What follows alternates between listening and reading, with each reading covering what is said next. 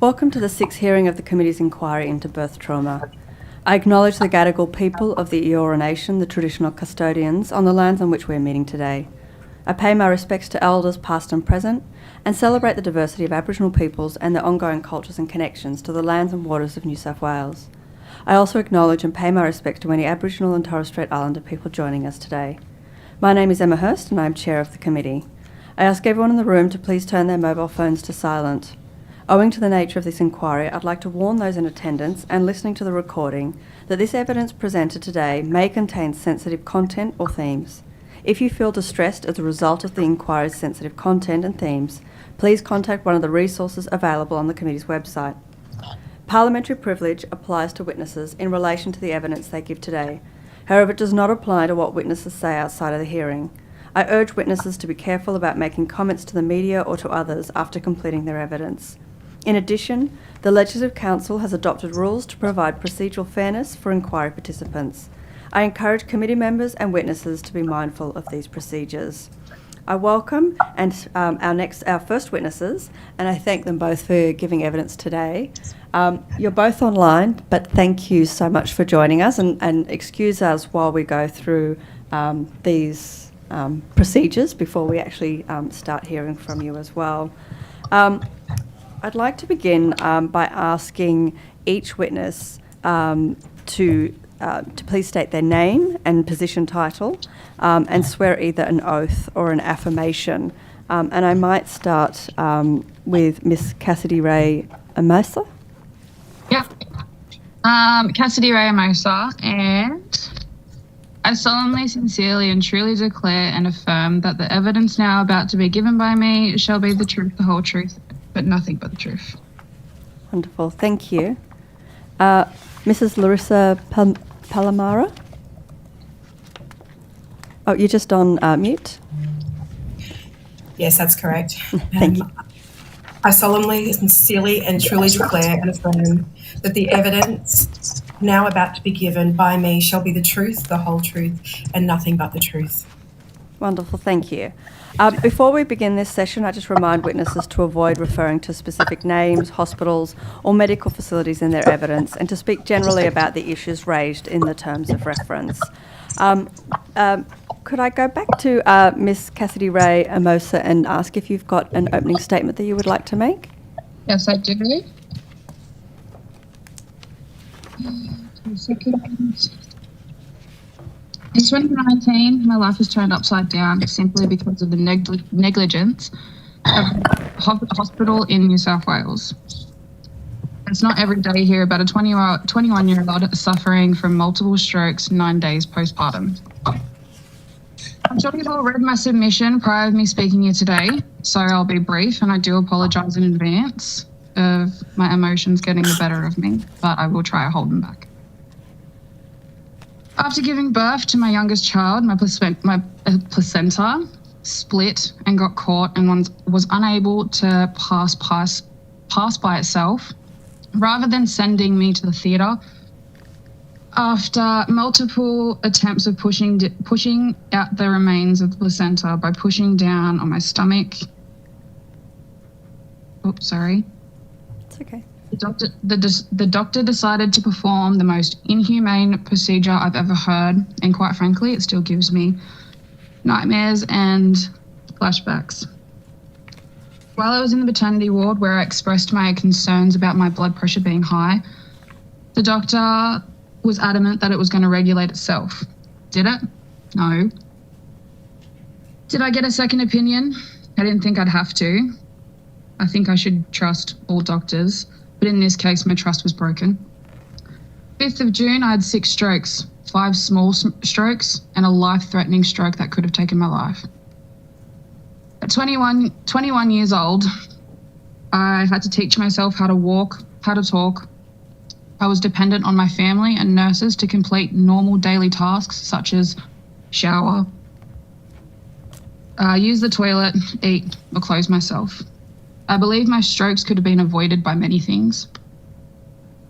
I'm very lucky that I'm alive, and I appreciate every single day that I have on earth with my babies, but it still doesn't stop with the trauma and the challenges I still have to face every single day.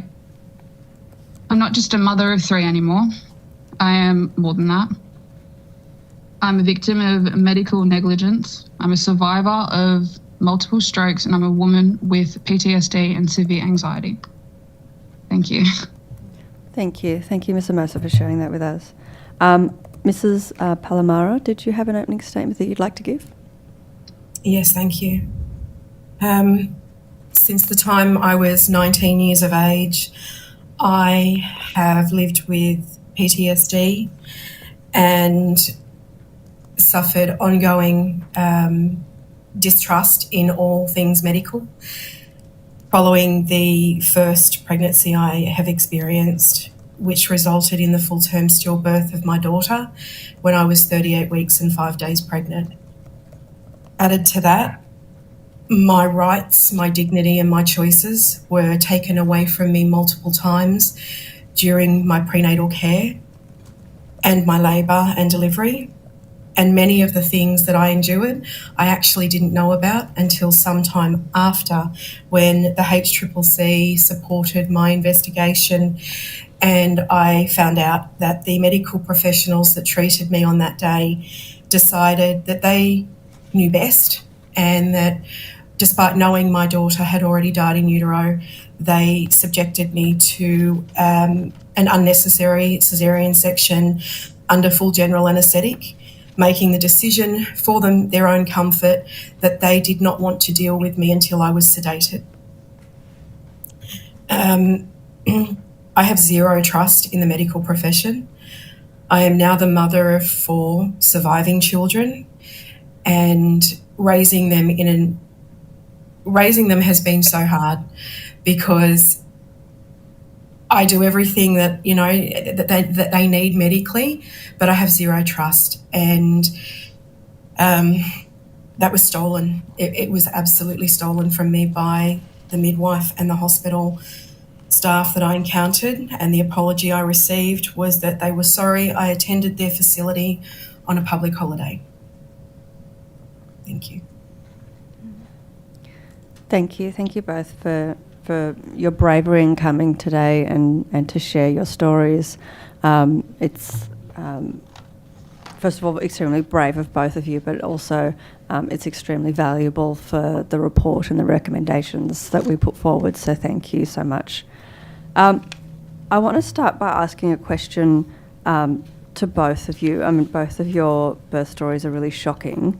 And they show a theme of medical professionals not listening to your concerns or not listening to your pain.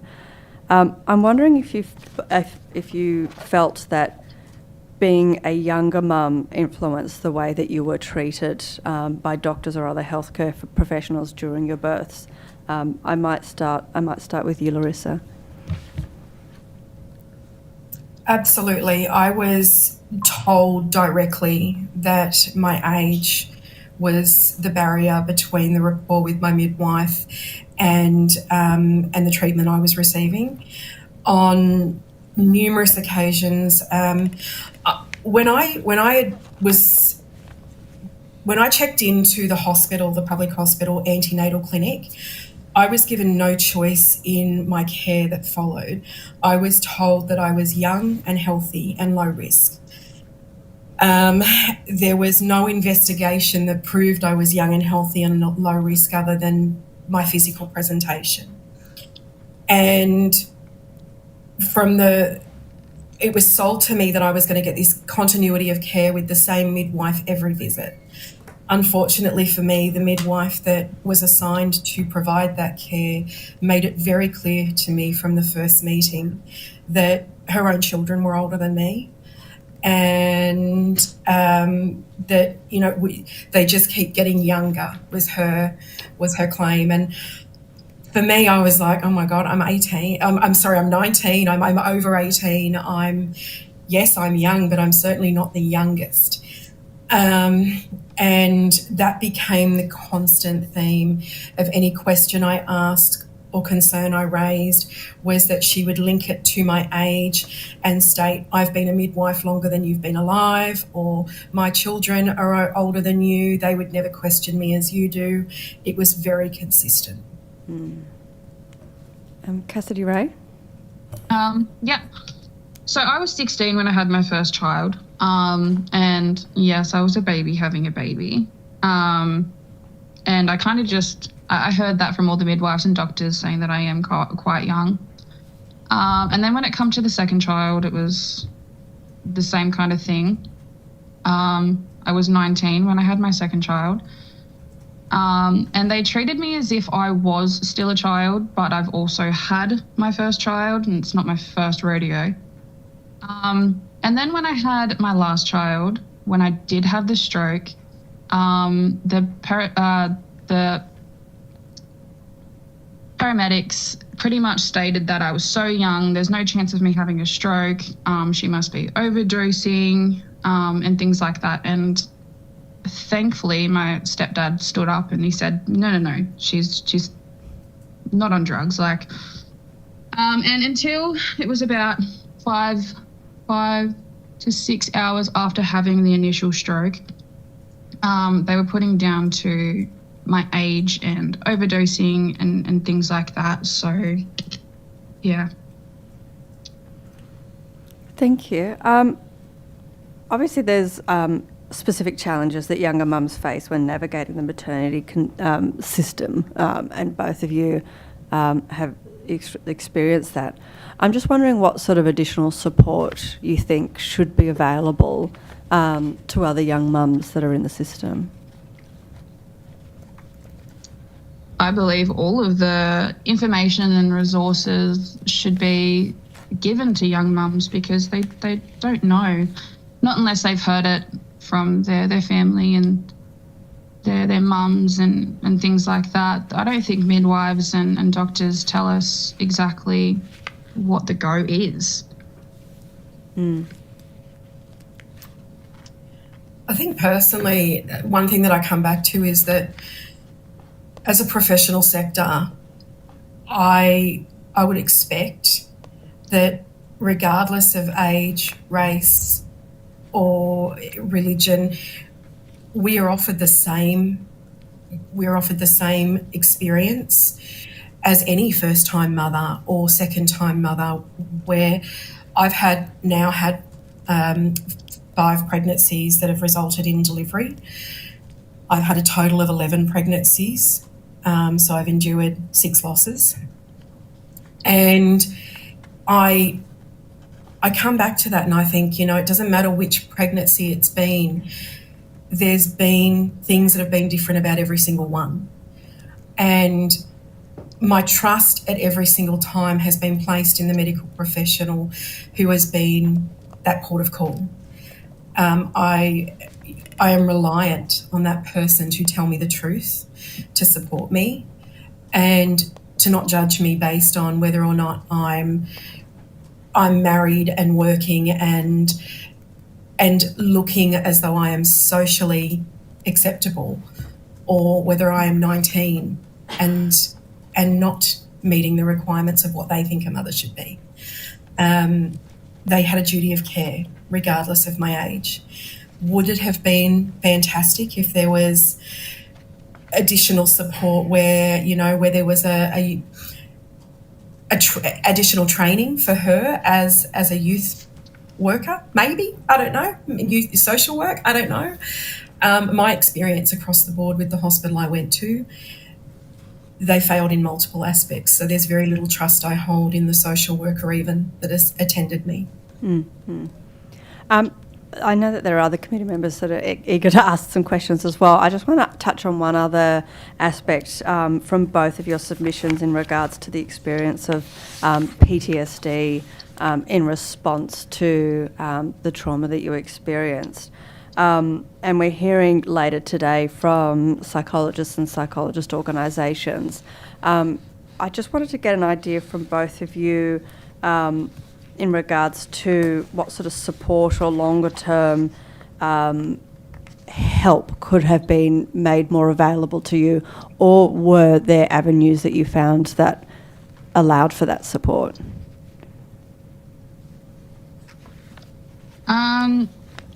To be honest, when I was diagnosed with PTSD after having my strokes, I didn't want to go see any doctor. I've got no trust in any kind of doctor at all. I mean, I've been in and out of the hospitals for 5 years for panic attacks and things like that, but then it gets to the point where it's like, they're not helping me. They never did. They would give me some Valium or something like that to calm me down, and then they would tell me to go see a GP. I have had, I've seen GPs and things like that, and it's the exact same thing. They're just like, well, you'll be fine. Oh, are we still there? Yep. Yeah, we can hear you. So I feel like my mental state has just been dismissed by all doctors, which is kind of good in my case because I don't trust any doctors at all. And to be honest, it's so hard to find a doctor that's so decent and they'll understand and things like that. Yeah, that makes, thank you. Larissa, did you have anything to add? Yeah, the situation I found myself in as a 19-year-old, I didn't have financial resources for professional assistance, to seek professional support.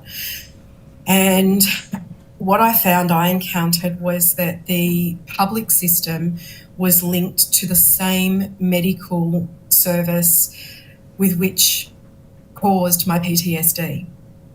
And my attempts to engage in support prior were met with lots of, we can't talk about that. That's really not what we're here to discuss. That was absolutely what I was there to discuss. That was the help I needed. However, I was met with multiple social workers and even a psychologist through the public sector who stated that they were not prepared to engage with me when my conversation was against their employer. Thank you. Yes, the Honourable Sarah Mitchell. Thank you. Thank you, Chair, and thank you both for appearing today. I have a couple of questions for each of you, and I might start, if it's all right, Mrs. Palamara, with you. I'm so sorry for the loss of your daughter and your subsequent pregnancy losses. It's never an easy thing to go through, and obviously yours was a very traumatic circumstance, so thank you for being brave enough to come and share it. As the Chair said, it does really help the committee with their deliberations, so thank you for that. You sort of touched on it a little bit in an answer to Emma's question, but I wanted to ask about, particularly after the loss of your daughter, the subsequent pregnancies and the birth of your 4 children. Was there any recognition of what you had been through previously? One of the things we've heard throughout the course of the inquiry has been wanting to ensure that staff are aware and providing trauma-informed care, particularly for people who might have been through birth trauma and pregnancy loss. Is there anything in terms of, I guess, the experience with your other children that was an improvement? Was there an acknowledgement of what had happened? Is there anything you can share about that with us? Yeah, no is the simple answer for me. So I was found to have a blood clotting condition called antiphospholipid antibody syndrome, and that was what was this young, healthy, first-time mum that was seen.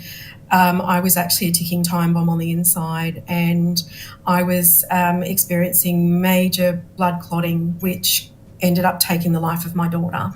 And had I not have gone into labour when I did, I was told it would have taken my own life as well.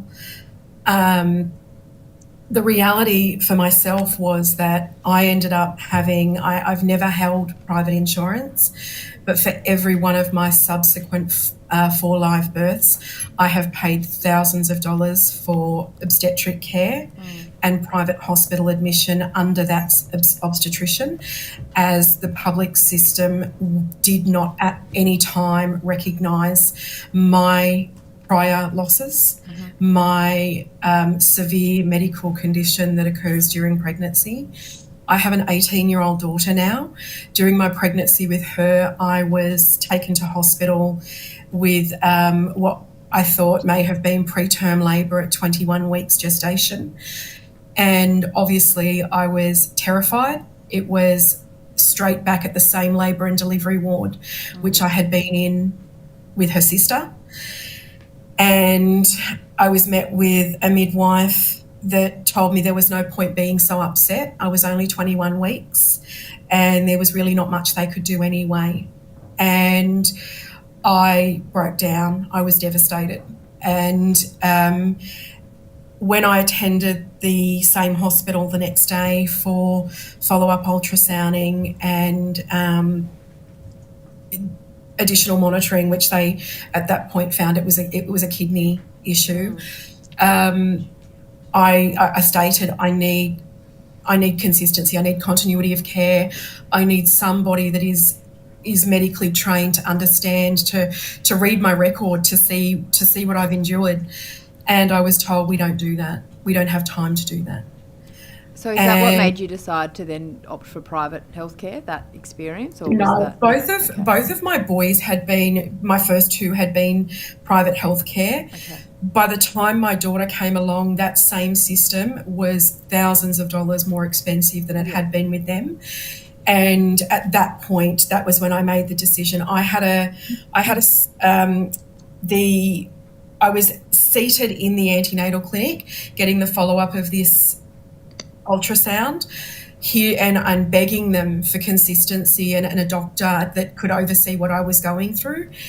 And instead of providing me with a doctor, they provided me with a social worker who entered the room and asked me questions along the line of, do you take your boys to the beach? Will you allow your boys to swim in the ocean? When I asked what these questions had to do with what I was facing, she stated to me that she believed that I was overprotective and that I was panicking over nothing. I was trying to explain to her that I had a diagnosis of PTSD, which was caused by medical trauma, and that, that the fact that I didn't allow my 5 and 7-year-old to swim unsupervised in the ocean had absolutely, to me that was a stupid statement anyway, but it had no bearing on what I was facing.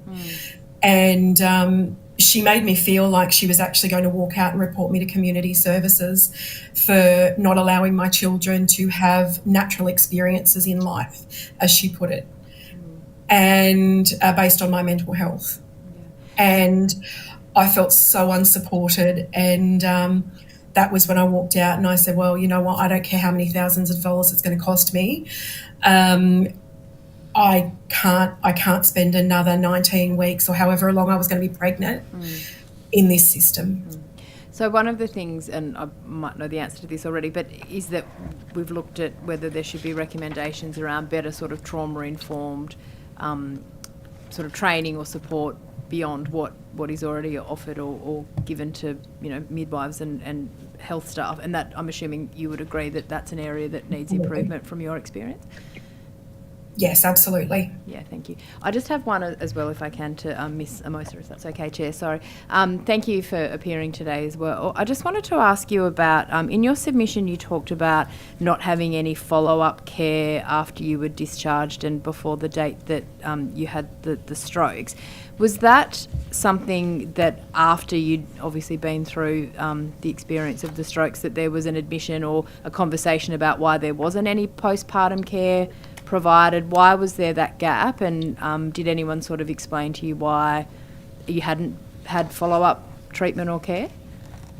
I called them multiple times, simply because I knew something's wrong with me. And also my child I was breastfeeding and she wasn't gaining any weight. So I had plenty of concerns. But it got to the point I called pretty much every single day and they said, well, they'll be there. And then it got to the point of the day that I had the stroke. My mum called them demanding because my mum also knew something was wrong. She also had concerns on my baby's weight and things like that. And they just said that we've been so busy and things like that. And it got to the point where it didn't really matter anyway. Once I had the stroke and I was in hospital, my mum took my child to a hospital that I was transferred to in Sydney. And that's when she's explained what's going on, and then she explained the previous hospital that they're just not following up with me or my child, and they took my child straight in for follow-ups and things like that. They weren't really worried about me because I was in ICU anyway. But there was no, I didn't think there was any kind of explanation of why they were doing that. The only thing that I do remember is that they were so busy. Yeah, so you had hoped to get a visit from sort of a community health nurse or a home midwife, but it just hadn't happened in the time between when you were discharged and when the stroke occurred. Yeah, so I do remember with my first and second child, they were, because I had high blood pressure and I had preeclampsia. Yeah.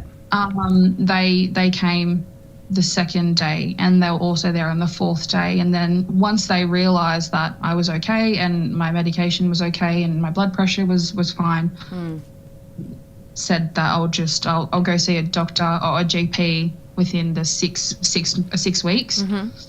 And I was expecting the exact same thing when I had my last child, and it didn't happen because they were too busy. Yeah, okay. Thank you. I just wanted some clarity, so I'll hand over to someone else. But thank you both. Thank you. Okay. Dr. Amanda Khan. Thank you so much for sharing your experiences with us today. I had a few questions that have already been asked by the members, but my last one was about level of information that you would have wanted. You've both got really shocking stories, but stories where you've encountered quite serious medical conditions and medical complications. And we've heard earlier in this inquiry about the difficulty that health providers find in striking the right balance of giving people enough information so that they feel informed and they feel like they can participate in decisions versus not wanting to sort of worry people. I'm interested in your reflections on that in terms of how much would you wanted to have known about these kind of complications before they happen to you. How can we do that kind of information provision better? Honestly, I didn't know that once you had high blood pressure that you could have a stroke. I mean, most people do, but when I did have the stroke, I actually said to the doctor weeks later, like, how did I have a stroke? I'm 21. Like, I thought having a stroke would be for the elderly and things like that. But I see so many pamphlets and things like that in the antenatal clinics and things like that, but it's not anything about preeclampsia or pretty much anything. It's always like mental health is a big thing, of course, and that's always there, and that's great that there is pamphlets and information for mothers who do have mental health. But when it comes to my experience, I would have loved to have some kind of information about what I could do, how I could stop it. I do know that I could have avoided my stroke, but I had no idea that there could have been any kind of way of me having a stroke, if that makes sense. I think for myself personally, I knew nothing.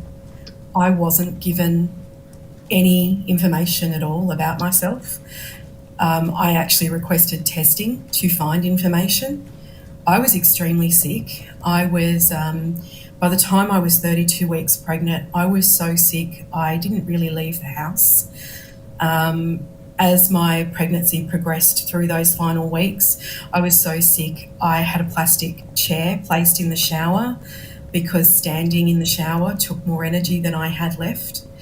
I was consistently losing weight at every checkup, and instead of being offered testing or having my concerns validated, I was told that it was because I was a teenager who was trying to protect my bikini body. I was begging for something, and On the 18th of March, which is so clear to me, I actually went into the family birthing centre, which is where I had been sent, opposed to the doctor-led antenatal clinic. And I approached the family birthing centre during lunch break when there was a gathering of multiple midwives in the same room. And my thought process was that somebody's going to help me. Somebody will have a different answer. And unfortunately for me, what occurred that day was that I was actually humiliated in front of all of them. I was described by my primary care midwife as a neurotic first-time mother-to-be, that I was problematic at every appointment. She singled me out to all of her colleagues and stated that I was prime example of why teenagers shouldn't get themselves pregnant because they clearly can't cope. She had giggles about that in front of my face with her colleagues. It was only one midwife in that staff room that presented me with a chart that they called a fetal movement chart, and told me to go home, put my feet up, have a cup of tea, and count how many times the baby moved. I was told to bring it back in a week. After my daughter was born and after I found out all of the things that I now know, when a fetal movement chart is given, that should never be given for any more than 24 hours. And then you should be reviewed by primary care to see, have you been feeling this baby move? Should it be followed up with a CTG? And I was given none of that. When I called the hospital 24 hours later to say that I couldn't use the chart, my baby, I couldn't feel it moving. I could feel every now and again there was a knee or something protruding from my belly. It was hard, but I couldn't feel the baby get in and out of that position. I was told in front of all of those midwives that day that because I was protecting my bikini body and consistently losing weight, my big baby had nowhere to move and I couldn't expect to feel it move. A week later, when I attended my checkup with that same midwife, there was a student nurse in the room. And this is a part of my story that I actually hate has hurt me as much as it did, because I have carried the shame of this day for so long. My partner, who very rarely attended any of the visits, he was 18, I was 19, we were young. We were in the room with this very young, attractive student midwife, and I was questioning my primary care midwife on the lack of fetal movement and how that fetal movement chart was too hard for me to do. And she was again laughing at me. This time she turned around to the student midwife and stated, when you get to the time of wanting to have a baby of your own, don't worry about the stretch marks. You're not going to look like her because I'm sure your hygiene will be far better. That was a sentence that I never told anyone. I was so humiliated. I couldn't share it with even my own mother because I really did believe in that moment that I was what was wrong with this situation. And that had been the consistent treatment that I received off that midwife for more than 6 weeks. I'm so sorry to both of you that that's what you went through, but again, really appreciative that you're helping us to make sure that other people have a different and a better experience. I just wanted to pick up on something that you both mentioned, which you were talking about written information. And I think, all of us know that a pamphlet can never replace a relationship with a health provider that you actually trust. But Cassie, you mentioned pamphlets on various types of conditions, and Larissa, you talked about that fetal movement chart, and it sounded like in both of those cases, sort of seeing something in writing was something validating that that condition is real, or your concerns are real because it's reflected on a piece of paper. Have I heard that right? Is that something we need to take into account? Yeah, for me it was. I felt like somebody listened. I just didn't know I wasn't given the correct instructions on how to use it. I feel that not just pamphlets, but information face-to-face from midwives and things like that. And to listen to the patients. Like, I had so many concerns on my blood pressure and they were dismissed, and I had concerns on my child losing weight and things like that, and they didn't listen. But definitely the pamphlet is a big thing. And when I say pamphlets, I mean plastered everywhere, because again, in my case, what 21-year-old has a stroke? Thank you. Thank you. Ms. Emily Savall? Thanks, Chair. Thanks, Chair. I wanted to start by joining with my colleagues in acknowledging you both for being here today, and certainly your bravery in sharing your story, but also in writing your submission. I was really struck reading both of your submissions on just, the impact that may or may not have had on you both in sharing such really challenging stories. So thank you for writing the submission, which would have been quite a task, and for appearing today. In terms of, I note you both mentioned sort of at the start that you've suffered significant PTSD since, your really awful experiences. And I just wondered if you could just walk me through what, if anything, and this is, completely hypothetical, so the answer may be nothing. What, if anything, would have to change for you to have confidence or regain confidence in any way in our medical system, in our public health system?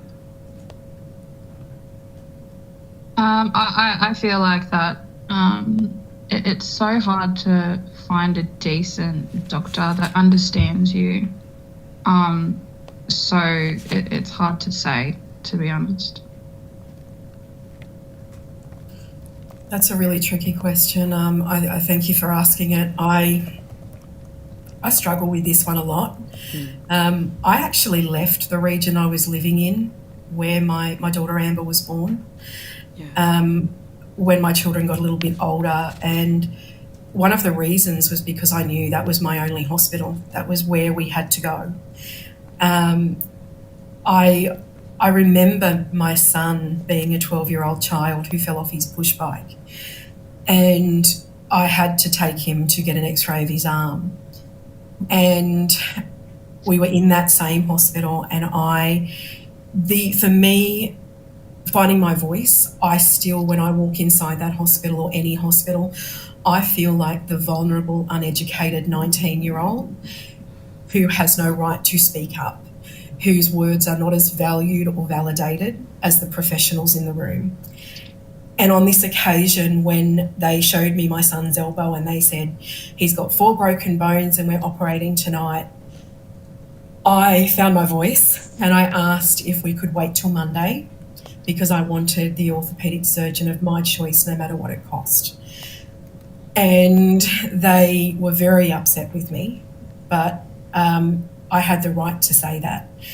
And we did leave the hospital, and we went home with him protected and bandaged. And on the Monday, I went and got the second opinion I wanted and found out that the diagnosis he was given Friday night of 4 broken bones was actually the completely normal growth plates of a 12-year-old child, and they were preparing to wire a healthy elbow. I have zero trust in that profession, and that's terrifying for me. I find now, even as a 46-year-old woman who has, you're approaching an age where you're hearing of all the things that you should be doing on an annual basis to maintain that your own health is in check. I don't want to. I don't want to put myself in that position, and that scares me. It scares me for my children that are surviving and how my health may then end up declining. But I know what I have endured previously, and I just don't feel confident that it would make any difference if I went in there anyway. That's really compelling, Larissa, because it's, correct me if I'm wrong, but 26, 27 years ago, and 27 years, 2 weeks ago. Yeah. Right. I still remember every moment of what I went through, I remember waking up in recovery and being alone and calling for my child and asking what I've had. I remember then being given consistent injections that continued to sedate me. And then I remember waking up and having her right by my bed and looking at this perfectly sleeping baby and saying out loud, "It was a mistake, she's okay." I can remember it all as clearly as watching a video. And that knowledge of what led to that moment in my life is all stemmed around the medical profession. I can't imagine how traumatic that was for you. But thank you again for sharing it. In terms of maternity care more generally, we've heard throughout the course of the inquiry that there's been some consistent themes around maternity care needing to be more respectful. What actions, if any, that you could both describe, what actions need to happen to ensure this occurs? What can we do?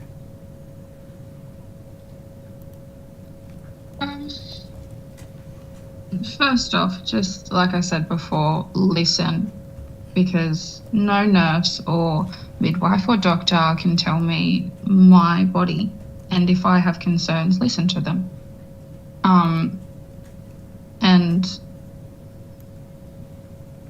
apart from that, just listen, and I will scream that to the top of my lungs. If I had nurses and doctors listening to me and my concerns, I wouldn't be in this situation at all.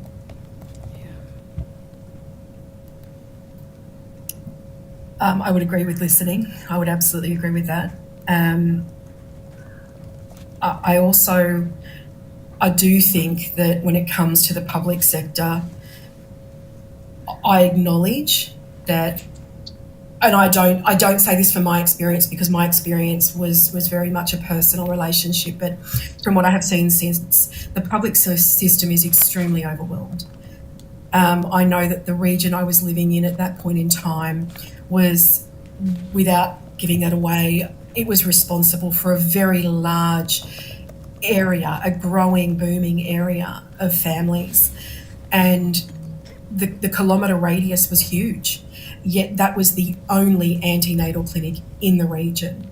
And you had some people driving, 45 minutes to attend to that clinic in either direction. And so the decision to close down the second antenatal clinic in that area very much overwhelmed the primary care facility in that region.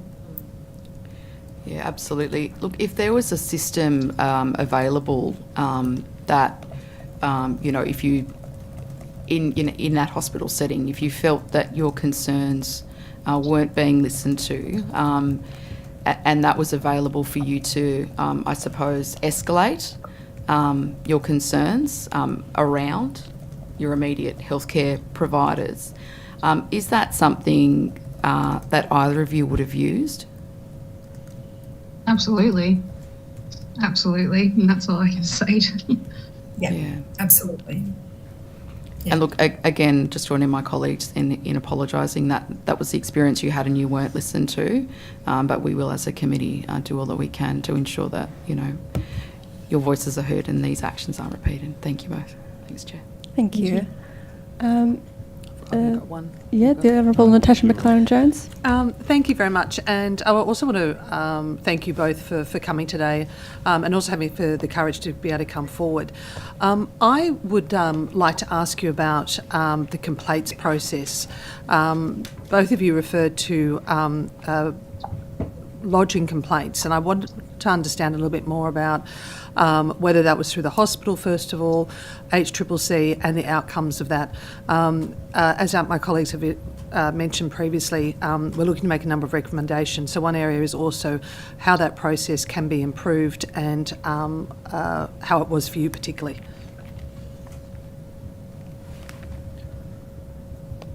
Is that for me or for Oh, both of you. Yeah, sorry. I can't answer that right now. Yeah, no, that's fine. I can talk to that one from my own personal experience. I'm sorry, I do find myself feeling like I could talk forever on this subject, so I apologise if I talk too much. For myself personally, I was subjected to several other issues that were quite traumatising during my stay in the very same hospital where my son was born. It was my daughter was born in 1997 in the March, and because I felt like the only thing in the world that was ever going to heal my broken heart was to fall pregnant, I was back in that very same hospital a year later. And I can recall the triggering moment of where I was confronted by the bedroom which I had been allocated and the same familiar white sign that stated, "Do not enter all correspondence by the nurses station." And it just, and knowing I had been in that room with that same sign, I knew what the family inside the room was going through. And I found it so triggering. And then I watched as the wardsman came out carrying the tiny brown box that he was swinging and walking down the hallway like he was on his way to school. And it broke me. I was shattered. And I was taken off to the social worker's office. And she said to me, she said, with all due respect, she said, if any other person had been standing in that corridor, they would never have known what he was carrying. And I said, well, with all due respect, I did. And it was me standing there. And, and this was, for me, there was a systemic issue that played throughout every aspect of my care within that hospital. And when I attempted to lodge complaints, I was stonewalled so many times along the way. When I accessed my medical records through Freedom of Information, I was given partial copies of my medical records. When I went back and complained that I wasn't given the full copies, I was told that was all they could find. Missing from those records were things like the pathology on my daughter's placenta, which was so important to understanding what had happened to me. From the moment I woke up in recovery, the medical staff wanted me to sign paperwork. I was heavily medicated. I couldn't even focus to read. And they kept telling me, just sign, just sign. And even up to day 5 of my hospital admission, they were still wanting me to sign this paperwork and telling me, they were telling me if I hadn't have signed the paperwork for an autopsy and state burial, then it was going to cost me a lot of money, or that it was going to risk the life of any other child I had. The ongoing shame factor in this is the choice you're making was consistent. So when I found out 5 days later that they knew that on delivery the placenta had been responsible for the death of my daughter, I was stunned, because I went home from hospital not knowing that. They did not share that information with me. The only thing I was told was that by not having the autopsy performed, I had placed all future pregnancies of my own in jeopardy. So going and trying to get those medical records was so important for my own understanding of what I had gone through. It took me 4 years to find a solicitor that was prepared to work with me because of the region I was based in. I had to go out of area. I did submit my own written complaint to the Healthcare Complaints Commission. And to this day, I credit the man that was allocated my case with giving me the confidence to continue. He was absolutely worth his weight in gold to me, because he rang me and he said to me, I've never once read a case with such merit and guts. And he said, do not stop this fight. He said, they're going to cut you off everywhere you go, but don't stop. And from there, I tried getting to work with the hospital. I kept reaching out to the hospital so many times. And I had my son in the new millennial, December 30, he was born, 1999. And I was in hospital for the New Year's Eve, and I witnessed something truly horrific, and it brought back my own PTSD. And after that, I realised I can't let this go. I have to continue. And I went back to the hospital and I said, I need to talk to someone. And the nurse unit manager at the time responded by saying, you know what? Midwives are like shopping at David Jones. If you buy a sweater and you don't like the customer service you get, it doesn't mean you never go back to David Jones. It means you just stand in a different queue. And I was gobsmacked because I wasn't there to discuss buying a sweater. I was there to discuss the death of my daughter and what I had witnessed that re-traumatised me 2 weeks earlier. And I escalated my complaint through the hospital. As a result of that, I actually worked with that hospital with the CEO for a period of about 12 months, where many facets of my care were taken into consideration, including the nursing staff on the ward I was placed, the social work experience I had for myself. 24 hours after delivering my daughter, I was told I could bath and dress her. They would get me out of bed after this cesarean and let me bath and dress her. That opportunity was taken from me by the social worker, who said that she couldn't bear that to happen. When that social worker attended my room, she did not want my daughter to come back at all. She stated it would be unhygienic. She stated that it would be prolonging the grief. I had to fight and argue 24 hours after a caesarean section to see my daughter again. And when they brought her back into me, the social worker ended up coming back into my room and asking me if she could hold her, which was so unusual based on how she'd been 10 minutes earlier. And being that new mum and going, oh yes, you can hold my new baby, I said yes. And what I didn't expect was for her to sit in the recliner and bring my baby up under her chin and cry more than I did. And we ended up needing to press the buzzer and have 2 nurses, one either side, to peel her arms off my baby and get my baby back from the social worker. It took 2 nurses to lift her up and exit her from the room.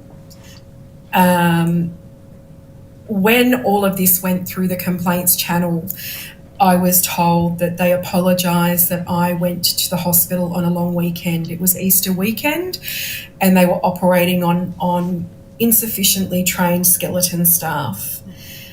And that particular social worker was interviewed in relation to my care, and she stated that she absolutely remembered me. She remembered treating me and stated that she should never have been allocated to a maternity role. However, she had accepted the Easter on-call shift, and she did not feel that she could say no to her employer when she was asked to attend the maternity unit. And from that, the hospital in question, we worked together to talk about, well, what could we do in this? And it was deemed that any social worker that was going to be on an on-call basis were going to be subject to training every 3 months on something that is not their expertise, whether it is organ donation, maternity, something where it's an outlier to what they would normally do in case they are on call for that weekend. Thank you very, very much for sharing that. I'm so sorry for what you went through, but particularly not only the challenges you faced in lodging that complaint, but the ordeal that you went through. So thank you very much for sharing. Thank you. Thank you. The Honourable Mark Banasic, did you have any further questions? Ms McLaren-Jones' questions sort of covered off mine. Oh, good. Wonderful. Thank you. I just want to jump back quickly to Ms Amosa in regards to the conversation we're having before about access to psychologists, and I know you indicated that that you'd lost trust in wanting to actually go in front of a doctor. I just wanted to clarify whether you meant the psychologists themselves or the fact that you actually have to go to see a doctor a GP to actually get those 10 sessions with a psychologist? Or is it the healthcare professionals more generally? Yeah, just in general. I've had so many psychologists and doctors and GPs and things like that, and in my area, I've pretty much gone through all of them. And it's the fact of they don't understand me, and they don't listen. And if they do listen, it's just disregarded, and they put it down to my age. We're coming to an end, but I just wanted to give you both an option to, first of all, this committee will put forward recommendations to the government in regards to what changes need to be put into place. And I just wanted to hear from both of you about what you would like to see in those recommendations, but also if there's anything else that we haven't asked you today that you felt that you wanted to tell the committee before we conclude this session. And I might start with Ms. Amosa. For me, it's a consensual thing. Some kind of waiver for all mothers, what I went through after giving birth. My midwife said to me that I can say no, and it was disregarded. That's a big thing, and that is the most traumatic experience that I've had, apart from having a stroke, of course. But having a waiver and having it on writing that what is going to happen and what the doctor or the midwife is going to do to that person, because I had no idea what the doctor was going to do to me at the time, and it's quite disgusting. Having some kind of waiver and consent form written, and it's like some time as well to read it and process it and things like that. That would be absolutely perfect. Thank you. Just before we go to Ms. Palamara with the same question, I just wanted to add a quick follow-up question around consent, because I know in your submission you talked about your placenta being ripped out by a doctor and that doctor didn't even tell you what was going on. Is that sort of, I mean, obviously that would be extremely traumatic. And I just wanted to hear a little bit more about if you felt comfortable to share how you felt about that experience and what kind of consent, what would consent look like in that particular situation? At the time, I was violated. I was absolutely violated, and there's no other word for it. And no is no, whether it's no or nah or no thank you. It's non-consensual. It's disgusting. It's literally, I would put it in the same category as rape, to be honest. And what would you have liked the healthcare professional to have done in that situation? Would it have been, you talked about, signing a consent form early on, but I assume given this is so invasive that it needed some form of consent in the moment. What would that look like, or how would that work? Well, when my midwife said that she had concerns about the placenta being caught, she said if we can't get that by pushing down on my belly, that we'll send you to the theatre to get it surgically removed. So I was pretty much prepared for that. But then when the doctor came in such a rush, and she had no empathy or anything, she was just ready to violate. I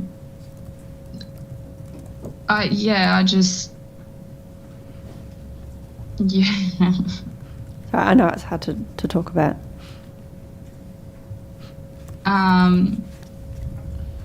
I don't know. I feel like all doctors should listen to the patients, and I will, like I said before, I will scream that at the top of my lungs. If they listened to me, I wouldn't have a tear in my artery, and I wouldn't have had a clot in my neck causing strokes.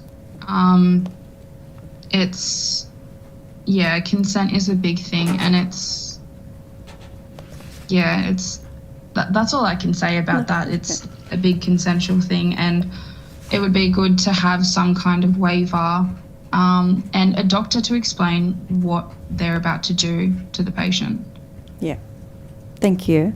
Mrs. Palamaro, if I could go back to that original question about anything else that you wanted to mention and recommendations from this inquiry.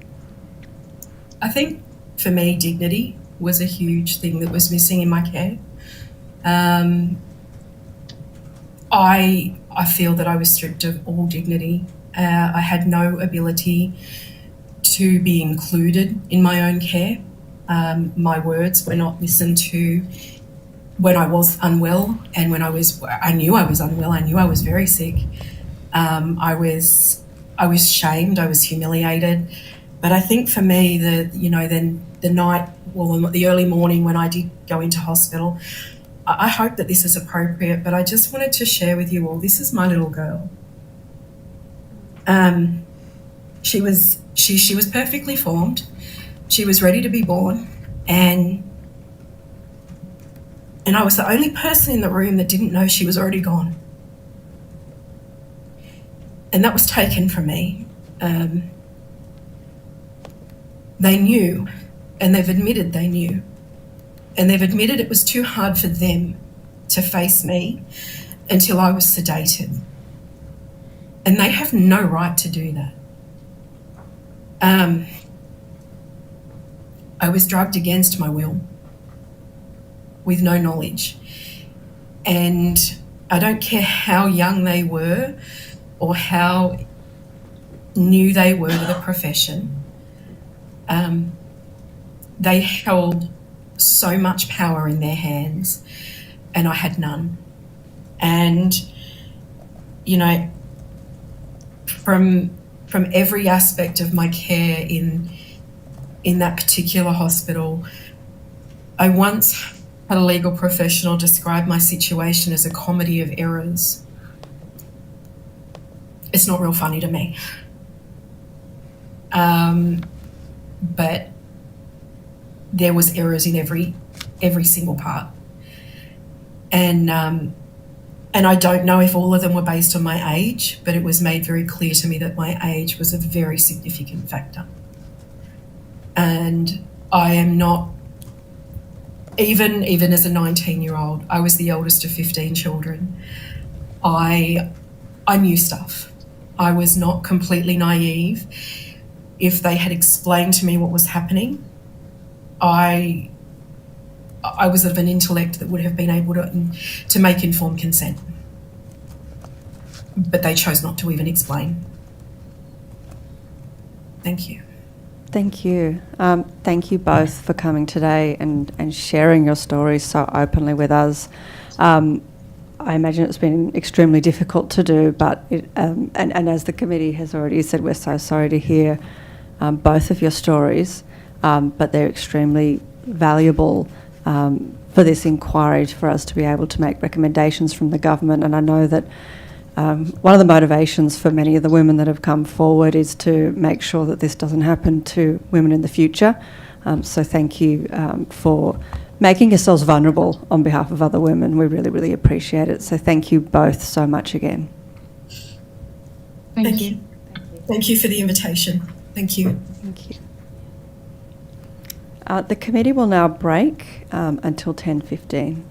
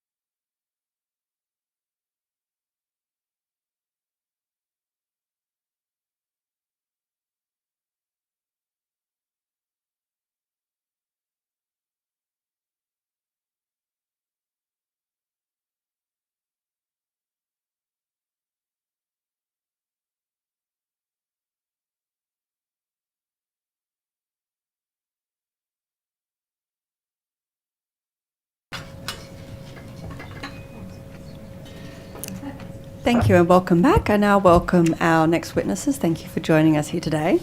I'd like to begin by asking each witness, starting from my left, to state their name and position title and to swear either an oath or an affirmation. My name's Alison Somerville and I am a member of KPA Australia. I am the National Engagement Officer and I will have an affirmation. I solemnly, sincerely and truly declare and affirm that the evidence now about to be given by me shall be the truth, the whole truth and nothing but the truth. Thank you. Ms Logan? I'm Karen Logan. I'm the National President of CAPIA, representing Childbirth and Parenting Education of Australia. I swear that the evidence now about to be given by me shall be the truth, the whole truth, and nothing but the truth, so help me God. Thank you. And do either of you have a short opening statement that you'd like to make on behalf of the organisation? Ms Logan? We both will. Okay, yeah, sure. We would also like to table our national competency standards that we've brought in hard copy today. Absolutely. And we'd also like to ask that an amendment be recorded in our submission that the term clinical nurse consultant be replaced by clinical midwifery consultant, and we'll email. Yeah, absolutely. Thank you. Good morning, my name is Karen Logan and I'm the National President of CAPIA, representing Childbirth and Parenting Educators of Australia. I'm a CAPIA certified educator with 34 years working in the New South Wales Public Health Service and a physiotherapist working clinically in maternity and gynaecology. Thank you for giving us the opportunity to speak on behalf of CAPIA at this inquiry. I would like to acknowledge and thank the women who bravely and generously shared their stories and thank this committee for considering the large volume of submissions and recommending the best way forward. CAPIA is a voluntary professional association with a 60-year history of supporting educators from diverse professions as they strive to provide high-quality, accessible and responsive education to women and their families during early pregnancy and early parenting and birth. Our members include midwives, physiotherapists, independent educators, child and family health nurses, doulas, social workers, psychologists, academics, a lactation consultant, calm birth and hypnobirthing practitioners.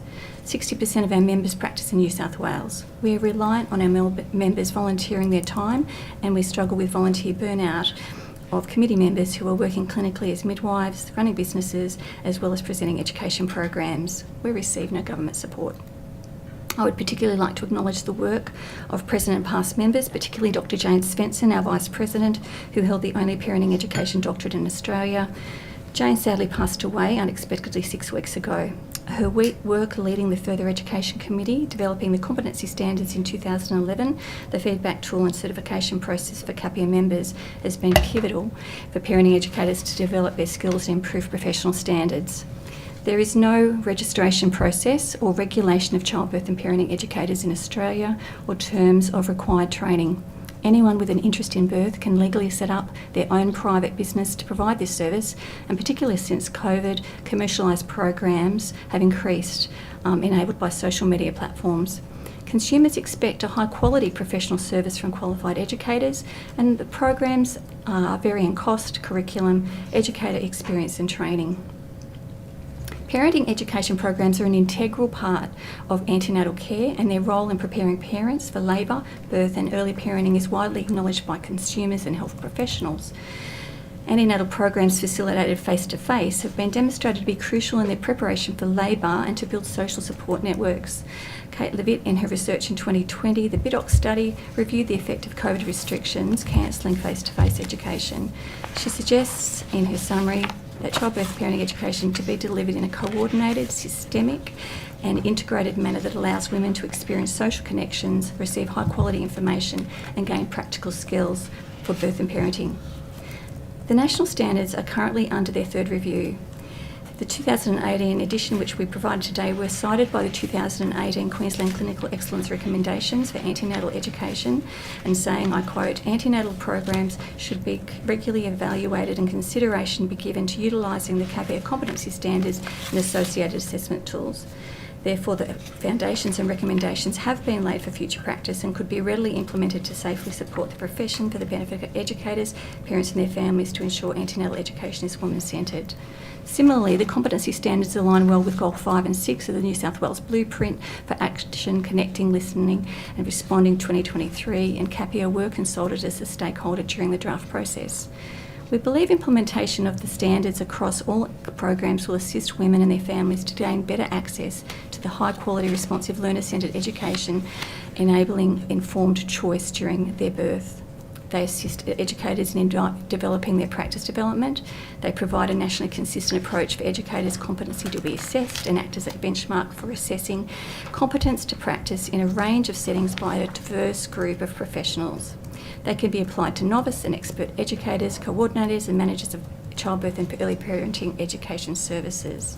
CAPIA also provide a certification process that recognises the skills and knowledge of that educator as a CAPIA certified educator or trainer. We strongly recommend the implication of these standards, an agreed national curriculum and the Appendix 1 Birth Parenting Education Assessment Tool as a baseline for all antenatal educators in all settings to provide evidence-based education regarding maternity care options and informed consent. Thank you. Thank you. Ms Somerville? Yes, a little bit of context around where I am unusually. I'm a clinical midwife consultant in parenting education in New South Wales Regional Rural Health Service and have over 25 years experience facilitating and coordinating childbirth and parenting education programs. But today I'm representing the Childbirth and Parenting Educators of Australia, CAPIA. As I said, I'm the National Engagement Officer and I've been a member of CAPIA for 25 years and I am a CAPIA certified educator.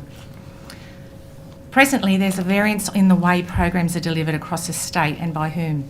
Course content is varied and dependent on the skill of the facilitator, their beliefs and their training. Under-resourcing in training and equipment is reported by our members.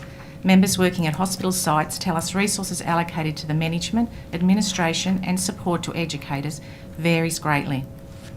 Pay rates for educators working within existing maternity services also vary greatly. There are no national or state awards specifically for birth and parenting educators, and they may be employed under a range of award structures or be expected to facilitate programs within an allocated rostered shift, which can be very disruptive for programs. Without formal data collection across New South Wales Health on parenting education, it's estimated less than 50% of first-time parents attend formalised antenatal education programs, preferring to seek sometimes information from other sources or no information at all. This can lead to inconsistencies between education sourced from other models of care, creating a discord with the local hospital practices they're birthing at, or increasing anxiety and mistrust for the woman.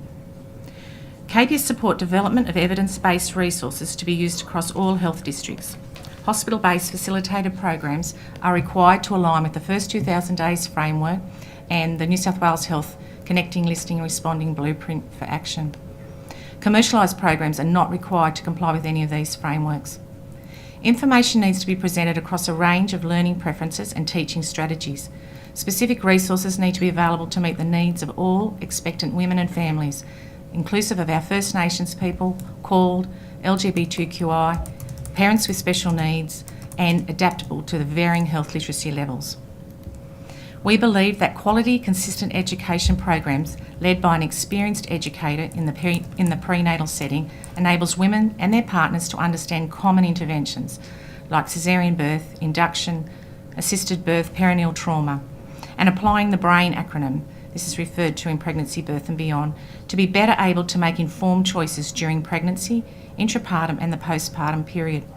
The discussion in a group setting with other participants and mediated by a birth professional allows time to process information from a variety of sources and personal viewpoints, thus developing decision-making skills to give fully informed consent. Parenting education in 2024 is a specialised area that requires an in-depth knowledge of historical developments and societal changes affecting parenting education in Australia. It is crucial that services have clear governance and are working with partners such as CAPIA, their local health districts, as well as wider government bodies. It is vital we continue to review the current landscape of maternity care and acknowledge that childbirth and parenting education is fundamental to a woman's continuum of care, regardless of which model of care they choose. Capias support consistent training and education for all childbirth and parenting educators to ensure woman and partner-centred care. Having a designated clinical midwife consultant for parenting education would provide leadership, professional network, consultancy and governance across maternity sites. This is recommended in the Queensland Clinical Excellence 2018 paper on page 3, Suggestions for Hospitals and Health Services. Becoming a parent for the first time is a life-changing event. Our role as healthcare professionals and as educators allows us the capacity to influence 2 generations of human beings. We have a responsibility to women, families and the community. Thank you. Thank you. Thank you both so much. We'll now go to questions. I might just throw out to the committee. Yes, Dr. Medicon? Thank you. Thanks so much for being here to share your expertise with us. I read in your written submission with some interest you mentioned some of the issues with online education, and obviously for some people that's now a preferred modality, so they can do it from the comfort of their own homes, and that sometimes that's created a mismatch between the models of care that are talked about in the education that might be quite remote and the models of care actually available to people. I suppose what would be the recommendations from your standards of care if there were accredited online resources that could potentially be statewide or national? How do we make sure that that aligns with models of care that are available locally for patients? Yeah, and it's a good point. There are many online resources available, and then we know with COVID, that changed a lot with online. Some hospitals, and I think it's Levitt's study, Karen might correct me here, looked at the how the women engaged with antenatal education in COVID. And they said, some of them were okay online, some of them didn't engage at all. Some hospitals didn't participate in online education because they weren't resourced to do that. I suppose depending on the modality of the online education, so if it's live, that gives the opportunity for women and their partners to ask questions and get them answered. The content of that online, if they're doing modules, their health literacy, we know that 60% of our population's health literacy rate level is up to about a year 9, so how they comprehend things.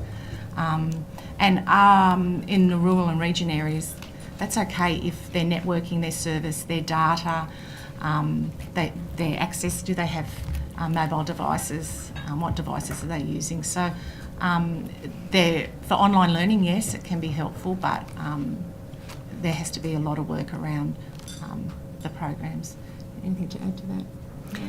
So there have been some programs that are standalone where the learner progresses at their own rate and watches different videos and can revisit, and they might go from early pregnancy right through to postnatal, and they can be very useful for a self-directed learner.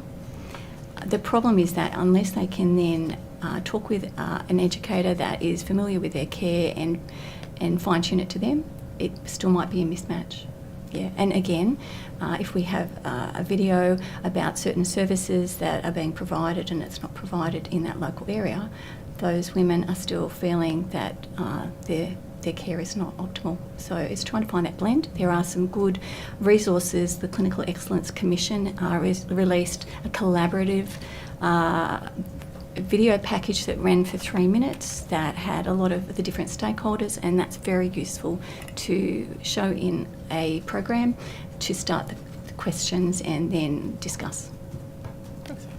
You mentioned in both the written submission and one of the opening statements the BRAIN acronym in passing. Can you talk us through what that is and how it works? B for benefit, R for risks, A for alternatives, I think myself, I for intuition, and N for nothing. So when we talk about that, B for benefit, so the benefits to you as the pregnant woman, to your partner and to your baby of having this intervention or doing this action and going through that. So that's, and making them, the pregnant woman, think about what she wants, because we're all different. We all come from different backgrounds. We've all got different knowledges. We've all got different experiences and different reasons for doing things. So what fits right for them? And then they can take that information back to their caregiver. So it gives them some tools to be able to discuss. So I say, just remember BRAIN. So it's a framework for someone to think through information. So it's used a lot it's not a maternity made. Yeah. It's used a lot in businesses. So if you're going to ask questions, And my last question, if I can, Chair. We've heard a lot throughout the inquiry. I'm sure you've been following about the critical importance of antenatal education and getting it right. So we're really grateful that you're here today. I've forgotten my question. Come back to me. Okay.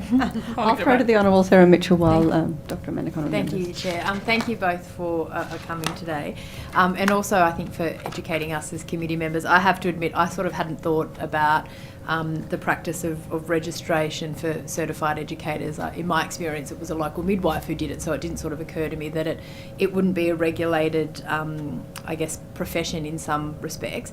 So I just wanted to ask you a little bit about that, and you did touch on it a bit in your submission, but just in terms of, I guess, the different qualifications that educators can have, or perhaps none, as you mentioned in your opening statement, what would some sort of recommendation that the committee could make around regulation look like? What do you think would be appropriate but not too onerous, and where would that balance lie if we wanted to look at a registration process? That's a great question and something we struggle with, and it's been a long-term goal for CAPIA to get some oversight of all parenting educators. At the moment, we don't have stats on this, so I would assume that the majority of educators have come from a midwifery training background, physiotherapy, or then other people will still come under the banner of parenting education because our brief goes from early pregnancy right through to postnatal and child and health family nurses. So it's a very long continuum of care that we're talking about, and we have different skill sets and training for different areas of care. So how would it work at the moment?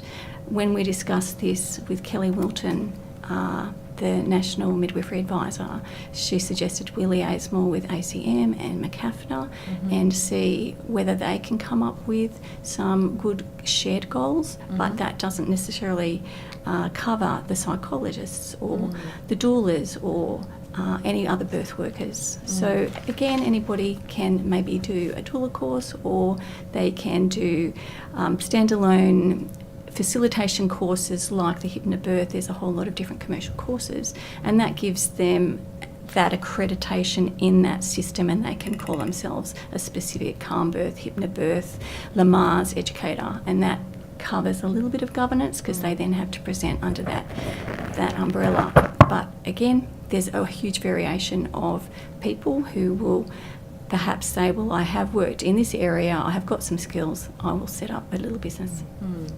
Okay. And then just in terms of the concept of a national curriculum, which again is one of your recommendations, and it's a very broad question, but where do you see the gaps at the moment in terms of that delivery of education for expectant mothers, families, both, I guess, before and after birth? And is there anything that you think might be happening in other states that we're not offering here in New South Wales that there's a bit of a gap?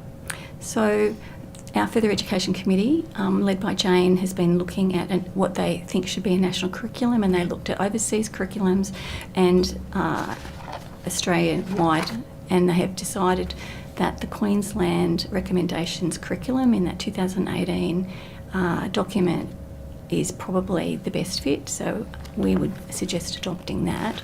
Even if we suggest and adopt a curriculum, how does a body go about making sure that the curriculum is taught? So at the moment, different services will teach different parts of the curriculum. So they might focus primarily on the birth skills part.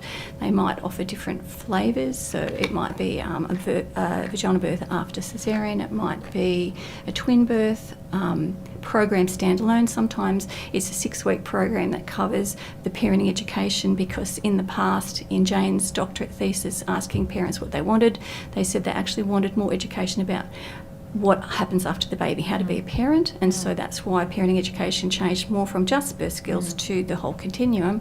And then it has now been looking at, well, what about if different services offer different combinations? So if you offer those different components and people opt in, people don't know what they don't know, and so people can still slip through the system. But if there is online education that is centre held by the New South Wales maternity system, people can go and look at that if they choose to. But there are a lot of grey areas. I don't know if Alison wants to speak more to this. I was just thinking as you were saying it too, we're looking at, and probably with the online education, white middle class women that can financially pay for it, and we're missing a huge chunk of our community. So, and I do know of individual sites that support Aboriginal women and do their own education with them, but that would be a very few. And then we're also looking at young mums, vulnerable, dads groups. There's a lot involved in it. So I don't.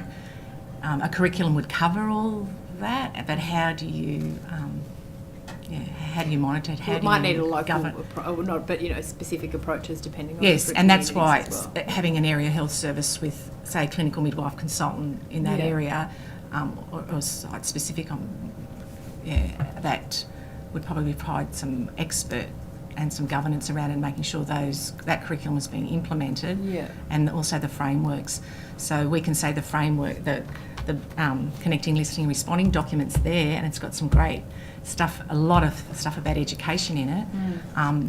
But how does KPA know that's happening? And we've put that in our document. This is. I don't know. Thank you for coming back to me. My question was about the evidence base for the education program itself. So throughout your document you refer to evidence-based, I assume in the content of the medical information, which is excellent. And it does make intuitive sense that for people to feel more informed and more confident to navigate the birthing situation, that would reduce trauma. But has there been any longer term evaluation that people who go through an accredited program report fewer post-traumatic symptoms 6 weeks or 6 months down the track? Has anyone done that length of follow-up? I think there's maybe short studies, isn't it? So the studies are dependent on where they're being funded by and who they're being administered by. And so you might have different stakeholders within that whole birth area doing different studies. And so it's great to get collaboration like this Clinical Excellence Committee on bringing in all those stakeholders and their individual research to find what is the best way of sharing the information at the appropriate level. Thank you. That sounds like something maybe the state government could be facilitating. Thank you. The Honourable Emily Savell. Thanks, Chair. Thanks to you both for appearing today and for your submission and the additional document. I'm really sorry to hear about the loss of your colleague. It's really sad news. She would have been here. Yeah, a real loss. So condolences. I just wondered if we were to improve the information, obviously there's a need to improve the information that's available and provided for women in the antenatal, postnatal care period. What method is the best way, or what are your thoughts on that? Online, websites, classes? All of the above, because there's so many different ways people choose to learn and engage. For example, some programs have continued on with online as well, a hybrid with face-to-face, and some people that's very convenient. If they're, a FIFO worker, have difficulty travelling, that can be a really great way of learning. Other people prefer the face-to-face. Other people prefer face-to-face with a very specific brief of mainly the birth. So again, I think the learners need to choose, but I think we need a balance of evidence in those supporting documents, and for that to be available for women to review. We heard earlier this morning about written publications around information. What are your thoughts around that, about fact sheets and all of that sort of thing as well? Cool business. Look, there are so many fact sheets out there, and part of it's with health literacy and consumer engagement, much to do with that, but with national standards too, is reviewing all those and reviewing them on a 3-yearly basis and making them consumer friendly. So there's a lot of work around that for each site. So I do think they have a place, because some people do like handsheet fact sheets, but how standardising them, and that's actually one of the points in the connecting listening and responding document is standardising antenatal information sheets. So, and again, that's left up to each site or health district. I do think they have a place. QR codes have become very popular. Yeah. Scan on the QR code, and there's probably a part of people wanting the thicker QR codes. And again, what device do they have? Can they read it? Are they going to read it? This is too much information. So, yep, there's a good spot. Fact sheets. Again, Karen said about the Clinical Excellence Commission's produced some beautiful films.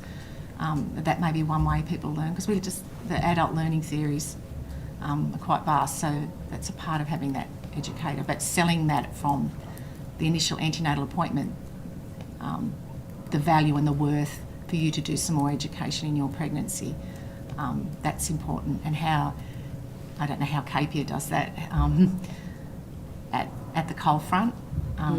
How do you get the midwife that's seen, or the medical officer seeing that woman for the first time, sell the value of birth and parenting classes, and giving the woman the options too, I think. I think if quality education is on offer and it's reasonably connected with the provider, then women will take it up. And there's a lot of social media chat about different programs. So women are learning a lot through social media. There's also great resources federally that are easy to access. Pregnancy, birth and baby, I think. Pregnancy, birth and baby. And it's a national site. And instead of having to read the information, you can click on it and it reads it to you.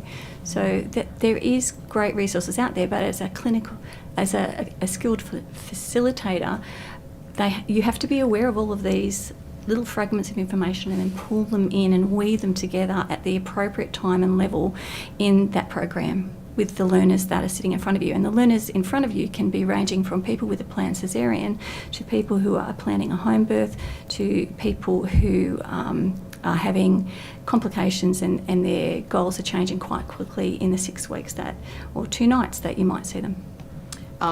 And if we were to recommend a standardised antenatal education program in New South Wales, what would that cover? What topics, and how should it be facilitated? Great question.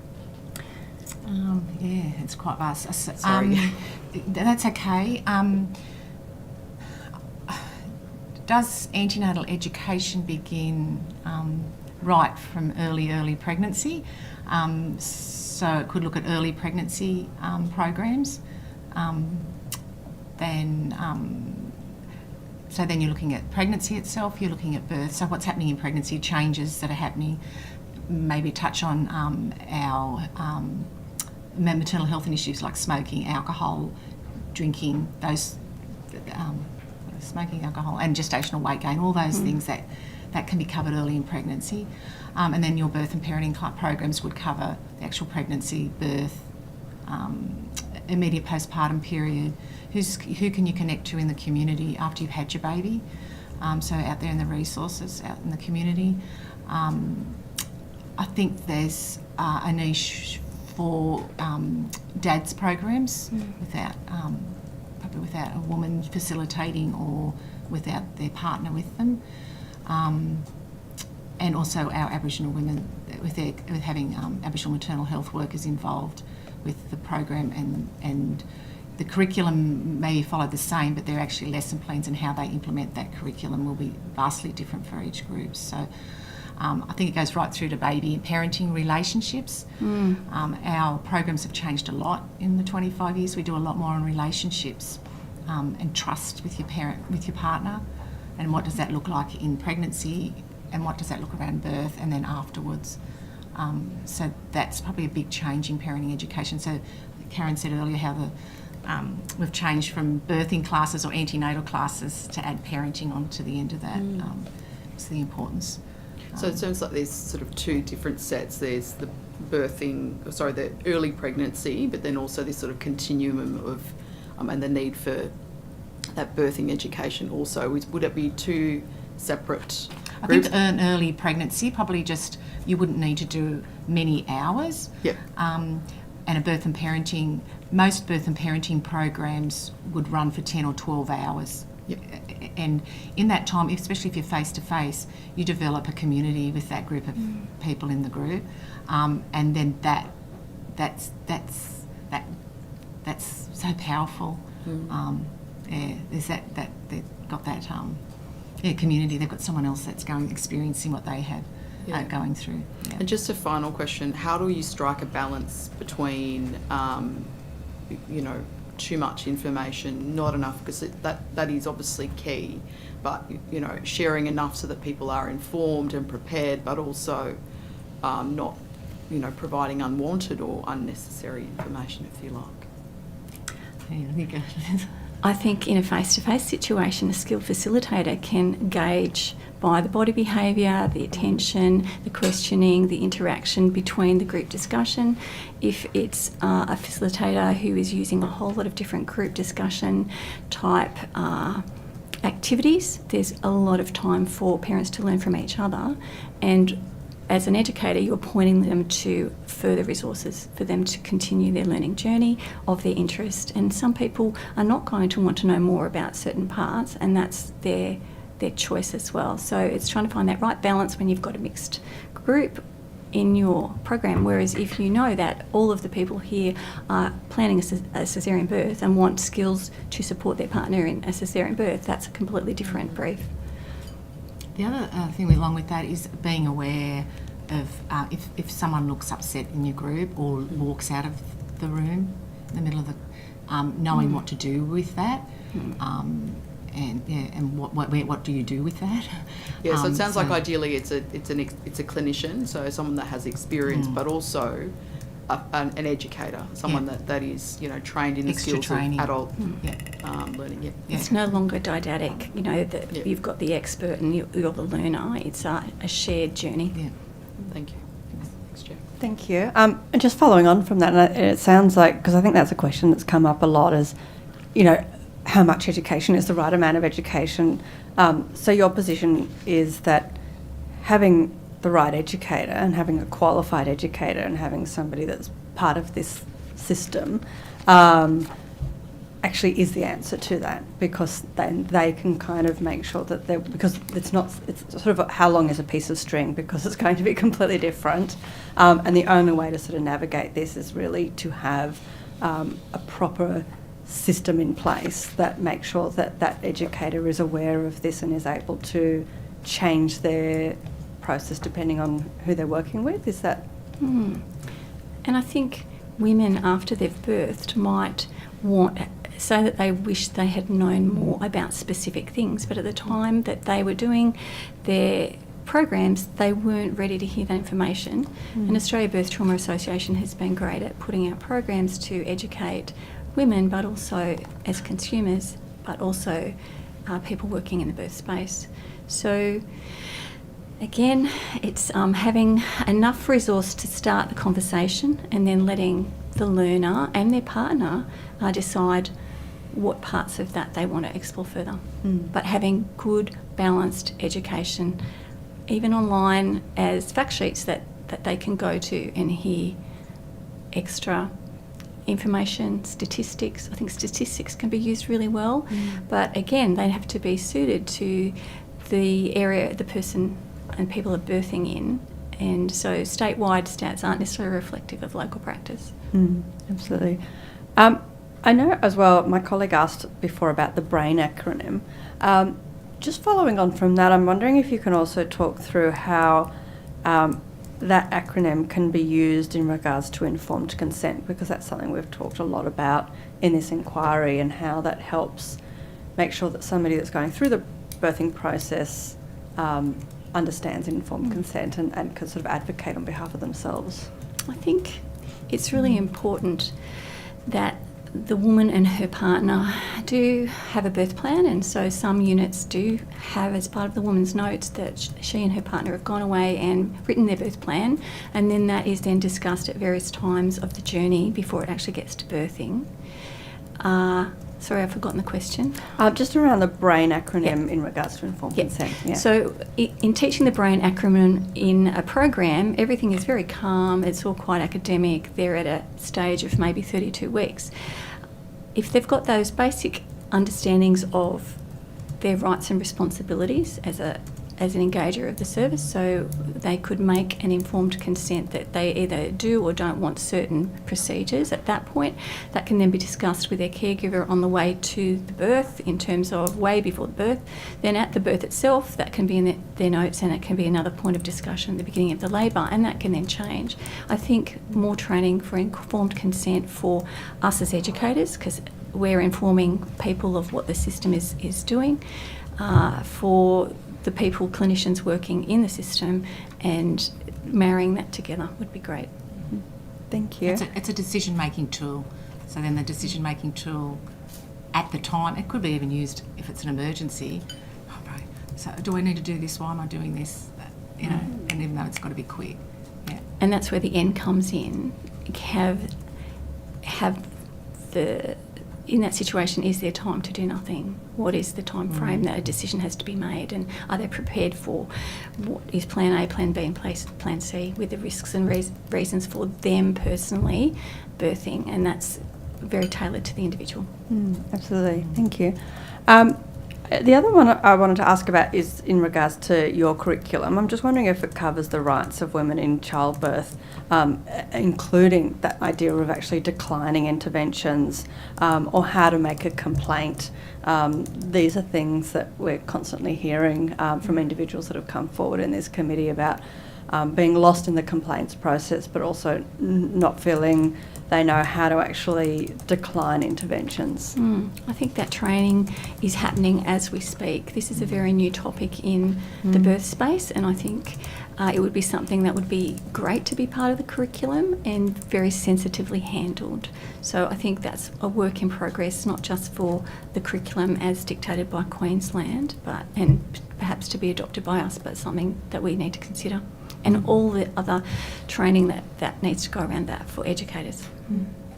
I also just wanted to ask as well around the different availability of antenatal education around regional, rural and remote areas compared to Sydney, and if you could talk us through that. I know we've talked a little bit about, online courses, but of course, different modalities will suit people differently. What are we looking at when we're looking at regional, remote areas of New South Wales, and what do we need to be doing, particularly to make sure we're supporting women there?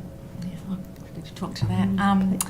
It is hard because of the remoteness, and also there's a lot of hospitals that don't have maternity anymore. There's only 13 maternity sites in New South Wales, and some of those have very limited maternity care. There might be only antenatal care. So it is difficult, and yes, online learning, whether that's a live program and maybe from the hospital that they're going to be birthing at, so they get a bit familiar with the person on the other end. I don't know how this would work, thinking about it, but maybe even the educator from the hospital they're birthing at going to them. So.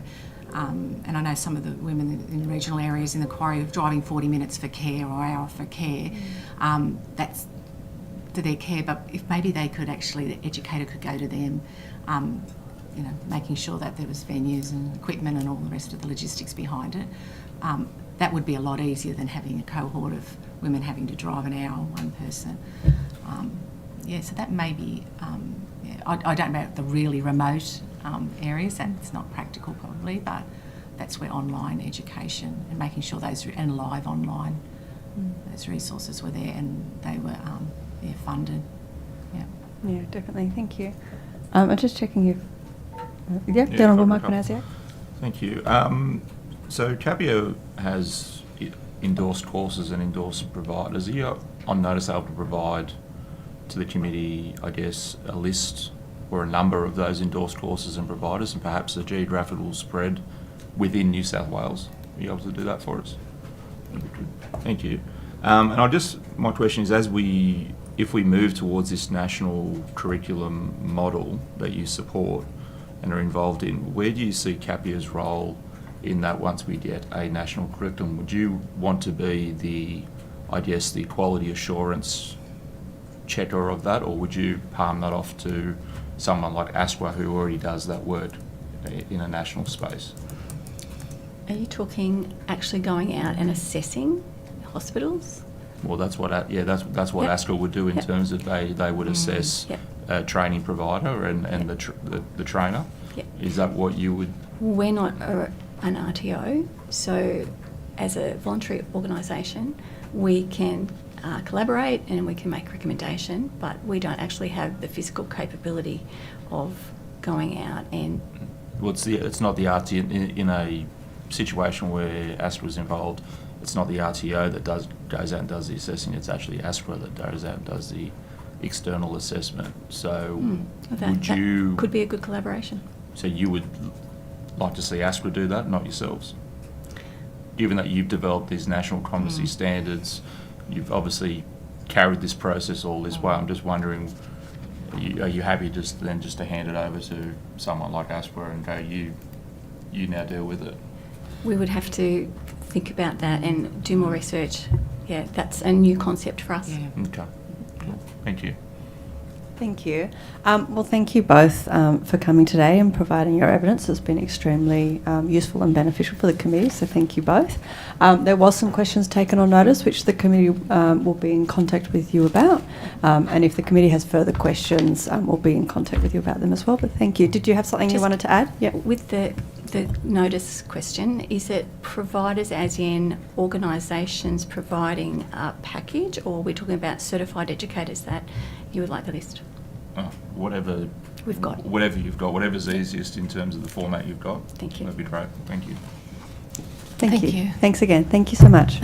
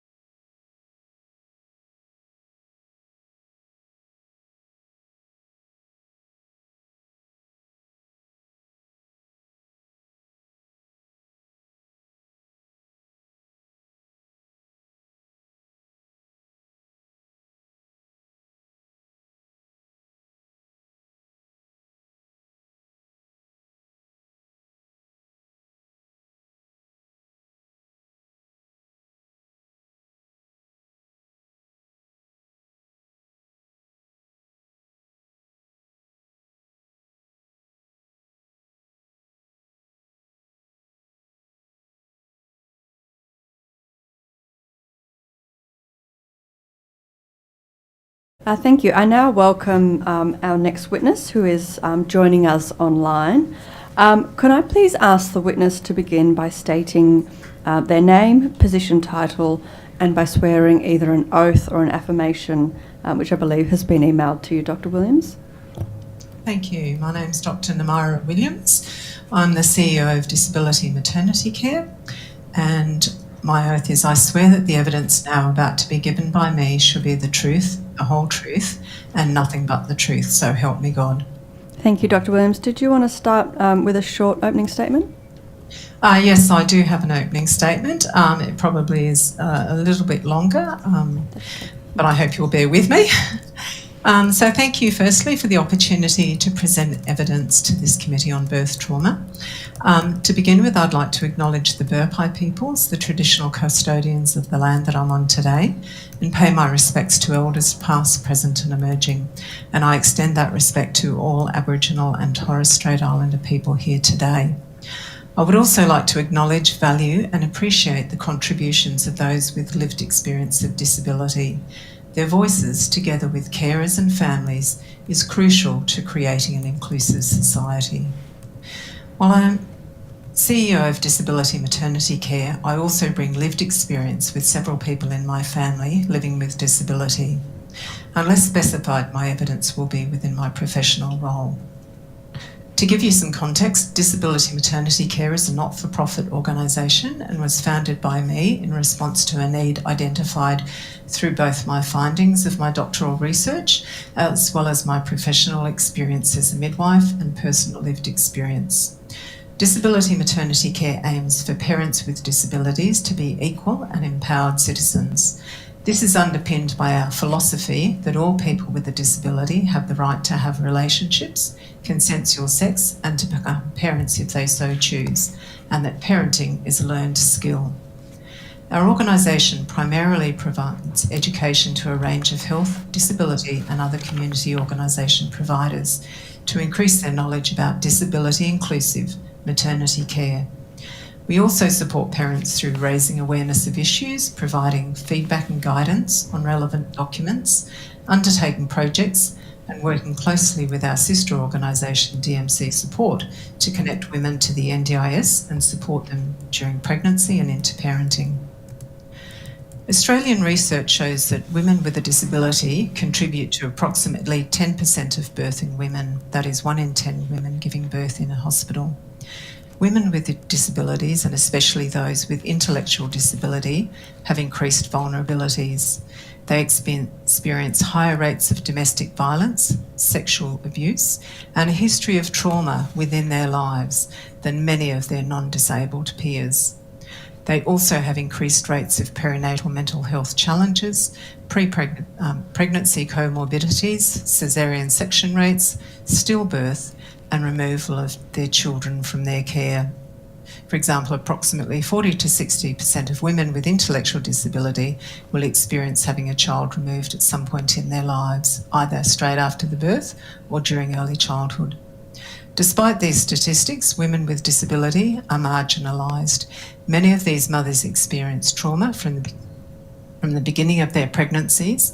They may often be pressured into terminating their pregnancy by providers or family, and lack of appropriate maternity programs to support them creates an environment where women often feel judged, unwelcome and unsupported.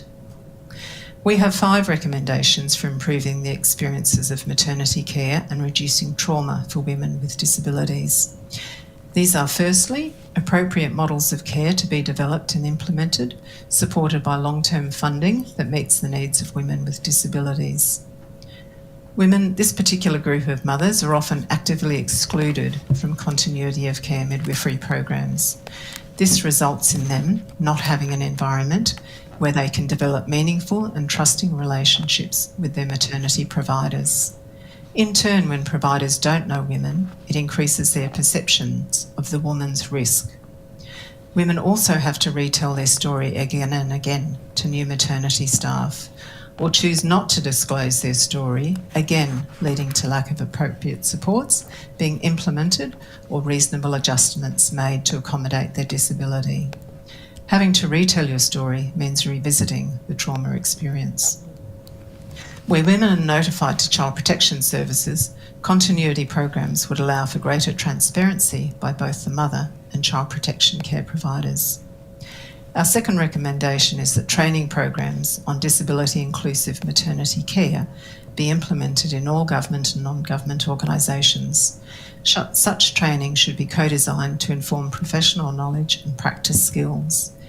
Many women experience negative attitudes from care providers that they interact with, many of whom have limited understanding of disability or making reasonable adjustments within the maternity care.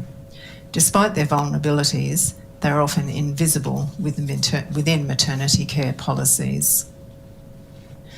Our third recommendation is that maternity risk assessment tools be developed specific to the needs of mothers with disabilities that include reasonable adjustments. The development or adoption of existing tools that enable providers to provide a safe space to ask and allow women to disclose their disability. Unless women feel safe to disclose, they will often hide their disability. And as stated previous research says about 10% of women, but these statistics are likely to be higher as women may choose not to disclose their disability. Data collection in this area is poor, which means outcomes for this group of mothers is not highlighted nor funded appropriately. Recommendation 4 is appropriate long-term funding be allocated and quarantined to co-design pilot projects that will trial appropriate models of care to meet these mothers' needs. Such projects include participation from women with disabilities through all phases of the project, from inception to evaluation. And like other vulnerable groups such as First Nations women and women from culturally diverse backgrounds, women with disability need long-term funding committed. This is especially important where women have babies or children removed from their care.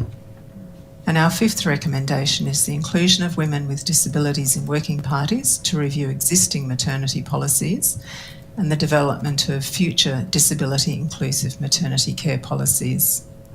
Failure to include this group of mothers leads to further trauma as it devalues the opportunity to contribute to agency within their lives.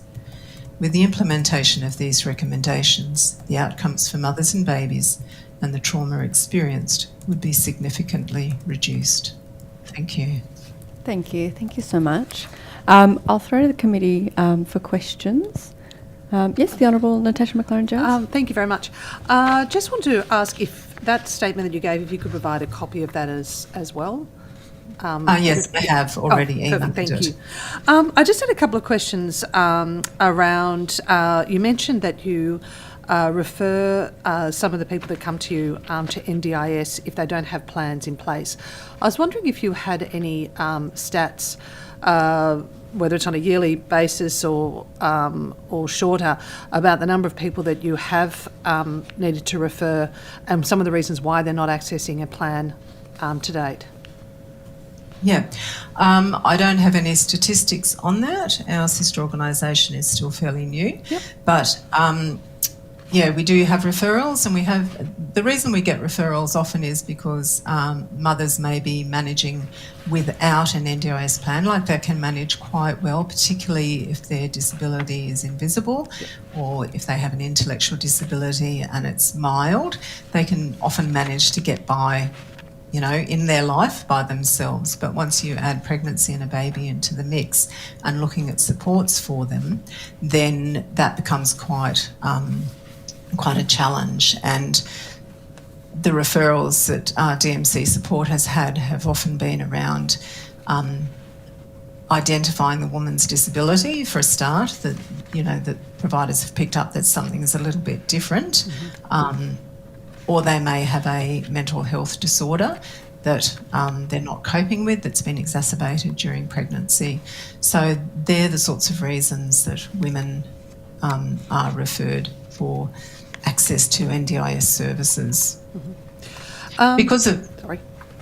I was just going to say, yeah, there are women, particularly with intellectual disability, who feel that when they actually access services that they are often stigmatised by doing so, or that they feel that their risk perception increases. So if they actually ask for support, then the perception of providers is that they won't be able to cope with their baby, and the sequence of events or the cascade of intervention with child protection can often occur then. And that moves into the next area, which I'm interested. You mentioned that there is concern or there is risk, or the mother feels that there is risk with child protection. What interaction do you have with DCJ when a client comes to you to provide that wraparound support, or do you have any involvement with DCJ now to work with mothers that come to you? Well, under the DMC support, I do. I also work for them part-time as a support coordinator, and yes, I do work with DCJ for particular mothers, and I have a couple of mothers at the moment that I'm working with. So we work quite closely together. Yeah. Do you find that there is, I suppose, a concern, or some mothers might be reluctant to come forward to see you because of that concern that that child protection may become involved? I think there is that from mothers that I haven't been involved with, or that our organisation hasn't been involved with.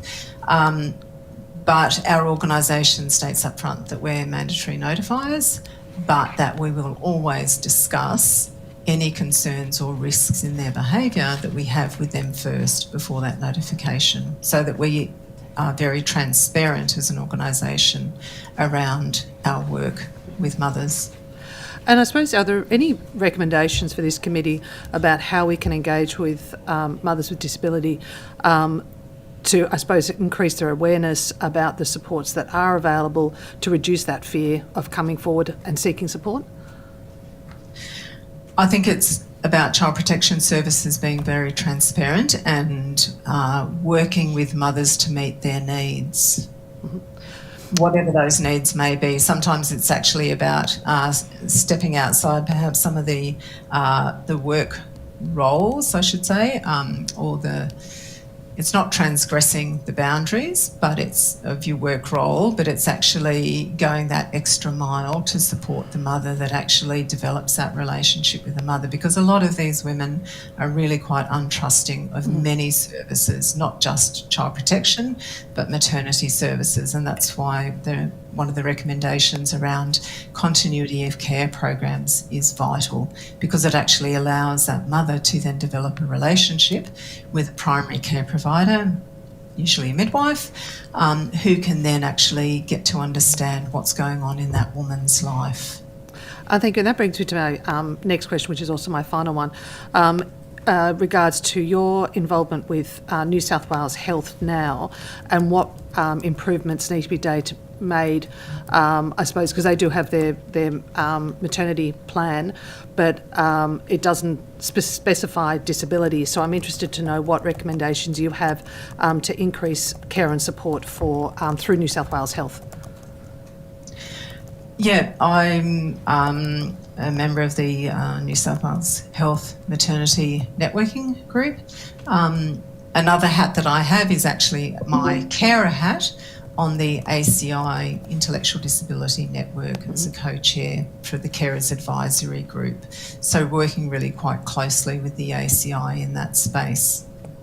Okay, thank you. So even though it's wearing a carer's hat, I do try and contribute in terms of changes in the maternity space. Is there anything specific that you think New South Wales Health could be doing better? I think there are a lot of things that New South Wales Health could be doing better, and I think the first step is actually developing a committee to actually look at developing disability inclusive policies and practices, and that needs to be co-designed with women with disabilities. Okay, thank you. Crucial. Thank you. Before I throw to Dr. Amanda Conn, the committee's received a document from you, Dr. Williams, working with women who have a disability. Did you want to table that document with the committee? Yes. Wonderful, thank you. Dr. Amanda Conn. Thank you. I'm just picking up on the line of questioning around hospitals. It was reported in the ABC that a quarter of public maternity hospitals in Australia report adequate services for women with disability, so we can read into that it's 3/4 that don't. Could you perhaps speak to some of those specific services that are commonly missing, and I suppose in your work advocating for improvement, what are some of the barriers you've seen to implementing those services more widely? Yeah, I think in looking at maternity services, I guess you're looking at kind of 3 to 4 critical areas. So pregnancy care, birthing care and postnatal services, and also high-risk services. So when women are identified with high-risk medical concerns. I think particularly in pregnancy, there isn't women with a disability are not well identified within maternity services at this point in time. As I said, at the moment, the research from a study in Victoria showed that approximately 10% of women, and I think in the UK approximately 13% of women have been identified with a disability, but certainly improving data collection services. But in order to ask about disability, maternity services need to provide a safe space for women to disclose their disability. They need to feel that they're not going to be judged about their disability, or that they're not going to increase their risk, particularly of child removal around the disability. Having programs, particularly continuity of care, midwifery programs for women with disabilities, regardless of type of disability. Having accessible maternity units, so that women, just regardless of their particular disability, I mean, how often do we see, information provided in adjusted formats? We're just starting to see some easy English formats around information for women with learning or intellectual disabilities. But, it's quite difficult, I think, for maternity services to contact hearing interpreters or to provide information about pregnancy, birth and postnatally for women with vision impairments. Having rooms that are actually accessible for women with a physical disability, and to be supported in that way. Do the midwives understand the importance of pressure area care for women who have a spinal cord injury? Are there options for women with, chronic disabilities and other or disabilities that encompass pain? How is that managed, through the birthing process? What options are there for women when they actually go home with their baby to then be followed up for some intensive parenting support, and to work closely with NDIS providers? Thank you. That was an extremely comprehensive answer to the first part of my question. That's all right, I'll just jog your memory. The second half was, I suppose, in advocating for the things you've just listed, what are some of the common barriers you come across from public maternity services? I think a lack of knowledge by staff about how to make reasonable adjustments for the woman's disability. I must say recently, in my role as support coordinator, I've had one hospital where a clinical midwife specialist has contacted me for a NDIS participant who's currently pregnant and said, what can we do to help?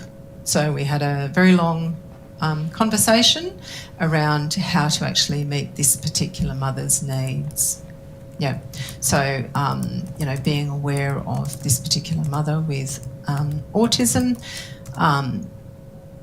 how the midwife and setting up the environment so that when she comes in to give birth to her baby, how the midwives can actually accommodate her needs and reduce sensory input because of her autism. That's just one example, but I think that is an example of where it has worked well, so that the care provider has contacted the NDIS support service as well and sort of said, okay, what can we do together to put things in place for this particular mother so that we're setting her up to succeed both for her birth and for when she goes home. Thank you. That's a great example of that system working well. And I suppose for all of the other parents who haven't had that kind of experience, is it that the health providers just don't know that your service exists to ring? Is it that they don't have enough resources, that you don't have enough resources? I suppose what's preventing that from happening every time? I think it's partly some services don't know that we exist, particularly those sort of rural and remote services. Others are about providers not potentially wanting to go the extra mile or having their own values or attitudes affecting their ability to work. And that's one of the things that I found actually in my research, was that there were comments made by staff that were really quite stigmatising, particularly to women with intellectual disability. Okay, thank you.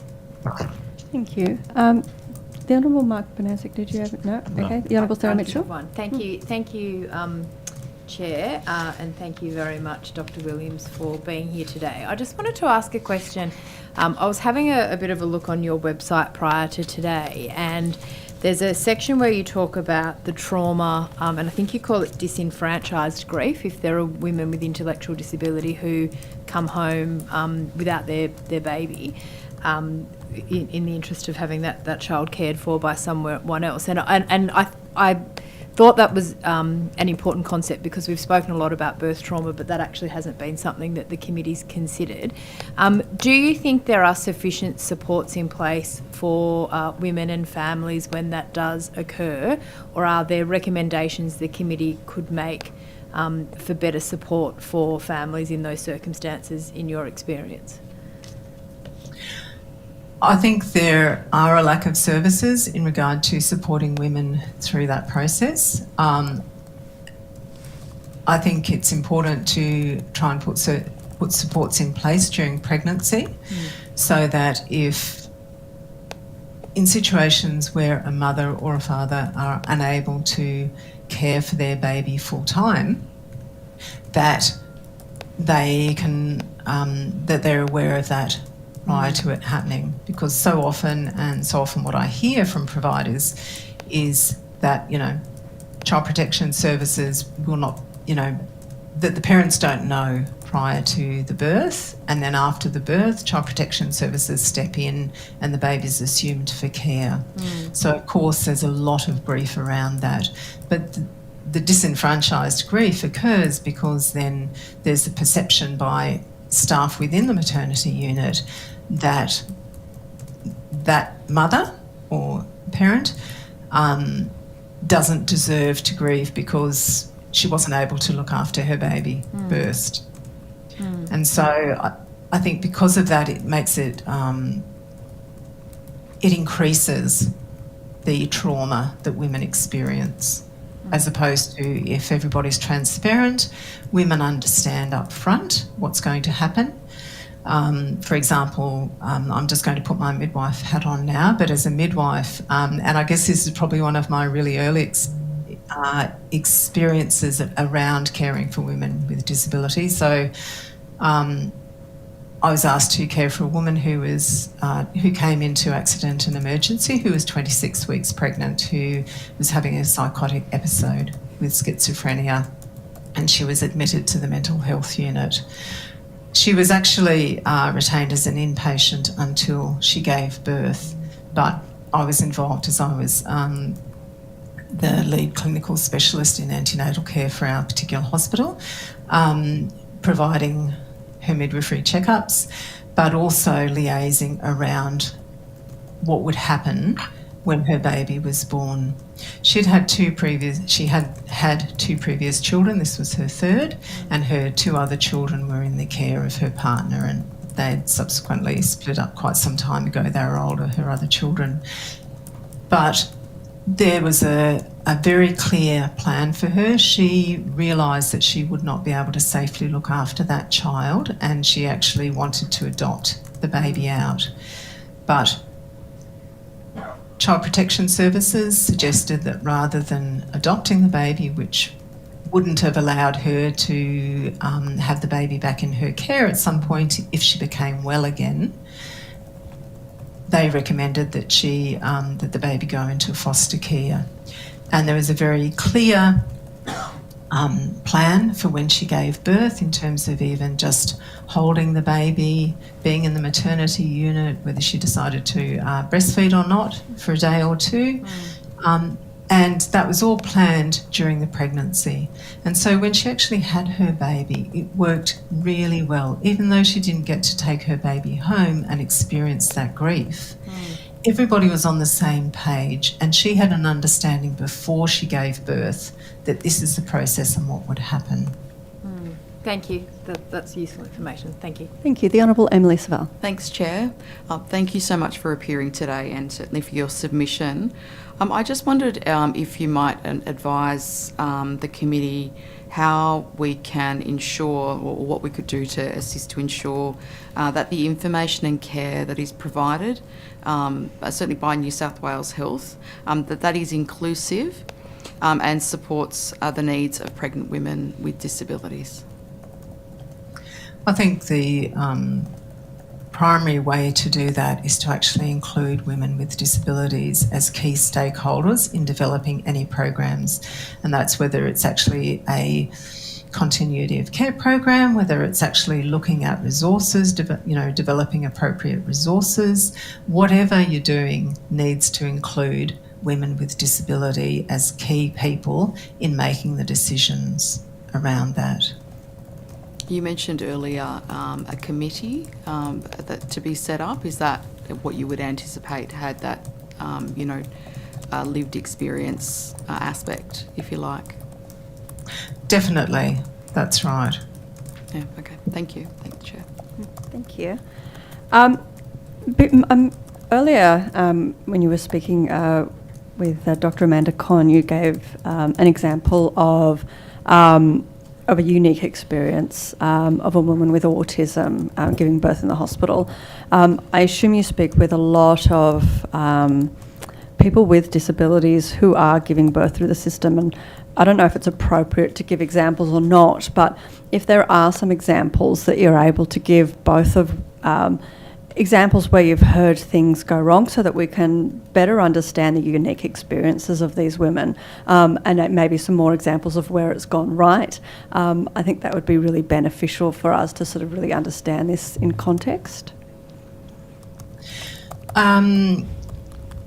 To give an example of a comment made by one woman with a disability, with a physical disability, who had a planned caesarean birth.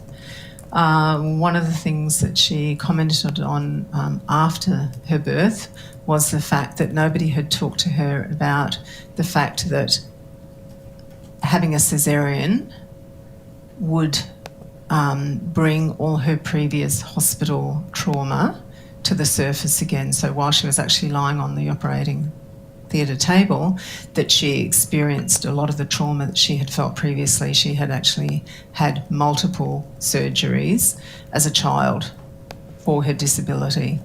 And so the caesarean had caused a lot of that anxiety to resurface. But nobody had actually talked about that with her at all prior to the caesarean birth, as part of the planning for caesarean birth. So that's, I guess, one instance where maternity services could improve. In terms of positive experiences, I gave you the experience there of a mother with autism. I think, unfortunately, the positive experiences for many women with disabilities are just not there. And that was sort of following on to my next question. Is there any maternity wards that you're hearing are disability friendly, or that, you know, are doing the right thing, but it almost sounds like it just hasn't sort of become part of the conversation yet? I think there are champions of change within maternity units, and we connect with a lot of those because they're providers who are wanting to change the way things are provided for women with disabilities in maternity care. And I think there are maternity units who are doing a little bit here and a little bit there, but there's no overall unit that I think is doing extremely well across all areas. What are some of those maternity wards that you'd sort of describe as the champions of change? What are they doing? Is it just that they're reaching out and keen to learn what they need to put into place? Or is there more than that's being implemented? No, I think it's often individuals who are champions of change rather than necessarily maternity units per se. Can you also talk us through the different risk factors or concerns. We've talked a lot about intellectual disabilities and then also physical disabilities. Can you talk a little bit about the difference between those concerns and risk factors for women within those who have either an intellectual disability compared to, say, a physical disability? I think people often feel more comfortable with, providers to some degree feel more comfortable with women with a physical disability or a hearing or a visual impairment disability rather than intellectual disability. And I think a lot of that comes from our history where people with intellectual disability and mental health disorders were often incarcerated. You know, it's within the living memory of providers still. And so I think because of that, that's one of the differences. Providers may feel uncomfortable talking about intellectual disability, so they may not necessarily know how to have a conversation about an intellectual disability. If they think that there's something a little bit different about that particular mother, they don't know how to lead into having a conversation, as opposed to where you have an obvious disability, then you can actually have conversation about it because it's a lot more apparent to the provider when that woman comes into the room, whether, you know, she's walking with a walking stick or a walking frame or a wheelchair, if she needs guidance, if she's visually impaired. Thank you. I'm not sure if that sufficiently answers your question, sorry. No, that's all right. It's still very useful, so thank you. It's interesting just hearing your answers today. You're talking about a lot of the same themes that we've heard throughout this inquiry, you know, trauma-informed care, informed consent, education. You know, how do we make sure that these recommendations also specifically address the unique concerns of individuals that are giving birth in the systems that fall under disability? How do we make sure that these quite broad recommendations are also tailored?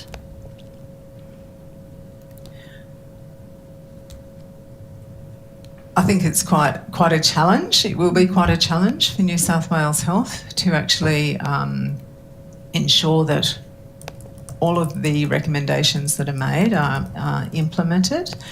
I think the key issues to look at really are around education of providers, the people that actually interact with women, around skilling them up, and also ensuring that maternity units actually do provide disability inclusive care from the perspective of when they're actually going through that journey of maternity. So I think the first step really is actually undertaking an audit of maternity services. So looking at how maternity services can be classed as disability inclusive or disability friendly. So having a specific group of parents with disabilities steering that is crucial. Thank you. We do have a few more minutes if any of the committee have further questions. Okay. Yeah, you're good? Okay.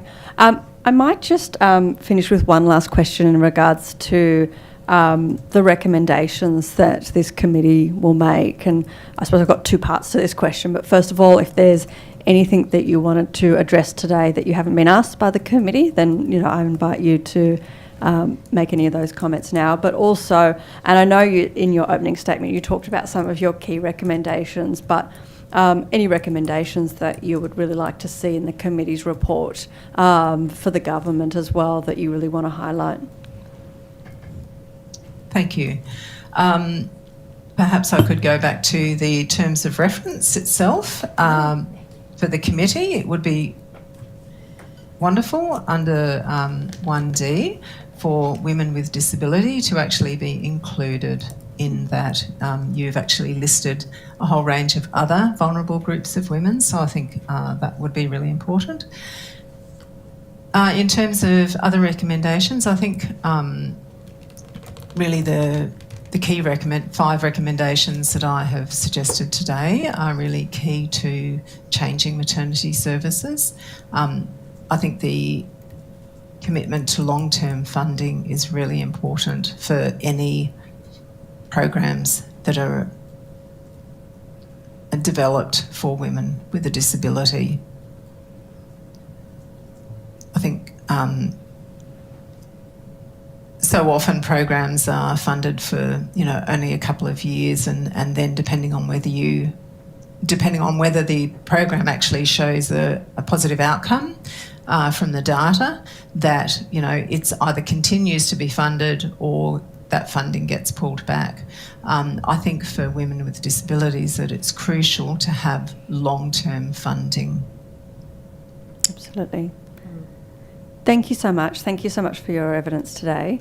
I'm not sure if there's any questions taken on notice, but the committee may have further questions, and in which case the committee secretariat will be in contact with you about those. But thank you again so much for your evidence today and for your time today and all the work that you're doing. And thank you as well for the information that you've tabled with us today as well. Thank you for the opportunity. Thank you. Thank you. Thank you. Thank you.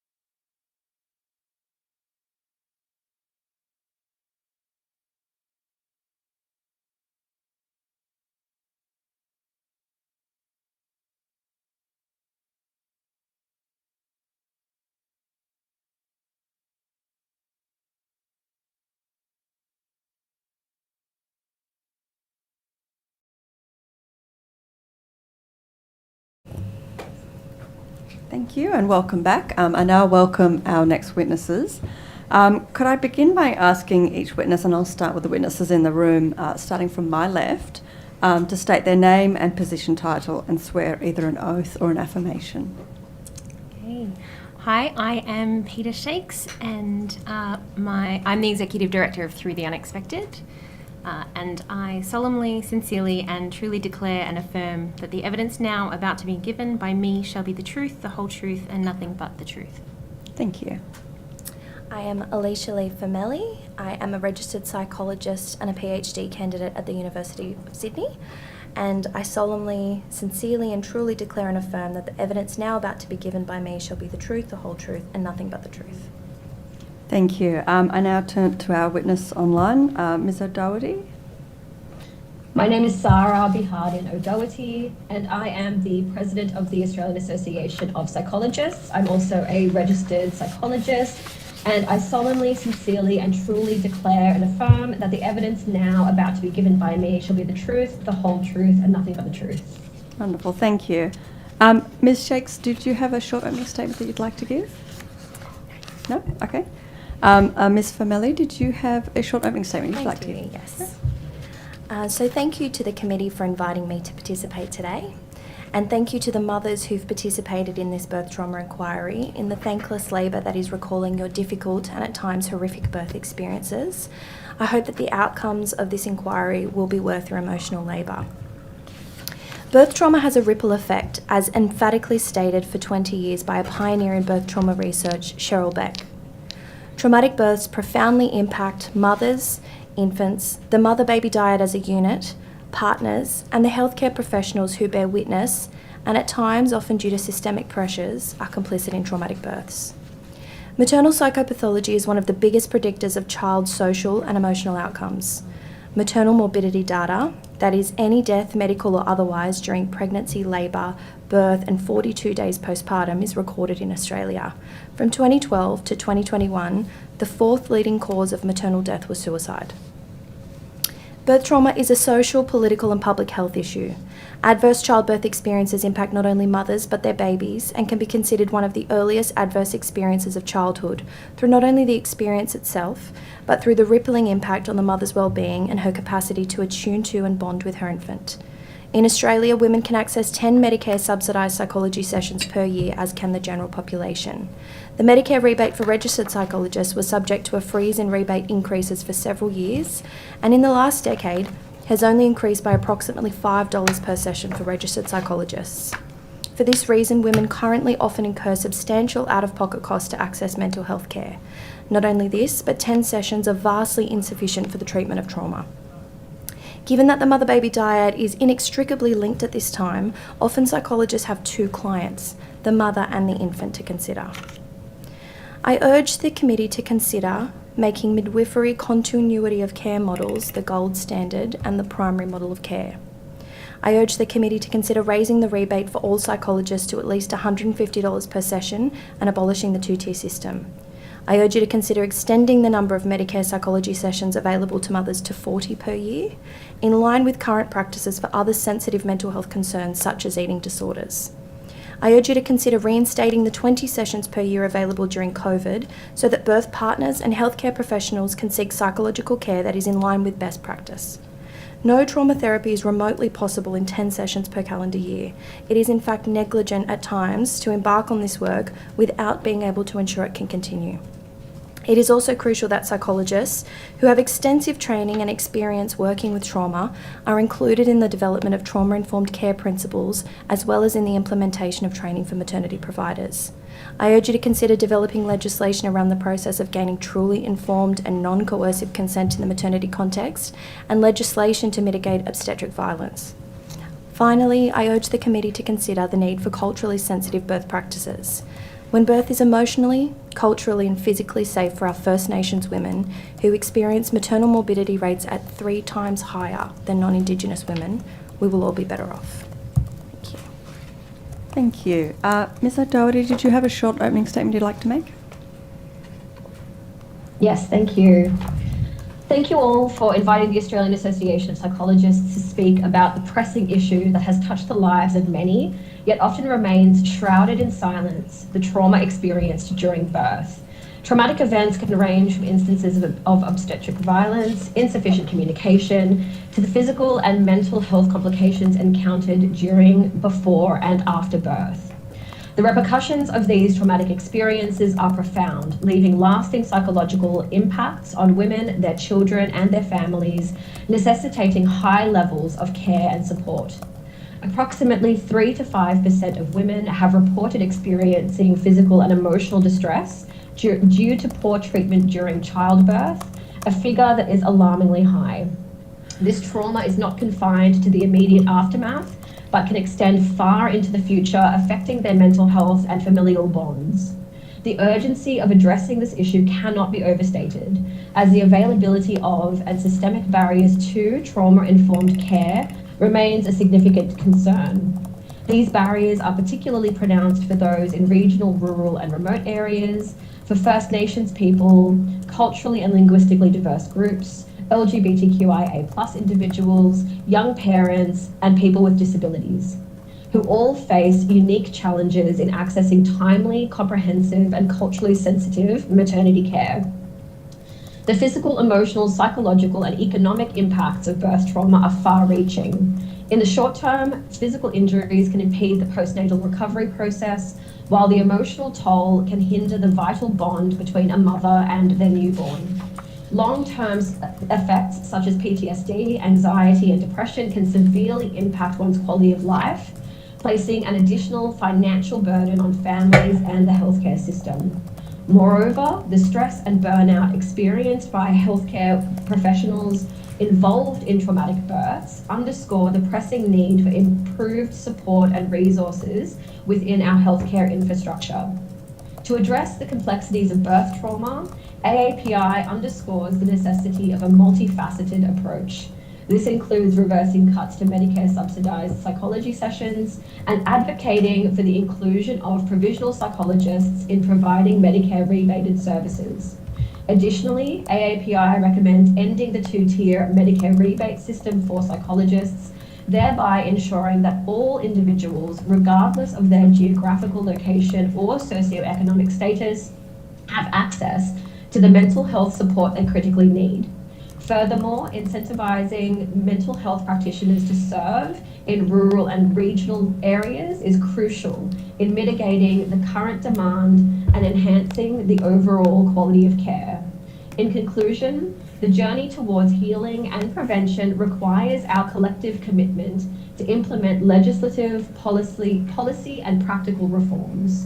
By embracing trauma-informed care, respecting the diverse needs of birthing individuals, and ensuring equitable access to mental health services, we can forge a path towards a future where birth trauma is no longer a prevalent issue. Together, we can safeguard the mental health and well-being of individuals and families across New South Wales, transforming their experiences of birth into ones of empowerment, safety, and respect. Thank you. Thank you. I've just got to, if it's all right if I start with a couple of questions. Ms. O'Doherty and Ms. Famella, you both talk about you collapsing the two-tier system within Medicare. Is my understanding of it correct that there's clinical psychologists are getting one rebate and then other class of psychologists are getting other? So if it's a counselling psychologist or a health psychologist, it would be different. Are you suggesting that, say, health psychologists would then go up to what clinical psych is currently rebated as? So it's those other classes of are going up to where clinical is? Is that how you're proposing it? So I'm happy to answer this question. So Sarah O'Doherty from AAPI. The proposal that AAPI is suggesting is one where there is a singular rebate across all psychologists, because what we see in the training of psychologists is that not all psychologists have experience working in the perinatal mental health space. However, there are so many psychologists who do have experience in training working in this space, whether they are registered psychologists, clinical psychologists, health psychologists, educational developmental psychologists, etc. And what the AAPI is advocating for is one single rebate that actually exceeds the current rebated amount that clinical psychologists are currently able to provide. So we're advocating for $150 rebate per session across the board for all psychologists who are qualified to provide services in this space. And what is it currently? So what is it for clinical psychs currently and for other registered psychs? So for clinical psychologists, it's roughly $136 per rebated session. And for registered psychologists, so that includes all other endorsement areas and all of the other psychologists, so that's about 65% of all psychologists. The rebate is roughly $93. So there's about a $40 gap between that. And I also just want to call attention to the perinatal or pregnancy counselling rebates that Medicare allows. Only 3 Medicare rebated sessions are able to be provided under that service. And that could be in addition to the mental health care plan of 10 sessions. However, the rebate for this is substantially lower. It's only $63 per session. Wow. Thank you. And I guess, yeah, that also takes me to that 10 sessions. And I know, Ms. Family, you mentioned that also in your opening statement. I think, we can understand why it's grossly insufficient. Yeah. But if I could, just for the benefit of the committee and also for the report and the information that we put together, can you talk a little bit more about why 10 sessions is not enough for somebody that has never seen a psychologist or done any psych training? Yes. What does it mean to start 10 sessions and then stop? Yes. So firstly, the reason it's vastly insufficient is because when you are engaging in psychology, you are needing to build a safe relationship with the person that you're working with. So that is crucial. It underpins all clinical outcomes, is the rapport that you have with your clinician. It is unfeasible to expect that someone is going to come in and they're going to go, here are all the things that have happened to me in my life and how they might be contributing to where I am now, and be able to wrap that up neatly in 10 sessions. So often after 10 sessions, firstly, mental health care plans were meant to only be used for mild to moderate mental health conditions. That is not who we see. If we're using markers like the DASS, the Depression, Anxiety, Stress Scale, that doctors get people to fill out and they come to us with, people are coming to us with severe and extremely severe symptoms that are drastically impacting their capacity to function. And for mothers, it's impacting their capacity to support their babies, to care for their babies in an attuned way. So firstly, they shouldn't even be coming under a mental health care plan. They don't meet criteria, but there is no other way. In terms of trauma therapy often involves more intensive approach. If we were doing best practice, sometimes things like EMDR therapy, we would be looking at 2 sessions a week for blocks of time. So 2 sessions a week. Once you've built rapport, in 10 sessions, you're done within 3 weeks. So it's just not, it's not practical for anyone really, unless you are potentially coming in with a very, very mild anxiety or something like that, which you could probably benefit from other programs for. Thank you. Can I also just add one thing? Please. The other thing that I think is really of concern is that as psychologists working with mothers in the perinatal space, we are working with mothers and often their infants, partly because mums often have to bring their babies with them, but also because mothers are coming in with concerns about their capacity to meet their baby's needs due to their level of distress. So we essentially have 2 clients that we're caring for. We're monitoring the babies. When you are a perinatal psychologist, you are monitoring the baby. You're looking at them, you're looking at how they engage.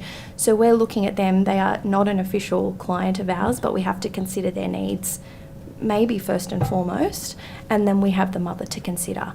Mental health care plans are not given to infants, primarily because an infant needs a mental health diagnosis to be given a mental health care plan. So GPs aren't saying this baby's got adjustment disorder.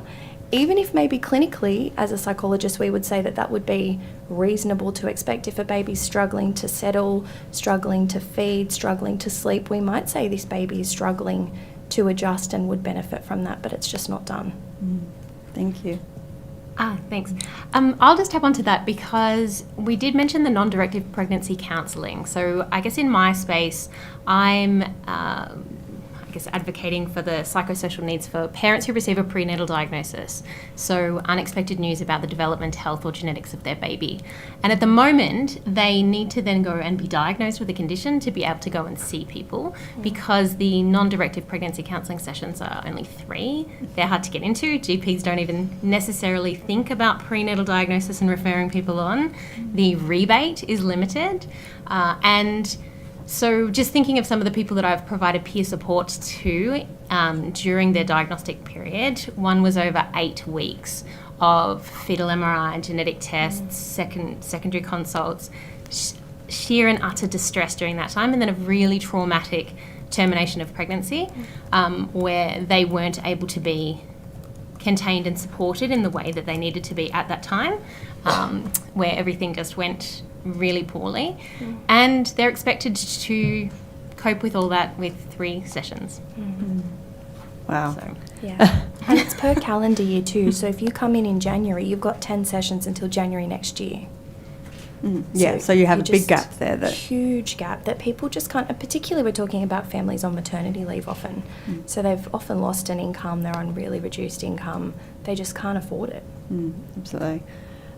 My next question's for all of you. We've heard a lot in this inquiry about trauma-informed care, but I just wanted to hear from psychologists as to what trauma-informed care would mean and what it looks like, and why it's so important. I came prepared for this one. Oh, good.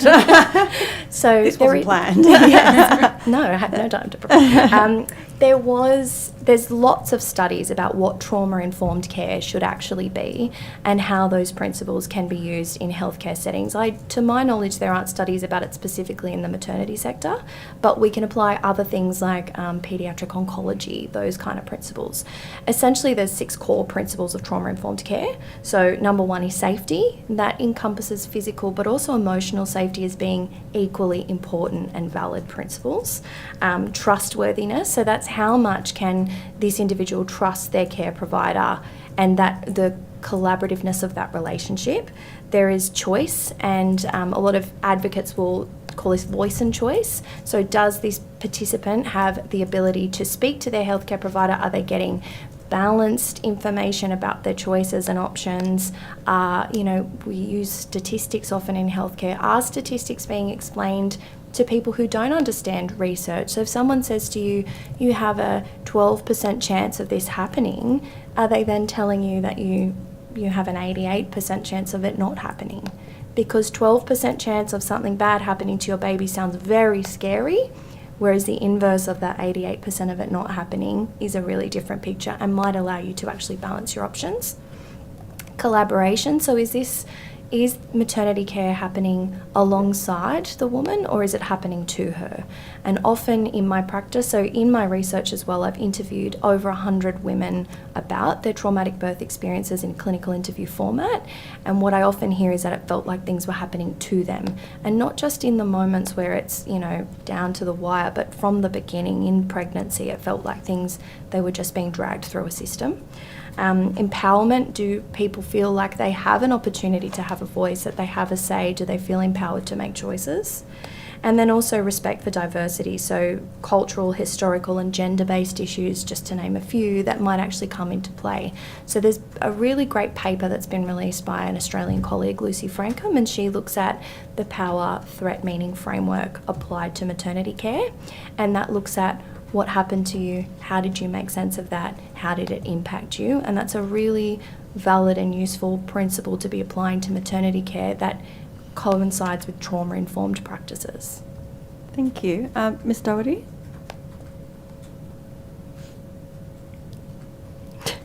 Sorry, I'm pressing the wrong button. That's okay.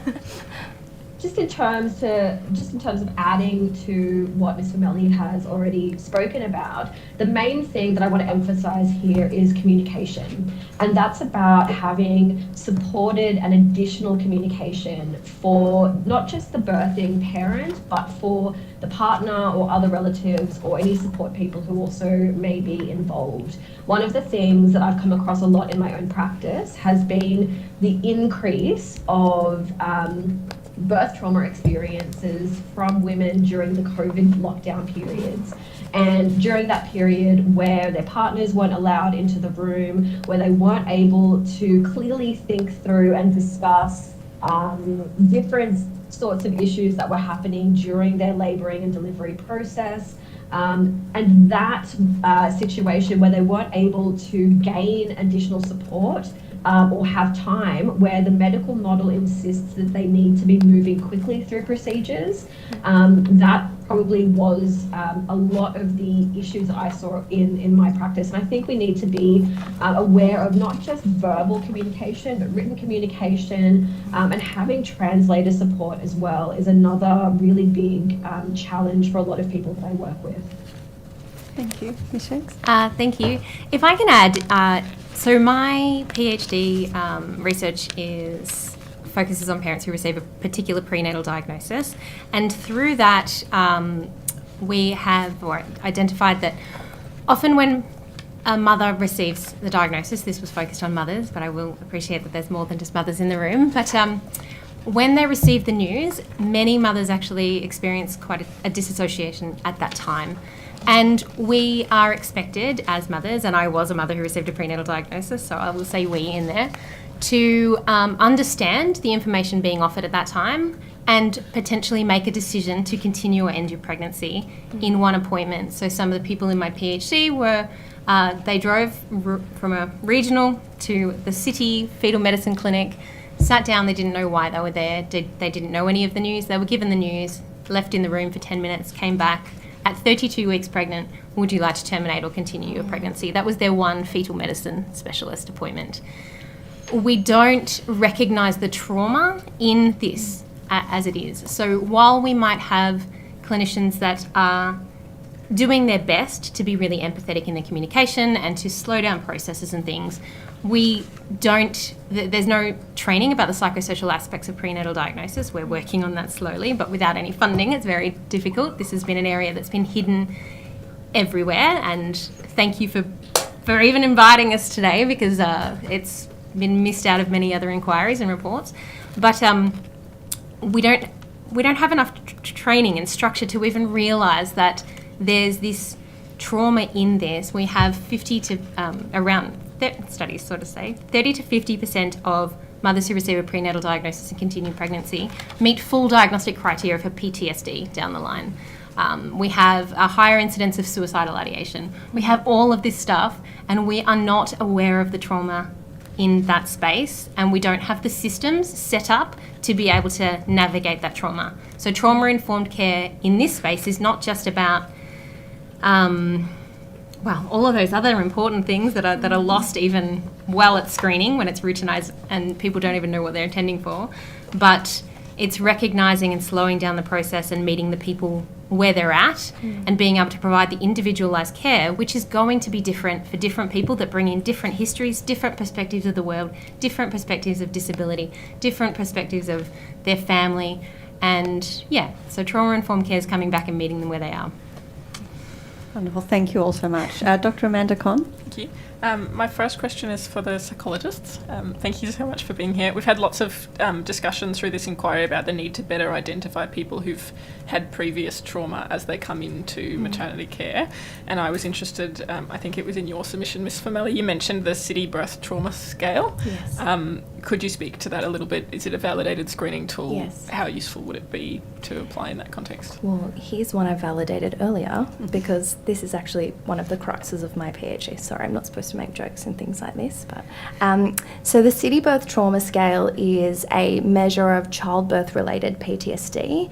It was validated by Susan Ayres and her colleagues in the UK, and it actually maps onto the DSM-5 criteria for PTSD. So it's in line with current diagnostic criteria, but it's been modified for the perinatal period. My research looked at validating it with a big sample of Australian women, so we had 705 women participate in that part of the research. We found that it is psychometrically valid. It does map onto the DSM-5 criteria for PTSD, and international studies have found the same thing. 88% of women in my research said that they would be happy to fill out that as a routine part of screening during pregnancy and in the antenatal period. And I think the tricky thing is that's a really great valid measure. It's easy to administer. I have some concerns about who's administering it and what happens with it. Because with any routine screening, we then need to have a pathway, and we also need to have someone interpreting that screening who understands mental health concerns and is able to understand the nuances of the presentation of PTSD. So PTSD is a heterogeneous mental health concern in that you can have 5 people with PTSD and they can have very different presentations across the category groups. So we also then have to tailor treatment to those people.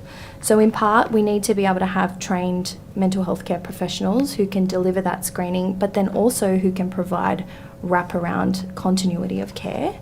And this is where I think having continuity of care as a baseline is really critical, because if we do have midwives who are trained in screening and then have allied health professionals that they can refer to, then we actually have a system that works. If we're doing lots of routine screening and then we're not doing anything with it, then well, that's what's happening. That's what we're doing right now. So the City Birth Trauma Scale is great for looking at PTSD. It can be used for things like fetal anomaly. However, it is very aimed, it uses the words birth. So I would suggest that something different should be used there, or that maybe another area for research would be actually adjusting a scale like this to look at things that can occur during pregnancy that can result in birth trauma. Thank you. I think presenting the committee with a validated screening tool is extremely useful, so thank you. And I think you touched on this in your response, but I was sort of wanting to just probe further that, applying that broadly when we haven't necessarily got the tools to actually follow people up appropriately, is there a risk that we could actually make things worse or re-traumatise people by asking them those questions and then not doing anything with the answer? I think that's an interesting question. I think that you risk more by not applying tools like this, because then we never have the numbers. We don't know how many people are suffering. We don't know to what extent. In terms of questionnaires like this, often with informed consent, we can actually help people to figure out themselves whether they would be okay to fill out questionnaires like this. So if we say to someone, you might actually start thinking about your birth and it could be really tricky, would you like to continue or not? Then they have an opportunity to say, actually, no, I don't want to. Definitely we shouldn't be willy-nilly handing out any screening for mental health, because any mental health screening can be very triggering. Many of the routine things we use, like the Edinburgh Postnatal Depression Scale that asks about suicidality and things that can be really distressing. So yes, I think the risk is actually in not screening for childbirth-related PTSD. Thank you. And I had a question for Through the Unexpected. In your written submission, you mentioned the Pearls Clinic for continuity post-prenatal diagnosis. Could you explain how that clinic works and what it does? I actually can't explain much about the clinic itself. I read about the clinic through one of the journal articles that was sort of talking about it. So On notice, could you provide us with that journal article? Yes, I could actually. Yes. I do. From the journal article, I understand it to be a clinic that looks at a specific anomaly group in a specific area, and they do provide that sort of more continuity of care in that model, but it's time limited, and the literature, or the article did talk about significant gaps in care and trauma, funnily enough, before and after that care period as well, because it isn't continuous post-birth, and obviously there's a lot of stuff that happens before getting into a clinic like that. I was also really interested in the discussion in your submission of the experiences of rural and regional parents, and obviously fetal maternal medicine is extremely subspecialised, typically only available in the city, but I think there's real scope that you've raised for improvement in sort of the wraparound support that you actually provide for parents and families, so that that's not just a one-off appointment. I'm interested in your perspective on access to terminations as well, and particularly in rural and regional areas. Is that something that we also need to improve so that people can access that closer to home? Yes, and so that the links, so that those networks are formed, that providers tend to know other providers in their local area as well. So that becomes an access of follow-up, because if you come to a city clinic and have a procedure, then you go home to no one, to no links, to no services. And even in terms of actually navigating that, well, who else is staying in the area, and there's more costs, there's more disruption to work, there's more happening for people. But the access isn't just about rural as well, because if you receive a prenatal diagnosis at a religious hospital, they might have an objection to that, and then you need to sometimes find your own clinics and go down that path as well. Thank you. Ms. Emily Savell. Thanks, Chair. Thanks so much to you all for appearing today. I might start off just with a couple of questions for yourself, Ms. Shakes, in your role. I wondered if you could let us know how we can better ensure, or how the committee, could better ensure that the information and care that is provided by, New South Wales Health, for example, is inclusive and supports the needs of women and their families when they're receiving a diagnosis, when they receive an unexpected diagnosis through their pregnancy. The first thing is acknowledging that it exists. It has been overlooked in so many inquiries. It has been overlooked. It's a really complex space because it is so individual, and two families that receive the same diagnosis can have vastly different experiences. They can have different experiences personally, different experiences with their networks, with their hospital. It's really complex. We have, at the moment, external systems really driving what happens in appointments, because we have genetic screening, which is advancing, but often that focuses on the tests. So even when we look at the mask, applications, there's always about funding the test, but there's no support that's also funded in that package. There's no focus on making sure that the providers who are referring people to screening tests have adequate education. It's just all hidden. It just happens. So at the moment we have external, forces impacting on the care that's provided in the clinics. There's some research that we're doing at the moment with health and allied health professionals who support parents in the perinatal period, and they have identified that they have been learning on the job, because there is no specific training about this, as I said. So it means that these continually advancing tests are changing what's happening in appointments, but the structures actually in those appointments aren't changing to allow more time, to allow more processing, to allow more holistic support. It's quite different to, years ago, when there may have been different expectations of consumers in terms of the power dynamics and things, and maybe different expectations, or maybe it was just completely overlooked, even worse, where there was an assumption that if you receive a diagnosis, you will have a termination, you'll get it done, it's a medical event, we move on, don't talk about it again, you're lucky you fell pregnant. And that's historically because screening was brought out for that purpose. But now we have families who have really considered their options beforehand and considered what may happen, and are coming to their appointments and they're receiving unexpected news. And we have the delivery of news can be against our national pregnancy care guidelines use a particular language of high chance rather than risk. But they're getting stigmatised discussions and communication.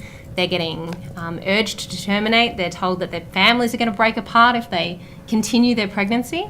It's a very different space now, and the biggest thing we can do is actually acknowledge that this is a huge thing and it's been boiling and sitting under, and we have been harming families because we have not been paying attention to it.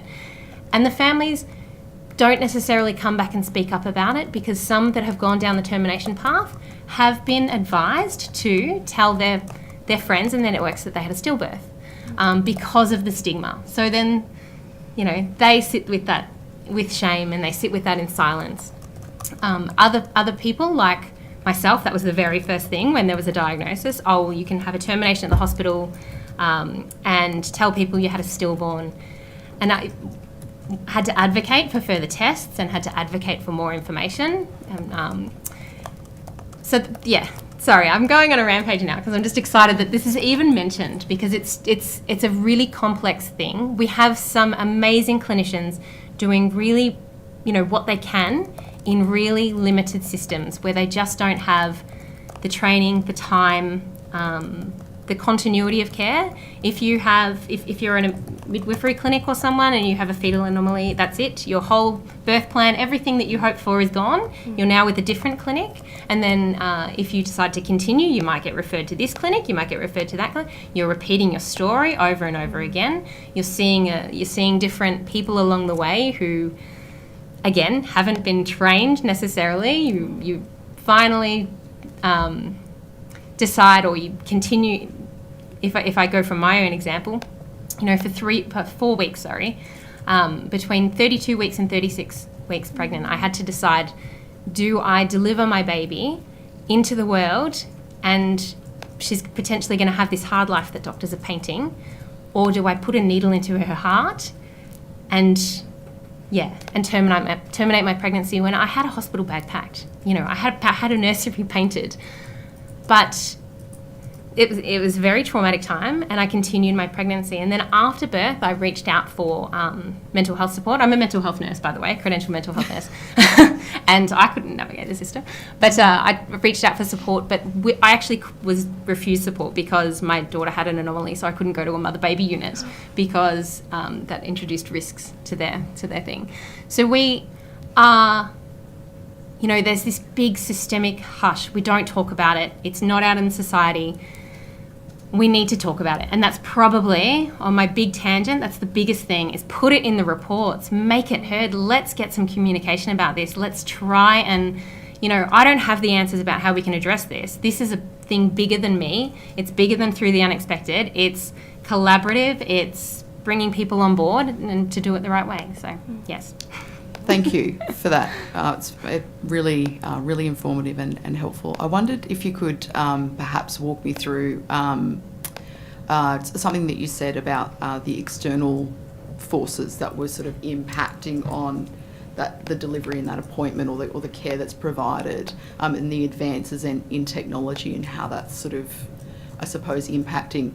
Do you have a practical example of that, just for my brain, that can help us to understand how that's happening? So previously we have the nuchal screening that you would have, yes. And so NIPT, or NIPS, however you want to call it, is a screening test that looks at more, or it can look at different parts of the genome, really, and different parts of the genes. But this test, at the moment, so people are paying privately for it, and there's a bit of information and about, you have your positive predictive values and all of these different things to communicate to parents as well about what the results may mean either way. But that test itself can now be an expanded panel where we can see much more of the DNA, and we can provide much more, we can look at much more, we can provide much more information, but that necessarily doesn't come with any actual what it means to the family. So you can find something on a baby's DNA, and they can actually say, we've seen this, we don't know what it is, or we don't know how it's going to affect your baby. And we're expecting, firstly, people to be able to understand those tests, to be able to consent to them. So when you said trauma-informed care, there was this element of, consent and awareness of what's going on. But often that first appointment with a pregnant woman is here you go, here's all your blood tests, here's everything. Do you want screening? Great, here you go.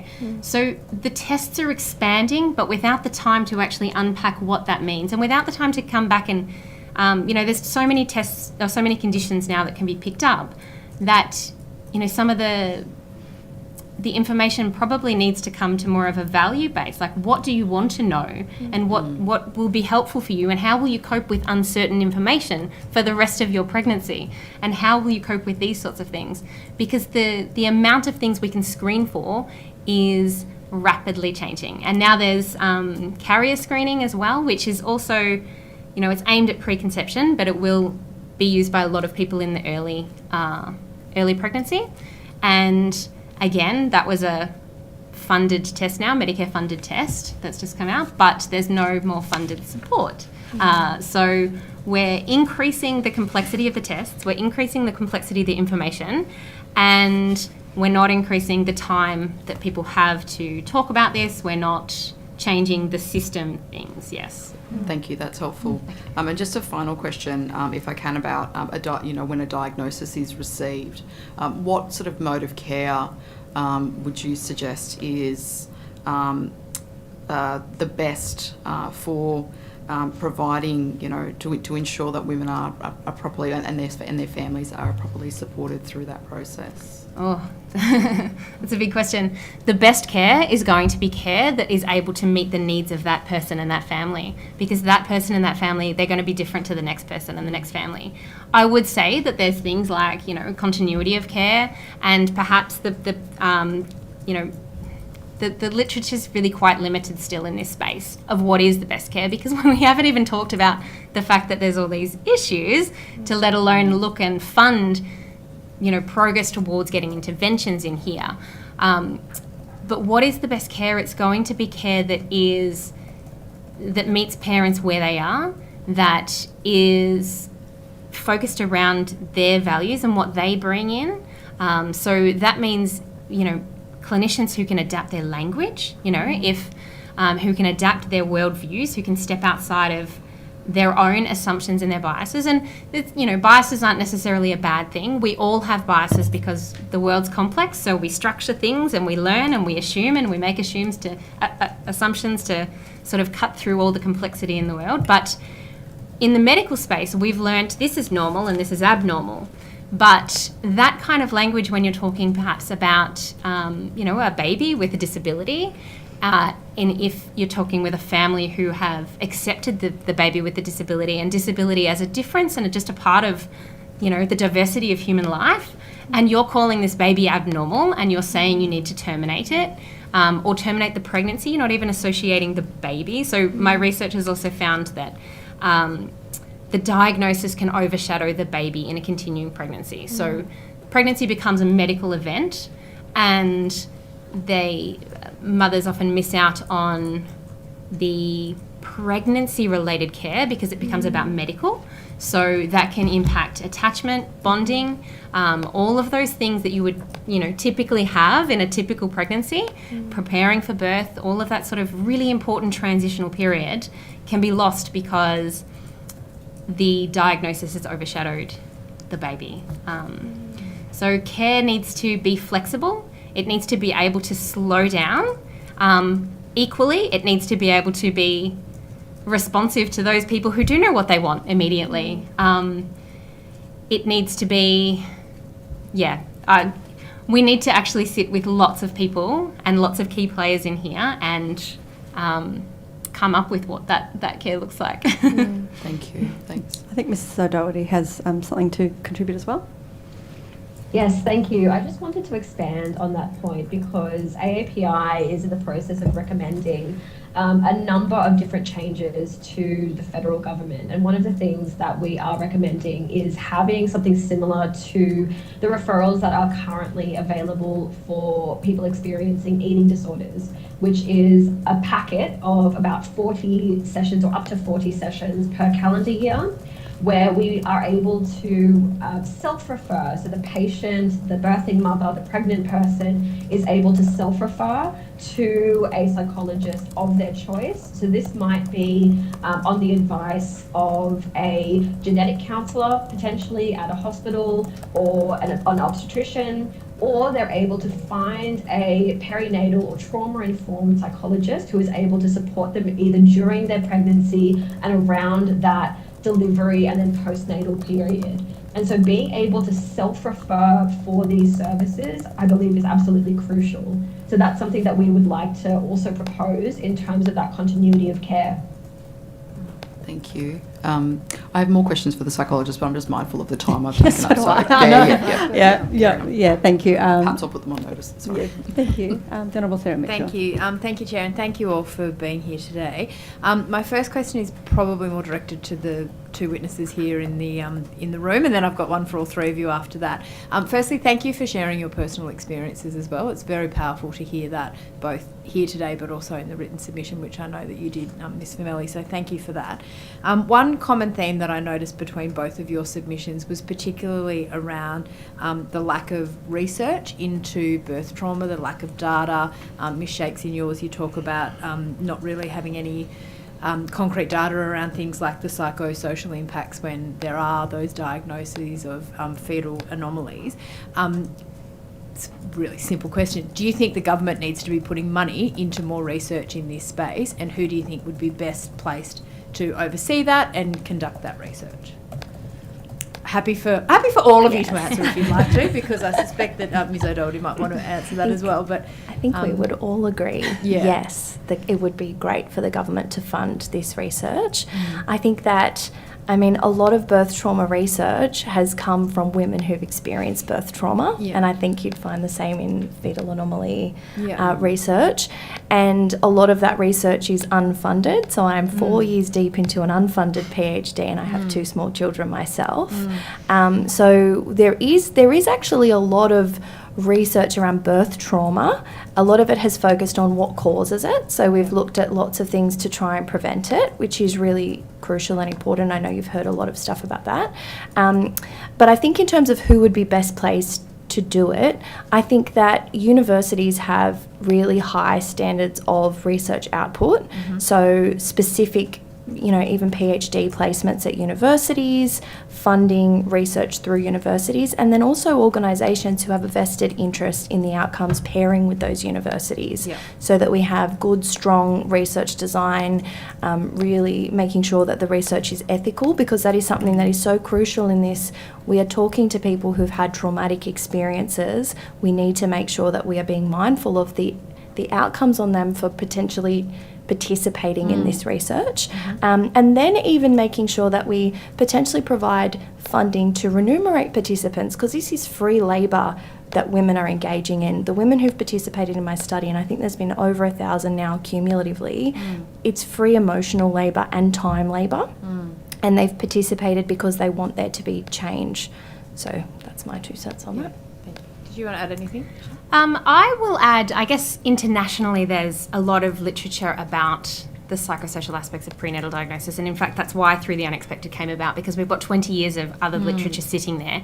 What we don't track is what actually happens here in Australia, and we don't track it well with our mental health screening at the moment anyway, the siloed care, parents getting lost in the systems, all of these things, the screening tools. If you actually do the Edinburgh and it asks you if you've had any, what's the specific word, but it's about not feeling these feelings without any real reason to. Well, if you've received a prenatal diagnosis, you're not going to tick that because there's a real reason why you might be distressed. So we're actually not even capturing any of that. And even clinical indicators in Australia, if you do continue pregnancy, or even, I'm not sure about our clinical indicators in that space, but if your baby has a congenital anomaly, that's it. You're not included in any of the actual outcome information either. You're actually just excluded from things. So in terms of research, I do think we need to track what's happening here in Australia. And I do know that there's some teams that are trying to get that, but they're competing against all of the other things, and competing in a space that we're not talking about prenatal diagnosis, so it doesn't come up on people's agendas, which is why, you know, some targeted funding about research would be amazing, because if people don't know how important this is, it's not going to, you know, it's not going to rank highly compared to the things that are out there being discussed at the moment.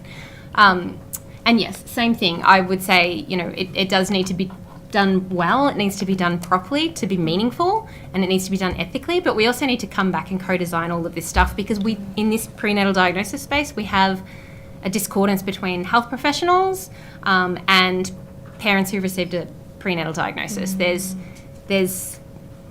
two different stories and two different things happening in here, so we need to actually bring everyone to the table and, yeah. And in regards to fetal anomaly, often that becomes an exclusion criteria for birth trauma research, because there is an expectation of, oh, well, of course that's traumatic. Yeah. So then those participants and people who have stillbirths, they are excluded from birth trauma research. So I think that's an important thing to note, that we take it for granted. Yeah. Yeah, absolutely. The other question that I had, and Ms. O'Doherty, feel free to kick off with this one if you're happy to, and if you wanted to add something on the earlier question too, was just around the role that you see partners playing in terms of, you've been speaking about psychological support and the number of sessions, and I think you indicated, Ms. Vermelli, about how you often treat both the mother and the baby.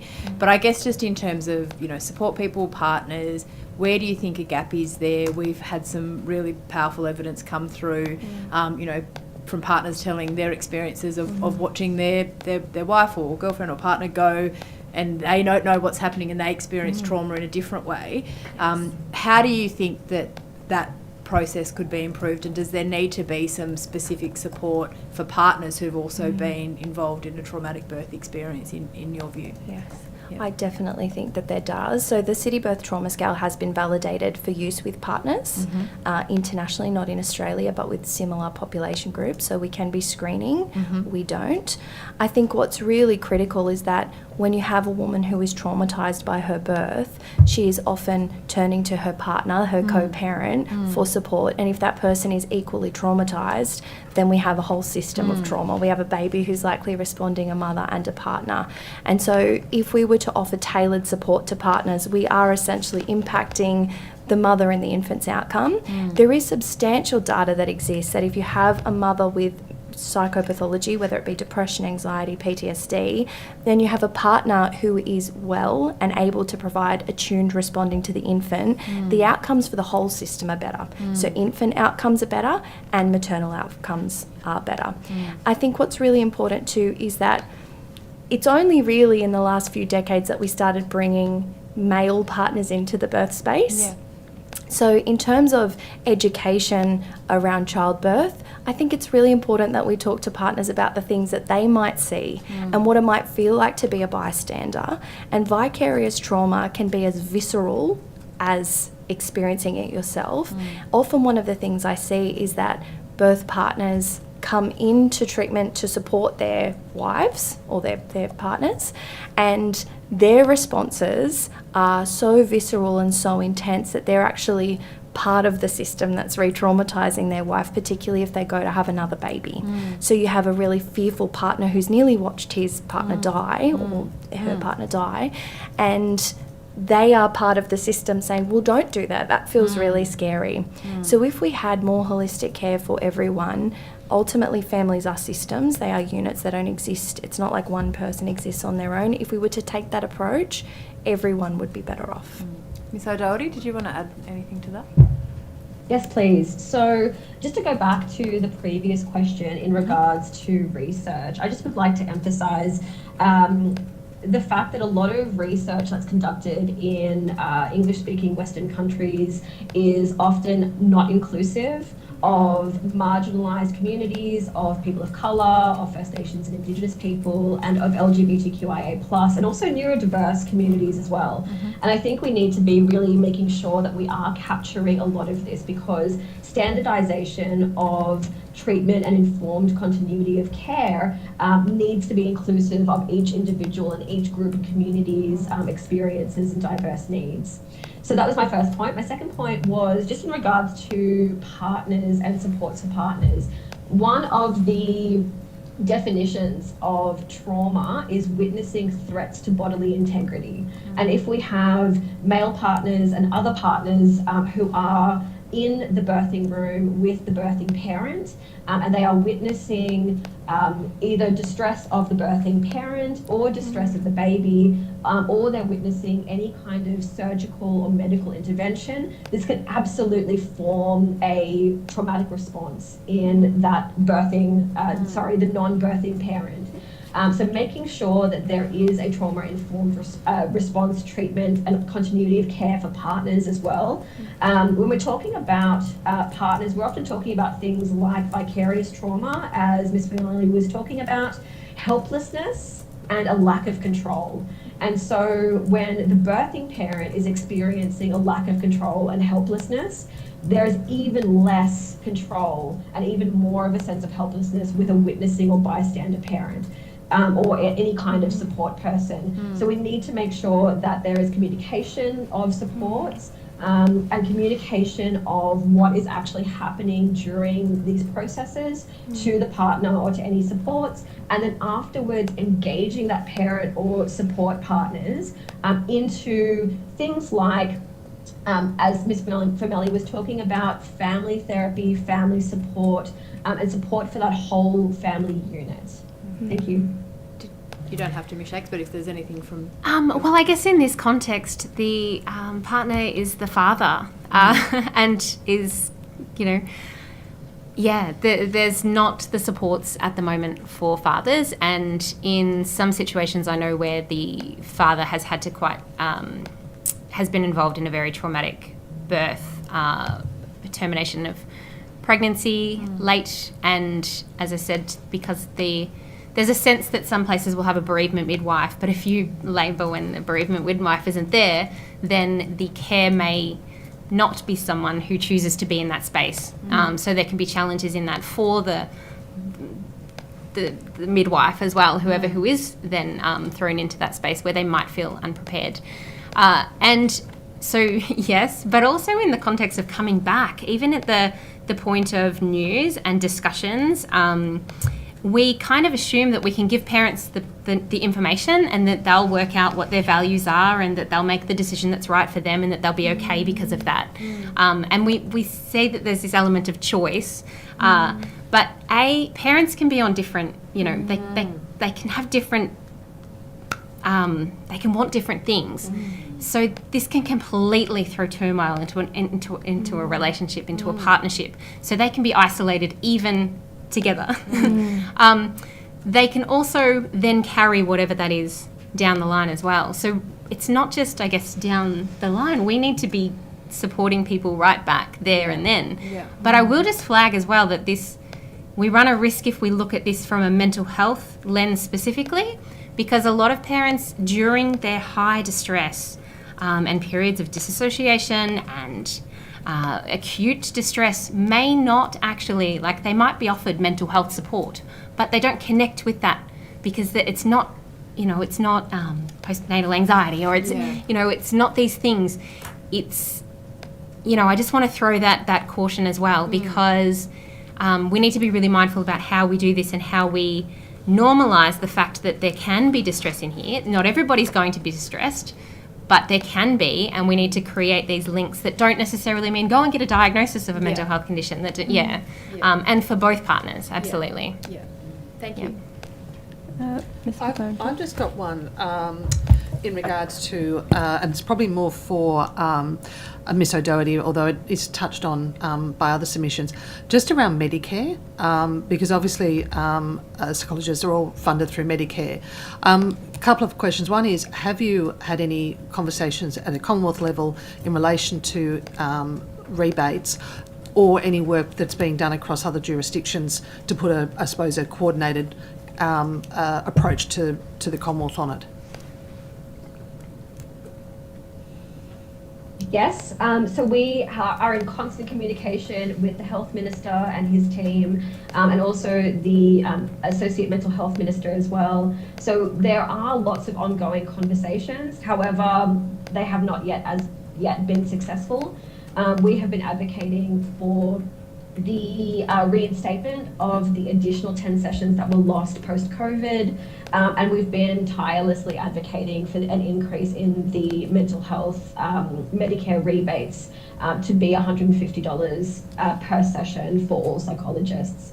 So this is something that at the moment the government does not yet seem interested in reinstating. However, we're going to continue to talk to them. And as I said, we know it's a Commonwealth level, and I don't want to, allow them to get out of what are their responsibility.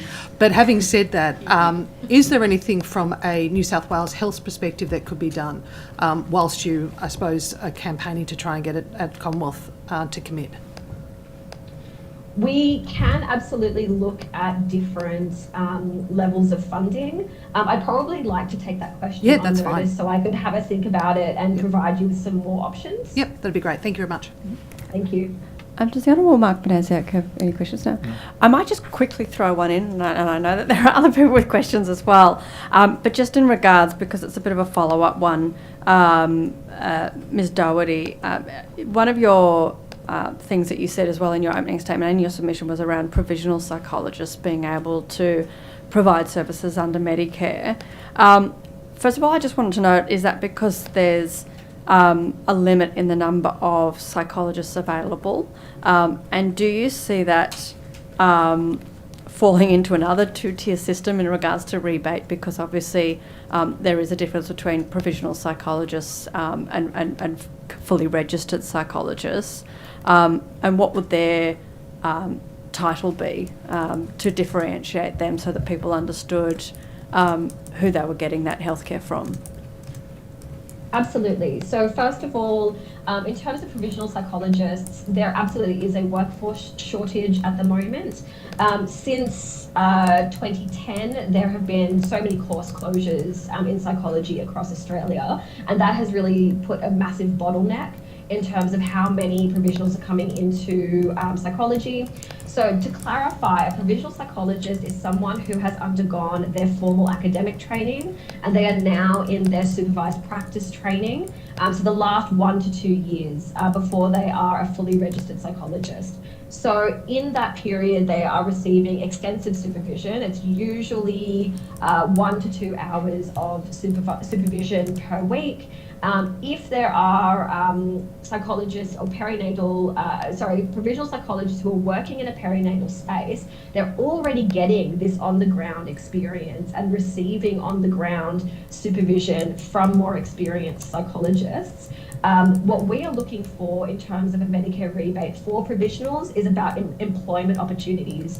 So provisional psychologists are often underemployed, or they are not being adequately funded for their positions. And if we did have access to a Medicare rebate for provisional psychologists, then more employers would be able to take them on board in order to provide the Medicare rebated services.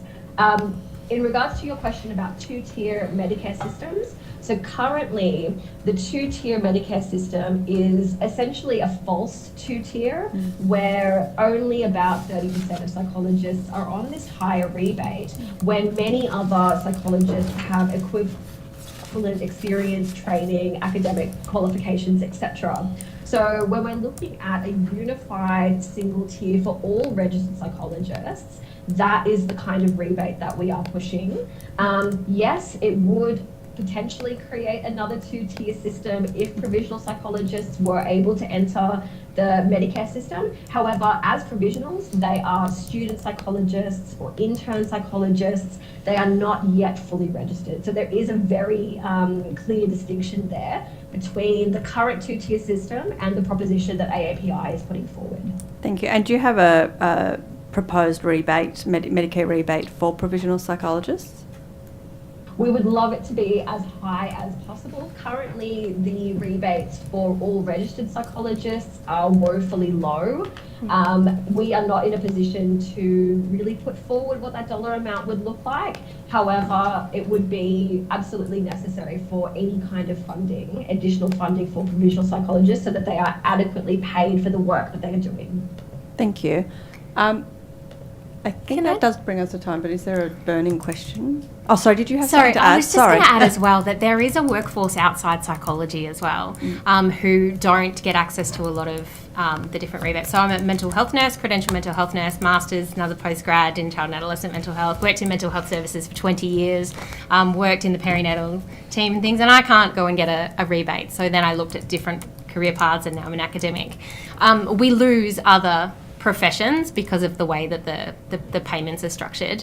But even in the space of prenatal diagnosis, genetic counsellors have been trying to get some Medicare rebates as well, and that might open up this more, this potential for this informed decision making and things that we're talking about as well. So it's just there's other workforce as well. So just flying the flag for everybody else. And clinical nurses as well, in terms of birth trauma processing. One of the things that I often do when I'm working with someone with birth trauma is refer them to midwives within my local area who I know do birth trauma debriefing, because they can take the clinical physiological side of birth and step them through those elements as well. So I think there is a need to really consider multidisciplinary teams, and the fact that birth is a neuropsychosocial event. It is not a medical event strictly. Thank you. Absolutely, and sorry, just to add to that a little bit more, mental health social workers and other social workers who are able to provide care in that perinatal period, they work from a very holistic, family-oriented systems focus, and that is absolutely the kind of additional discipline that we need in this space. Thank you. Thank you, all of you, for coming and giving your time for this inquiry today. There was a couple of questions taken on notice, but I also believe that a few of us also had some more questions, which the committee secretariat will be in contact with you about those questions to be able to provide them on notice. Thank you again for your time and the invaluable information that you've provided us today, so thank you. Thank you. Thank you very much. The committee will now break for lunch and return at 1:30.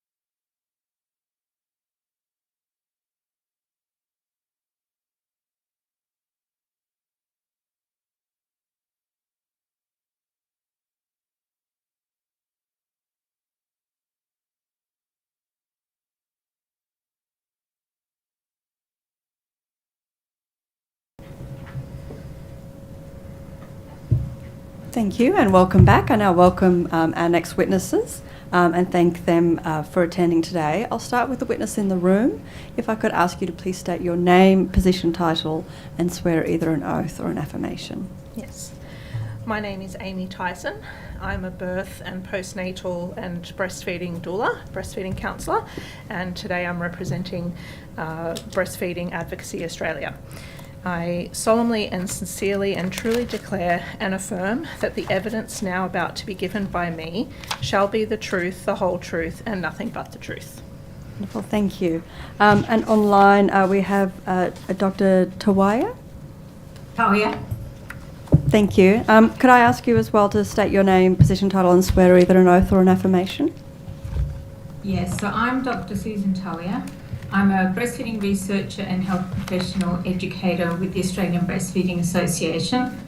I solemnly, sincerely and truly declare and affirm that the evidence now about to be given by me shall be the truth, the whole truth and nothing but the truth. Wonderful, thank you, and sorry for the mispronunciation of your name there. That's okay. I'll start with Ms. Tyson. Did you have a short opening statement that you'd like to make? Yes, I do.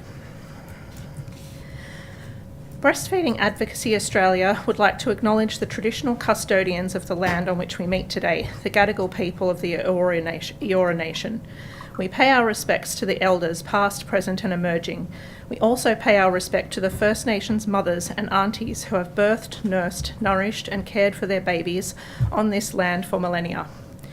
Volunteers for Breastfeeding Advocacy Australia work to support, promote and protect breastfeeding. We aim to create awareness and provide education about the critical barriers to achieving physiological breastfeeding and the role that physiological breastfeeding plays as the single most important public health measure for our country as a whole. Successful physiological breastfeeding is placed at critical risk when women begin their mothering journey physically, psychologically or spiritually wounded by their caregivers. The mother and baby are a dyad. They are one. What is done to one is done to the other. The effects of birth trauma reach far into the future for mother-baby dyads. And with between 1/3 and 1/4 of women emerging from their baby's birth traumatised, we must consider the urgency with which we need to tend to this epidemic. The mother-baby dyad is vulnerable, and we are all responsible for their care and protection. Breastfeeding Advocacy Australia has been collecting data on women's experiences in breastfeeding since our inception. For the purposes of being called as witness in this inquiry, we wish to table a report of a recent survey we conducted that was specifically aimed to look at the relationship between women's experiences with birth trauma and establishing breastfeeding. Women deserve kindness, care, respect, dignity, autonomy and nurture throughout their motherhood journey. This would enable women to come into motherhood feeling capable and worthy, and for their babies to come into the world feeling safe and valued. The positive effects this would have on health and well-being for our entire country would be significant, and this is something that deserves our immediate attention as a society. Breastfeeding Advocacy Australia wishes to acknowledge the courage of all the women who have made submissions to this inquiry, or who have or will give evidence to the members of this committee. We implore you to hear and heed their words. Wonderful, thank you so much. Dr. Tawaya, did you have an opening statement that you'd like to give? Yes, I do. One on behalf of the Australian Breastfeeding Association, ABA, which is a not-for-profit organisation. ABA is Australia's peer body that provides breastfeeding support, information, education and advocacy. A major way, but not the only way, that ABA supports mothers to breastfeed is through its helpline service. Through ABA's free 24/7 national breastfeeding helpline, staffed by Certificate 4 trained ABA volunteer breastfeeding counsellors, ABA supports more than 50,000 mothers, parents and their families each year. That's 1,000 calls a week. ABA volunteers make a real difference to those who call the helpline. Contacting ABA's helpline has immediate and measurable outcomes.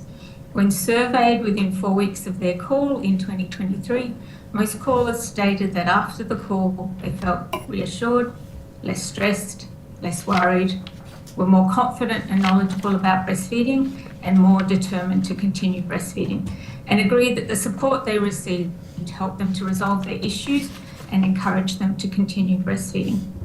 Breastfeeding protects the physical and mental health of mothers and babies. Breastfeeding reduces the risk of SIDS, sudden infant death syndrome, and is included in the Safe Sleep messaging from Red Nose. Breastfeeding reduces the risk of babies and young children getting respiratory, gastrointestinal and ear infections, which means fewer visits to the doctor and fewer hospital admissions for respiratory infections and diarrhea. Breastfeeding reduces the risk of breast and ovarian cancer and cardiovascular disease and diabetes in mothers. Breastfeeding can improve the mental health of mothers. Breastfeeding is associated with fewer mental health symptoms, including postnatal depression. However, when breastfeeding challenges and low breastfeeding self-confidence are present, there is an association with increased mental health symptoms. Breastfeeding and breastfeeding after trauma is very personal and individual, and mothers must be supported by well-informed and suitably trained health professionals and peer supporters. Specifically in relation to breastfeeding and birth trauma, to quote Dr. Kathy Kendall-Tackett from the US, who specialises in women's health research, including breastfeeding, depression, trauma and health psychology, birth trauma and breastfeeding intersect in some key ways. Birth trauma can negatively impact breastfeeding, and breastfeeding can be a source of healing following a difficult birth. Research into the effect of birth trauma on breastfeeding and breastfeeding on birth trauma is uncommon, but what has been done provides valuable insights. When researchers focused on and recorded the breastfeeding experience of mothers who have experienced birth trauma, they found that the impact of birth trauma on mothers' breastfeeding experiences can lead women down two strikingly different paths. One path can propel women into persevering in breastfeeding, but the other path can lead to distressing impediments that curtail women's breastfeeding attempts. Thank you. Thank you so much to both of you, and thank you for coming here today. I'll throw to the committee for questions. Yeah. Dr. Amanda I'm happy to go Conn, first. are you right? I've got a very niche question, so apologies. I'm going to go very niche very quickly. The Australian Breastfeeding Association wrote a report on the Black Summer bushfires, and particularly the needs of pregnant people and carers of young children in disasters, which I thought was very interesting. It's something this inquiry hasn't looked at all, and certainly disasters are going to be more frequent with climate change and are certainly a different type of traumatic experience. I was hoping you could speak to that report and what some of those needs of pregnant people and carers of young children are. Yes, well, luckily, I was involved in, partly involved with that report. So they did a survey of carers of children, as well as first responders, and people who were involved in places and spaces where mothers and babies were. What they found is that these people looking after babies often, and young children, often they're pregnant as well, often are on their own. Their partners are often dealing with the property or out fighting fires or something, so they're on their own. And they're often very vulnerable, as you can imagine, when they come to a place or a space where they're meant to be safe from the fires. And in those places and spaces, they almost need like priority care. They need private spaces to be and protected spaces for themselves and their babies, where there's supervision. They need to be separate from other people. Often the mums, women recounted that they had a bed or a cot in a public space, and they couldn't leave their children. So they need to be prioritised for like food and water and for care, and preferably have separate spaces where they can feed their babies or look after their children, but also have people who understand their needs helping them with what they need, so that, you know, like they shouldn't be standing in queues for a long time with children running around and things like that. So yeah, so they have very particular and specific needs, and that report does talk to those needs. Thank you. And I appreciate this one may need to be taken on notice, but are you aware of any examples where that was done well? Did you have any survey respondents say that they actually felt well supported? I'm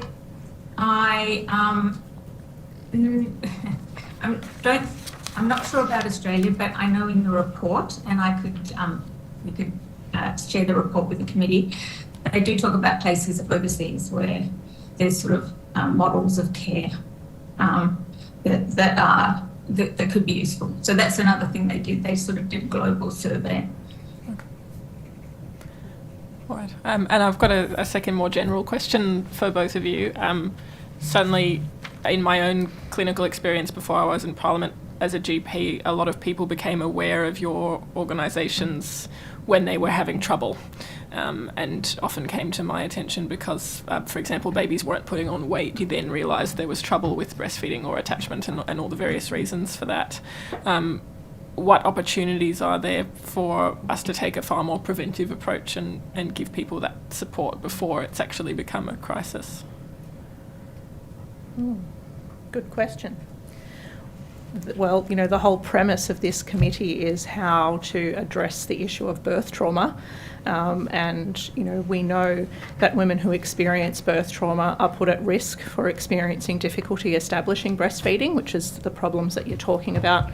You know, when a baby and a mother have been through trauma, it is an extra hurdle for them to get over and establish breastfeeding well. So obviously, if we can address the issue of birth trauma affecting 1/3 to 1/4 of women in Australia, we could eliminate some of that issue.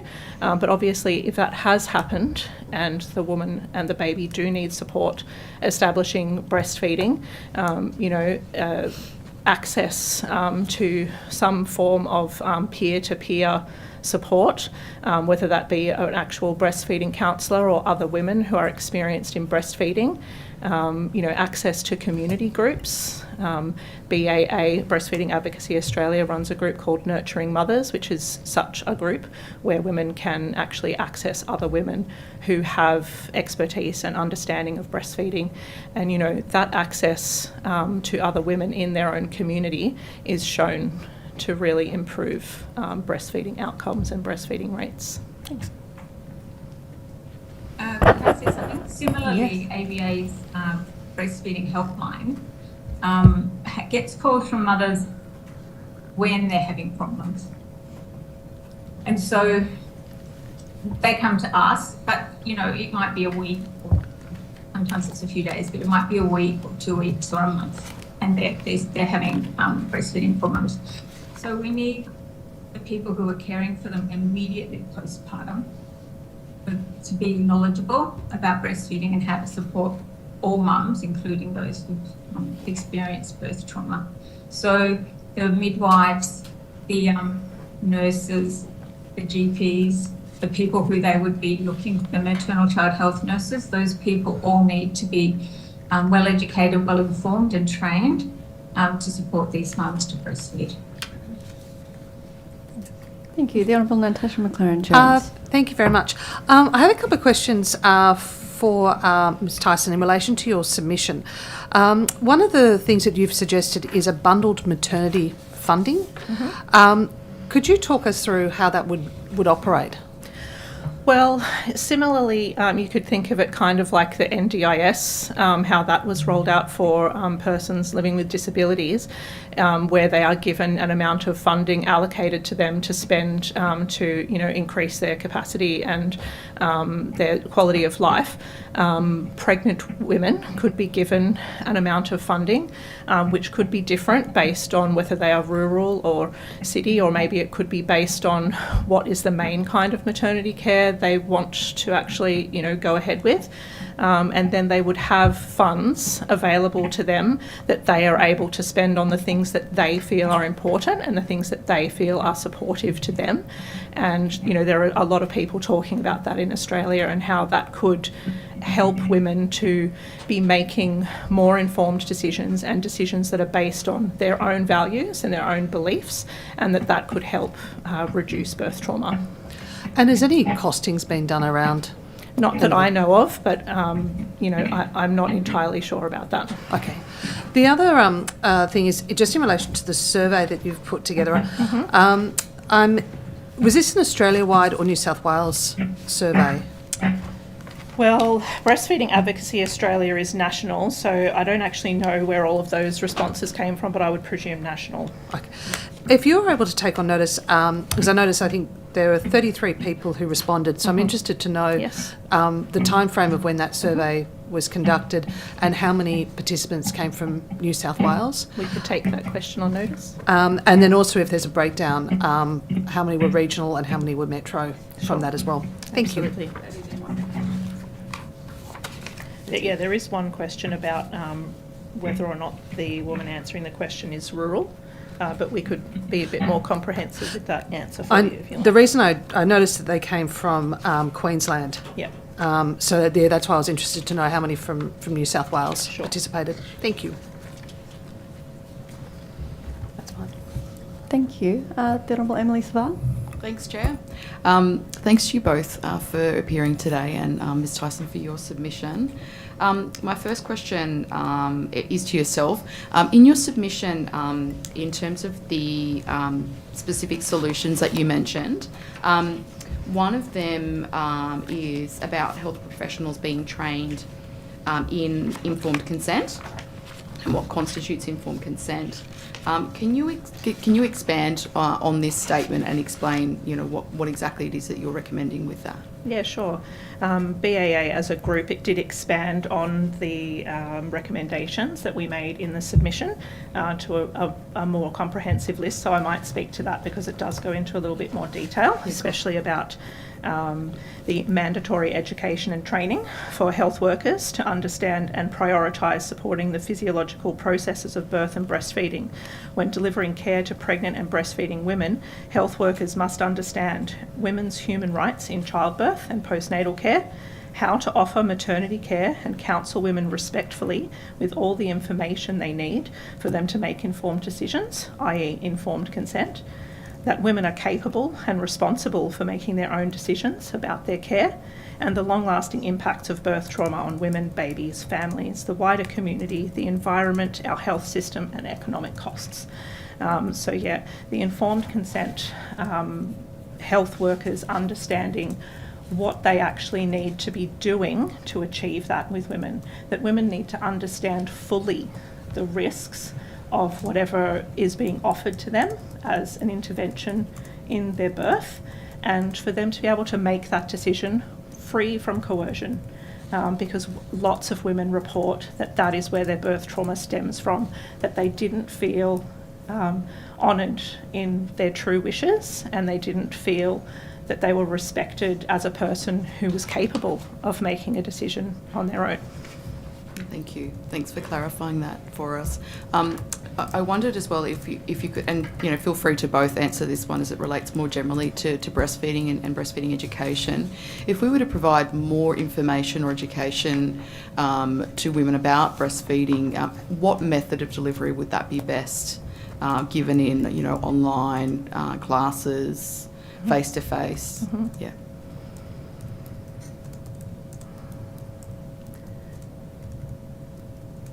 I've been muted. Oh, thank you. I'm happy to start with that one. Sure. Noting what you said about clinicians earlier and, in that. Yeah. So most women actually understand the importance of breastfeeding, and they nearly all start, like 90-95% start breastfeeding.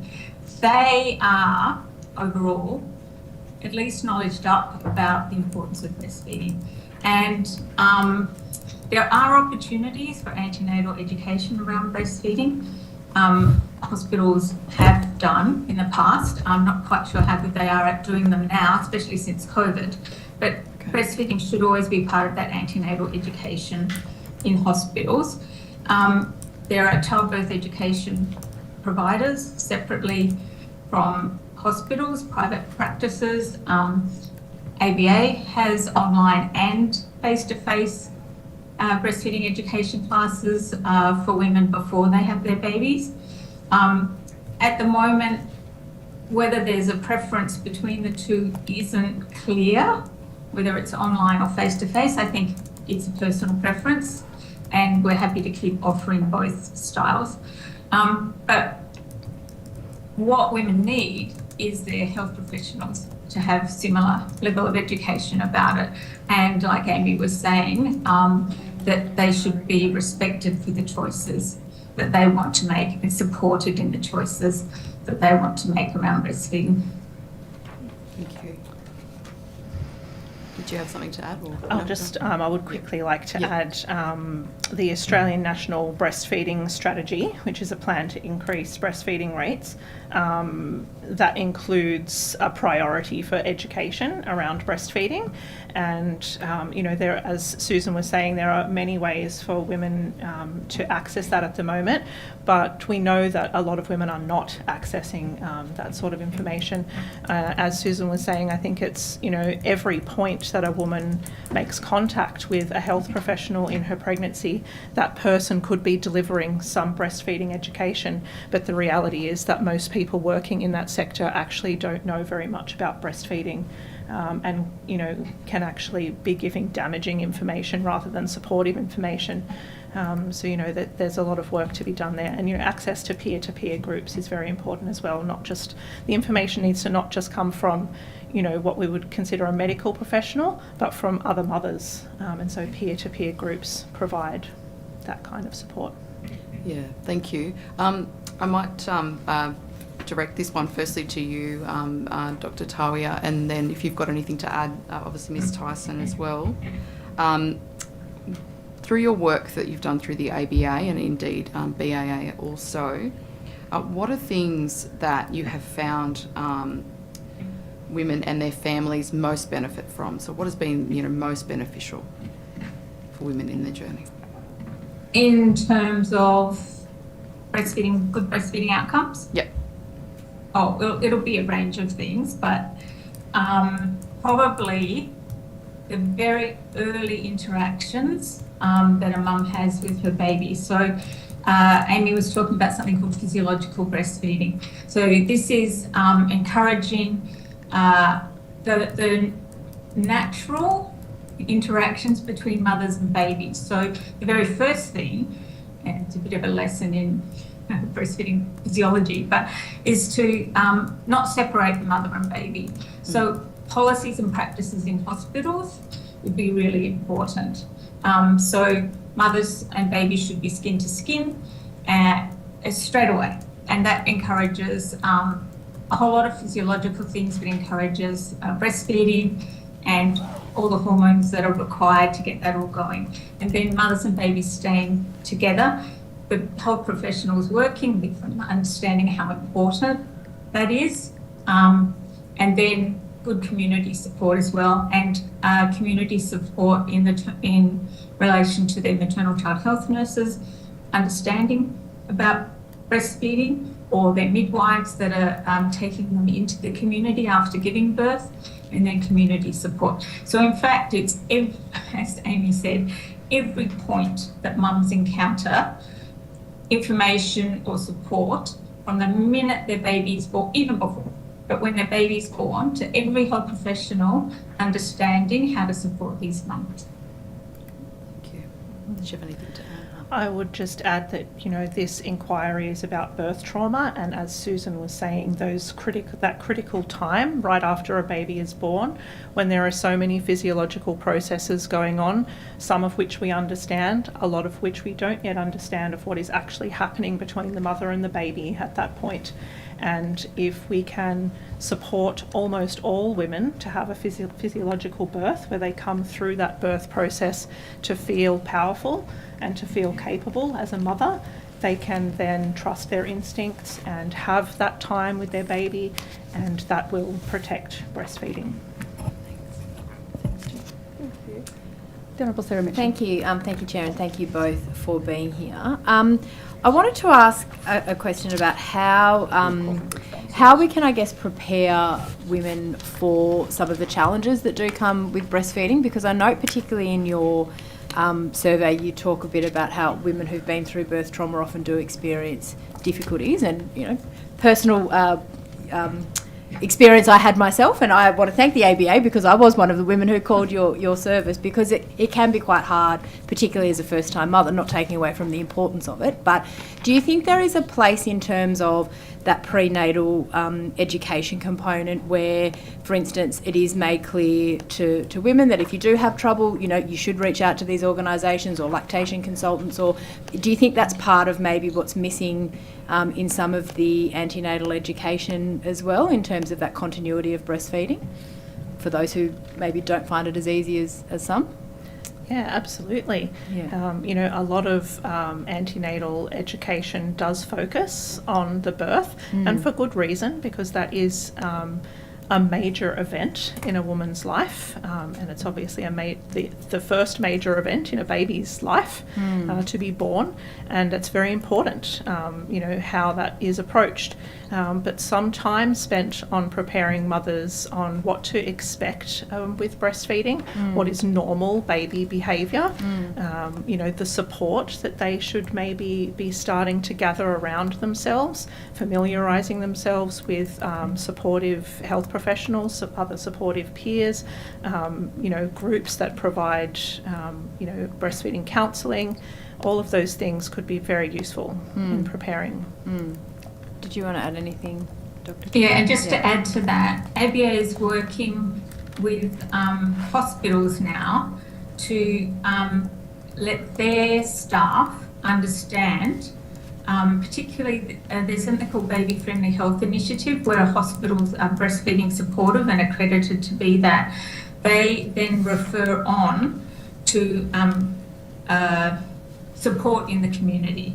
It used to be very specifically peer support groups, but it's not so much. But we're working with them to educate their staff to understand the work that ABA does, so that they can give a very informed referral to the mum and say, if you call ABA, if you need support, contact ABA, here's their helpline number.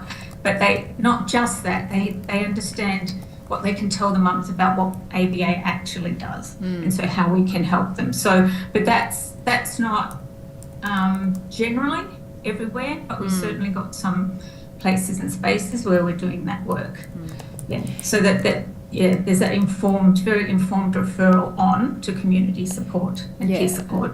And just following from that, obviously, because from, you know, the evidence that you've both given, there would appear to be linkages between a traumatic birth experience and that bonding period potentially with your child, and then potentially breastfeeding issues stemming from that as well. So do you think there needs to be some more explicit advice, I guess, given to women who have been through birth trauma around those breastfeeding supports? Because to me it seems very clear that could be a direct correlation, yet when women are in that lived experience, maybe they don't see that, you know, in that weird time when you first have a baby, which is challenging for everybody, let alone when you've been through what some of the women who've appeared before our committee. So is there a gap there, do you think, in terms of that specific sort of almost like trauma-informed breastfeeding support? Absolutely. Yeah. You know, those women are particularly vulnerable. Yeah. All mothers and babies are vulnerable.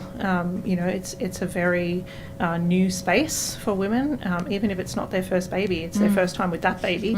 And so it is a vulnerable position. And if there is trauma on top of that, it is an extra thing that woman needs support around. And so, yes, we should be recognising when birth trauma has occurred and have a plan for extra supports for that woman to help her understand that it may take a little bit longer to establish breastfeeding, but that she will be able to access the support that she will need to do that. Yeah. And again, I would argue that the health professionals supporting that mother should be providing trauma-informed care as well. They should be recognising it and appreciating that from the instant that her baby's born, she's going to be needing extra support. Yeah. Thank you. That was all I had. Thanks, Chair. Thank you. The Honourable Mark Banasic, did you have questions for this session? No, I'm comfortable with it. Okay, that's okay. Thank you. I've got a question for both of you in regards to some of the evidence that we have heard during this inquiry. one story that we heard was about was a positive story about a woman who unfortunately the baby had been rushed off to ICU, but she was with a midwife, and so she was talking about continuity of care with a known midwife, and that the midwife stayed with her and said, okay, well, we need to start to prepare you for breastfeeding because your baby's not here. And she sort of talked about how that was really beneficial, because not only did it mean that, you know, she was able to breastfeed the baby when she was able to make contact with that baby, but just also in that moment of not and feeling completely powerless to do something, she had someone sort of guiding her through things. I just wanted to hear from you both in regards to having a known healthcare provider with women straight after birth, and also working with them around breastfeeding and that continuity of care context, and what that means in the spotlight of breastfeeding. Yes, good question. Well, the second proposed solution that BAA has for the committee today is to significantly expand access to models of care that provide continuity of carer with a known midwife, as currently only 10% of women in Australia have access to that model of care. You know, that model of care can mean everything to a woman, especially if she experiences something like what you're talking about. If there is a complication, if there is a need for her baby to be separated from her, then that known care provider she knows that woman. They have built a relationship. The woman trusts her. The midwife can read that woman's body language, you know, can build an even deeper rapport when something like that happens. And that level of support, it can just mean the world of difference for that woman to be able to, you know, keep working and be able to successfully breastfeed, because that is a lot of work in that sort of situation. It requires adequate support. Absolutely. Thank you. Dr. Tawia, did you have anything to add? I'd agree with Amy. Thank you. We've also heard that a lot of women have received, you know, conflicting information, either from a midwife or other hospital staff about breastfeeding, what they should or shouldn't be doing. I'm just wondering if you hear that as well, and why there's such a variance in the advice that's being given. That's because midwives and doctors receive very little training around breastfeeding. I have a certificate 4 in breastfeeding education, and that is a much higher level education than midwives and doctors receive on breastfeeding, and that's dismal. It's not really good enough. Those health professionals are they're in touch with women who've literally just had babies or about to have babies throughout their whole career every day, and it's so important that they have the right information and that they know how to counsel women, not stand over them and direct them with what to do with their body and their baby, but to counsel them with information to empower that woman to make decisions for herself and for her baby, you know, to help her successfully breastfeed if that's what she wants to do. Thank you. Doctor, do you have anything to add? Again, I just agree with Amy. Our ABA breastfeeding counsellors are all Certificate 4 trained in breastfeeding education and counselling. They have, it's a minimum 12-month, 18th month qualification. They're much better trained than most of the health professionals that mothers will encounter. As Amy said too, the Australian National Breastfeeding Strategy states that all health professionals that meet mums should be trained in breastfeeding education. And as far as I know, the only ones that have a requirement specifically is midwives, and that's a little bit hit and miss depending on their undergraduate course or the midwives that they're working with. You know, babies should be breastfed, but we know that 30% of babies are being given formula in hospital.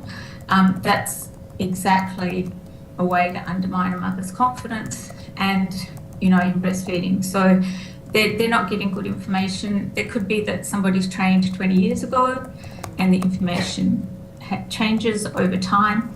It could be too that their baby, you know, what you would tell a mum around a day 2 baby compared to a week 2 baby and a month 2 baby, 2-month-old baby could be very different. So people need to be aware of what, you know, the information that they're giving mums. But it's a lack of training. Thank you.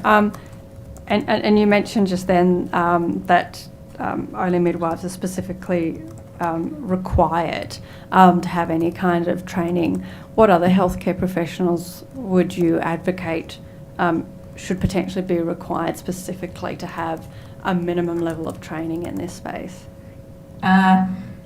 Maternal child health nurses and general practitioners, the kinds of people, health professionals that mums would immediately quickly go to if they were worried about their baby. But truthfully, all of them should have, because they might see a physio, they might see a dietitian, they're worried their baby, you know, that it's something they're eating that's upsetting their baby or whatever. So there's a broad range of health professionals who the mums should have confidence that they understand about breastfeeding and support them to breastfeed, and not make a suggestion that maybe other things like introducing some formula might be a solution to their problem or whatever. So but it's that immediate circle around the mum that would be the most important, but would advocate for all of them to have undergraduate training. Mm-hmm. Just in regards to that, you mentioned the dietitians. Are you finding that there's a lot of dietitians that are giving advice or information without having done any sort of training around breastfeeding and giving that advice in regards to, am I eating something that's affecting the baby, and potentially recommending that they take them onto formula? Mm-hmm. I can't answer that question, except that I know that sometimes dietitians, especially in hospitals, they know what's in formula. Mm-hmm. They have a nice ingredients nutritional panel, and you can't always know what's in breast milk. We know that formula is inferior to breast milk, but we don't have that nice nutritional panel. So sometimes it can make it seem a bit easier because they, you know, if they want a certain protein level or something. The other beautiful thing about breast milk is it changes over time, even over the day. So what is in it is appropriate for that baby at that time. You're never going to nail exactly what's in breast milk. Thank you. Chair, if I've got time for one more question. Can I just... I think we've got a little bit of time. Today we also heard, the committee also heard from CAPIA in regards to sort of education and information for mothers as well. I didn't actually ask them if breastfeeding was part of that, but do you feel like it's important that any kind of... we've talked a lot about the healthcare professionals and the fact that they need that level of information and education. Do you think that there also needs to be a lot more information going to the women themselves? That's for either of you. So. Yeah, of course. Well, you know, we were talking about like antenatal, education. Is that kind of what your question's about? Yes. Sorry. Yeah. Yeah, absolutely. Making sure that if there was some kind of approved educational program, making sure that that was part, like a very specific part of that. Yeah, absolutely. I mean, there's no reason why New South Wales Health couldn't be providing a program like that and developing it together with organisations who are already doing that education and that advocacy, and providing it for free to all women. Breastfeeding should be, one of the top priorities for health promotion and protection in Australia, and it could start there. It could start with education. Thank you. And I've got one more question before I throw to the Honourable Emily Saval. You both have talked about, interconnections between breastfeeding and birth trauma, and that the trauma can lead to some women unable to breastfeed, that some women can experience further trauma if they're unable to breastfeed, and they wanted to. either because of physical trauma or inadequate support or some other reason.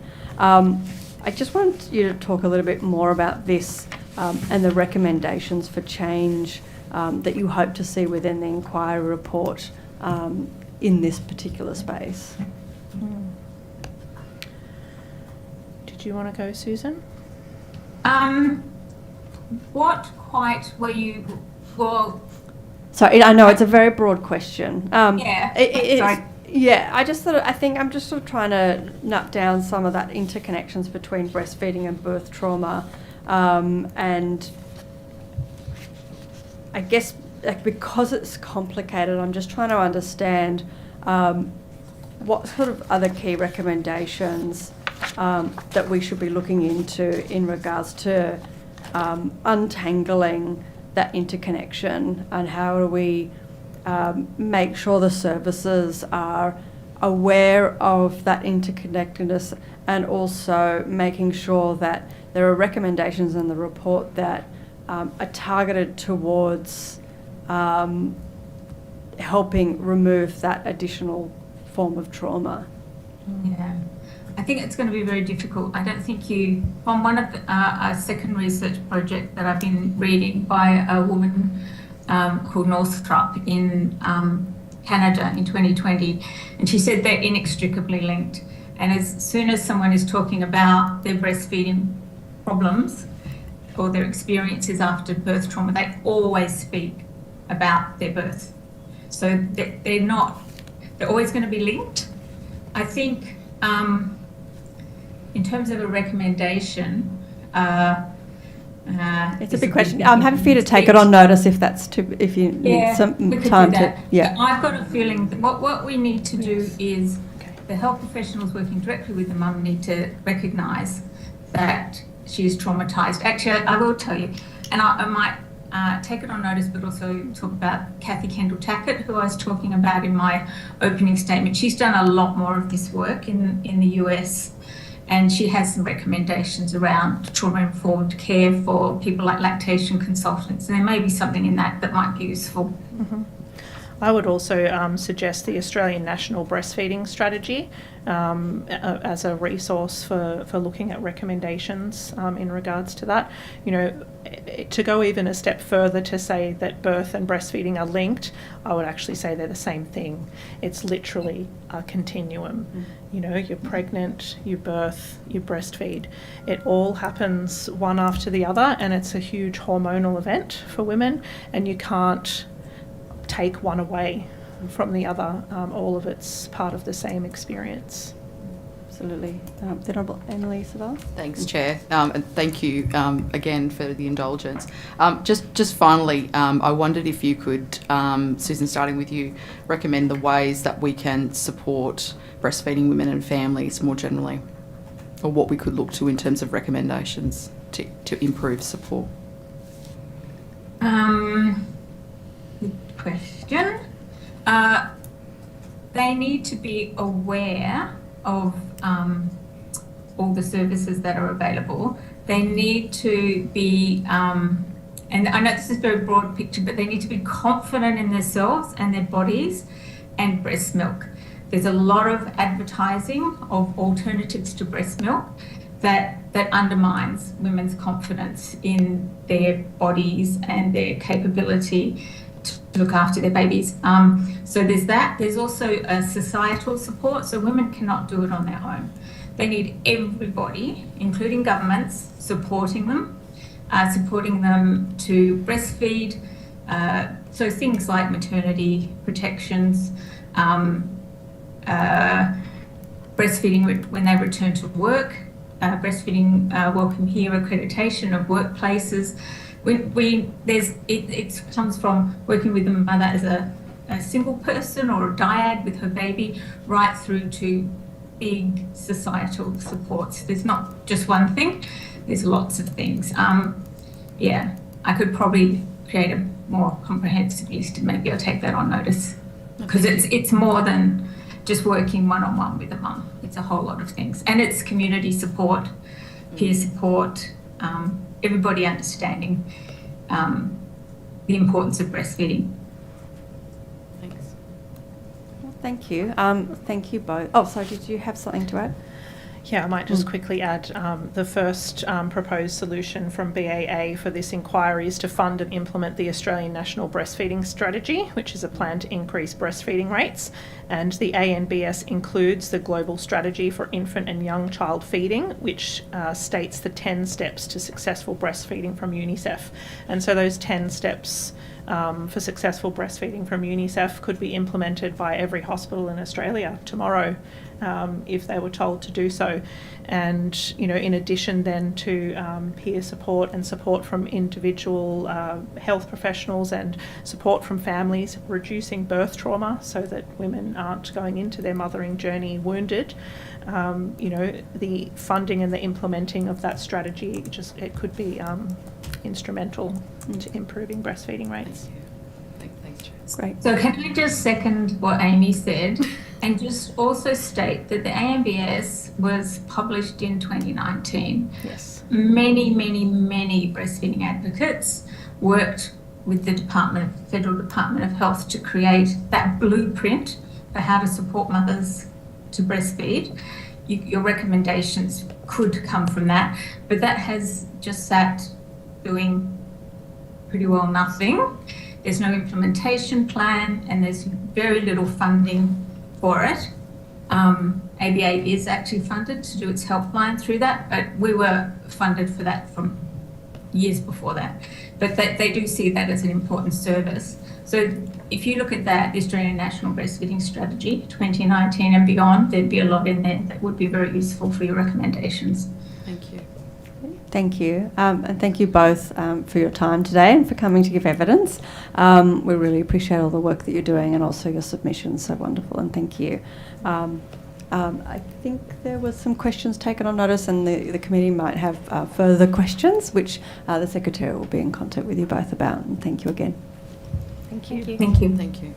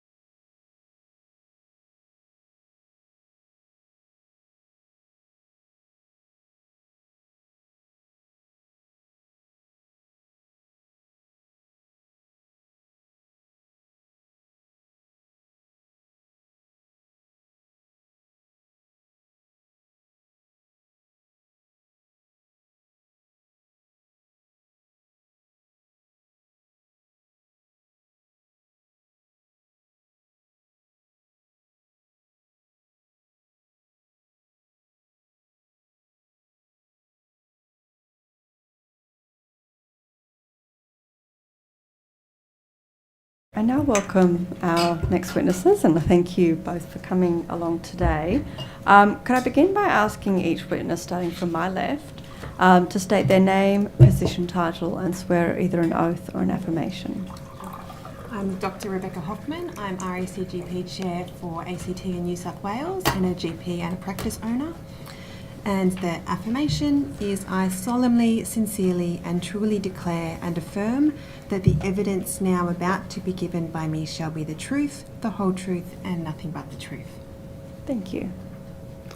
My name is Dr. Isabella Suka. I'm a GP. And the oath is, I swear that the evidence now about to be given by me shall be the truth, the whole truth and nothing but the truth, so help me God. Thank you. And do either of you have a short opening statement you'd like to make? I do, please. Thank you. So, thank you. So, the RACGP is Australia's largest professional general practice organisation. We represent over 4,000 members working in or towards a specialty career in general practice. In New South Wales and ACT, the faculty actively supports and advocates for more than 13,000 GPs working across New South Wales with a commitment to ensuring equitable access to healthcare for all. General practice plays a really vital role in pregnancy and birth-related care, with GPs providing a number of important functions into and relating to pregnancy and postnatal care. The role of a GP is integral to providing holistic and collaborative care during all phases of the antenatal and postnatal periods.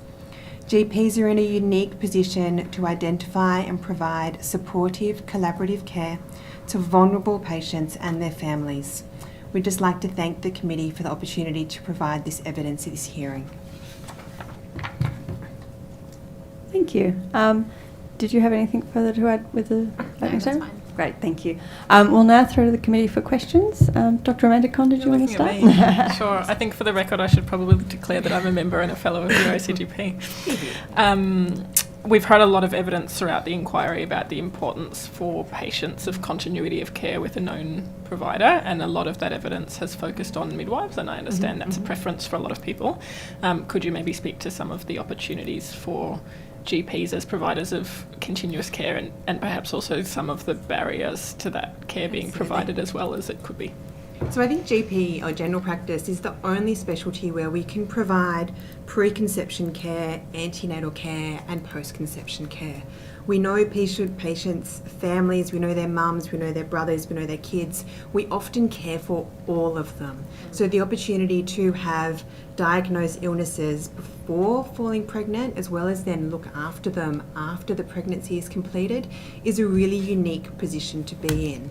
And as a GP, that's where we flourish, that's what we love, that's the care that we really enjoy, is that whole of life care. And I think that's a really lovely, unique position for this specialty to be in.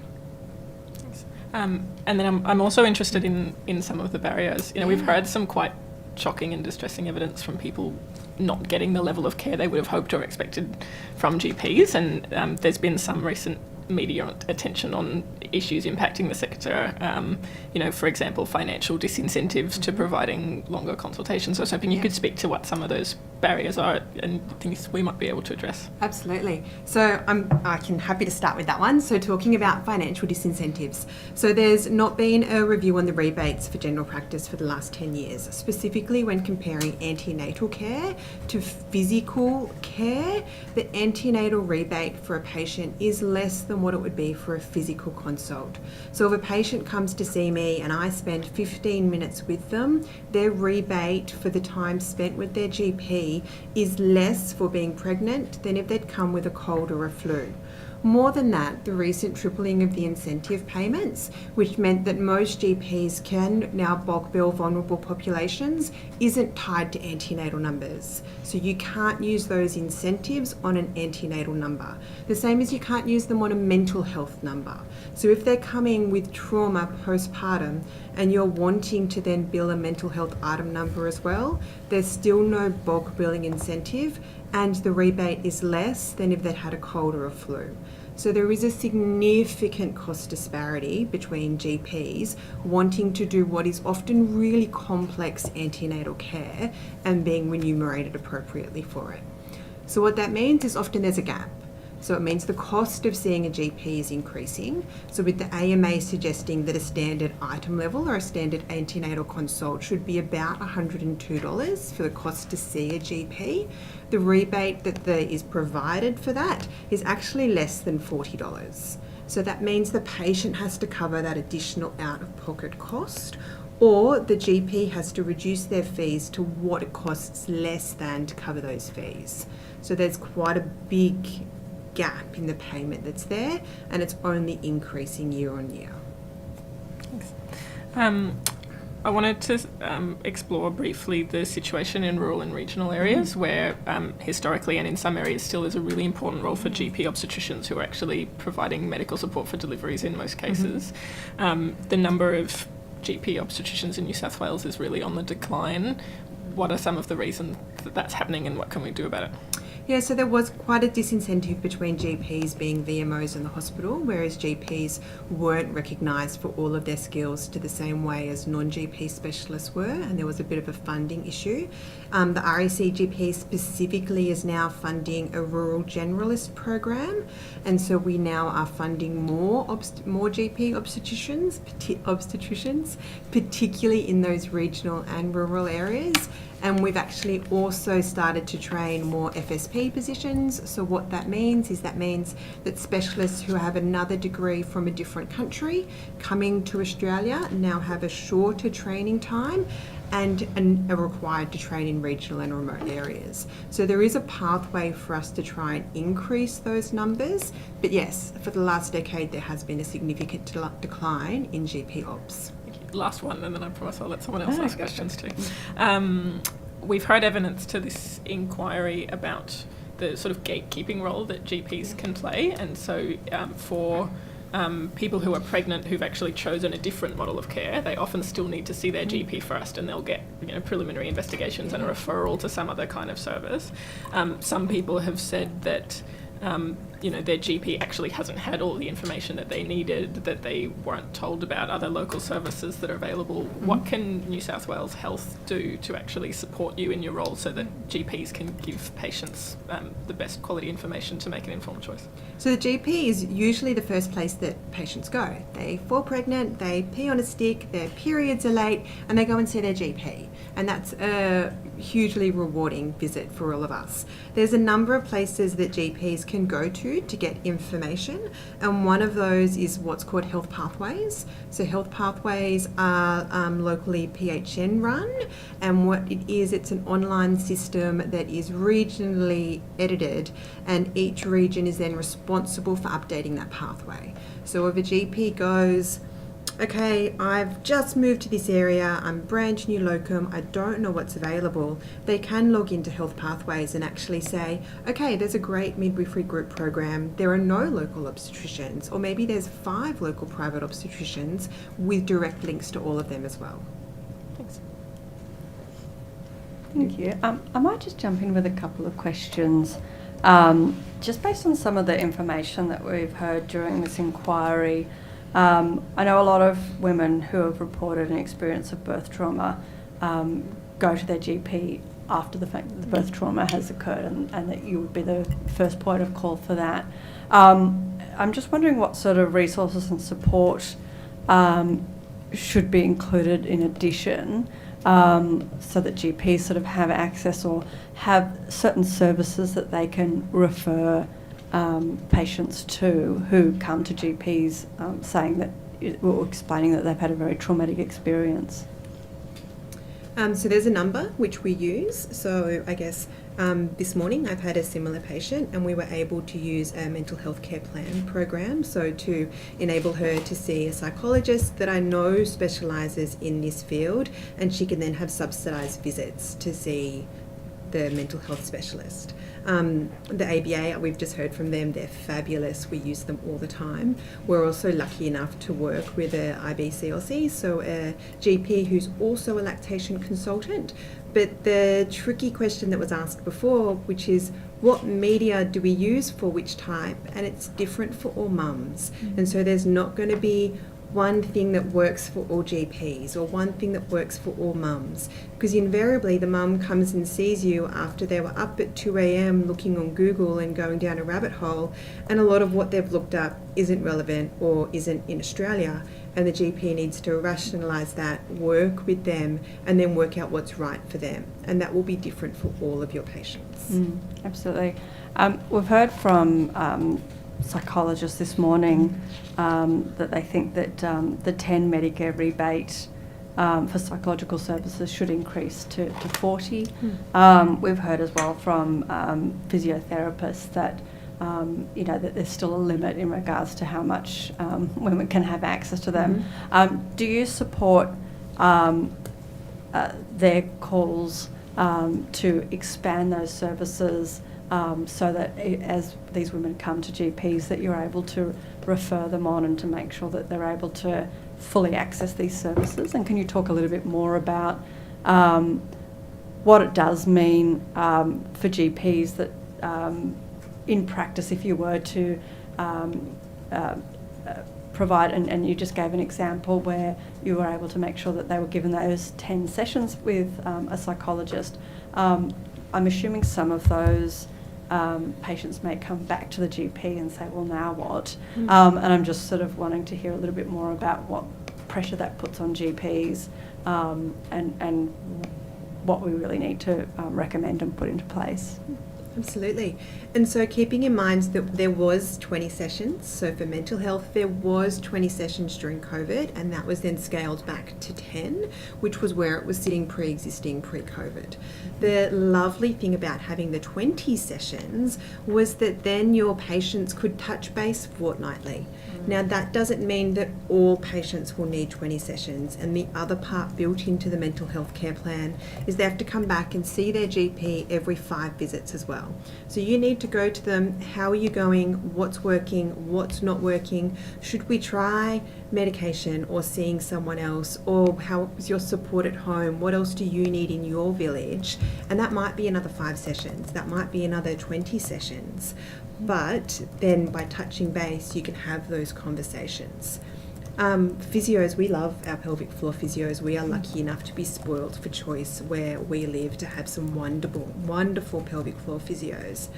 But even if they are eligible under an extended primary care program, then with those 5 sessions, by the time they've used 1 or 2 during pregnancy, that's a really limited number, particularly if they've had a really large birth trauma. And then the out-of-pocket costs that are faced from the physio sessions alone are really significant. And so what sort of changes would you like to see there? Yeah, so I think that changes really need to be targeted and based on the individual. And the GPs are the ones that are often in the place best set to lead that and to be able to decide that. Because not all of my patients will need 10 physio sessions, but they all probably need 1 or 2. So 1 during pregnancy and 1 after pregnancy, but some will need them weekly for 6 months. Some come out of pregnancy in wheelchairs and need some really significant time with a physio.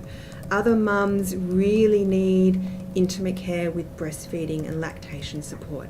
Others really need care with their mental health or may have had increased trauma with domestic violence or other traumas during pregnancy to work through. I think that as a GP for most of my patients, I'm very well placed to be able to sit there and work with them and go, these are the supports available to you, this is what you need, because often they don't know themselves, but GPs working locally in their area know that and know that about their patients. So am I right to my understanding is that it would be good for GPs themselves to have more flexibility in regards to how many Medicare rebated sessions that their patients have, and so the GP can sort of say, okay, you might need 20 psychological sessions, so I'm going to recommend that, and then that way it's not kind of a cutout system for every single person, but rather that's the GP that actually allows that to be tailored, which also sort of stops that whole sort of cap that is currently in place, which obviously doesn't work for many people. Absolutely, because it's never a one-size-fits-all. It's not even a one-size-fits-most. It's every single pregnant patient you see is a different pregnant patient. Thank you. Honourable Sarah Mitchell. I just have one. Thank you, Chair. Thank you both for being here today. I wanted to just pick up a little bit on what Dr. Con asked about in relation to particularly the provision of care in rural communities and regional areas, because as she rightly pointed out, and she and I both live in country areas, that often it is a GP-led sort of model of that healthcare delivery for people having babies.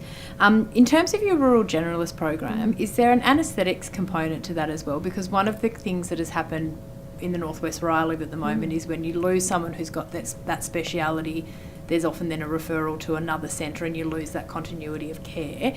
Is that something you hear, and is that part of what you look at with that rural generalist program as well? So the rural generalist program then subspecialise in one area. Okay. They may elect to subspecialise in more than one, but that might be obstetrician, that might be emergency medicine, that might be anaesthetics. Okay. It's unlikely that they would specialise in more than one. Okay. So, but are you hearing from your membership, not just not having enough with the obstetrics speciality, but also with the anaesthetics, because if there is an emergency, then that local hospital then can't manage that case. But is there anything that we could recommend around improving that particular area as well in your expertise? So absolutely. So I've done a stint last year with the Rural Flying Doctors, where you would actually fly into a regional town to provide their pregnancy care. But most of the women in those regional towns would have to leave to access delivery care, particularly if they were planning on delivering before mid-30s, so before 32 to 34 weeks, which means they're removed from their supports, from their networks, often from their other children, to give birth and then go back to the community later. So yes, that's safe because that means they're delivering somewhere that can provide high needs care, but you're losing all of the supports that they've built in their community to be able to do that. Yeah. I don't have a solution for you, but I know for the women I saw there, they really struggled with that. Yeah, yeah. And that's what I hear too locally. So thank you, Chair. Thank you. The Honourable Natasha McLaren-Jones. Thank you. I've just got a couple of questions. And one of it's around ensuring correct information and more information is provided.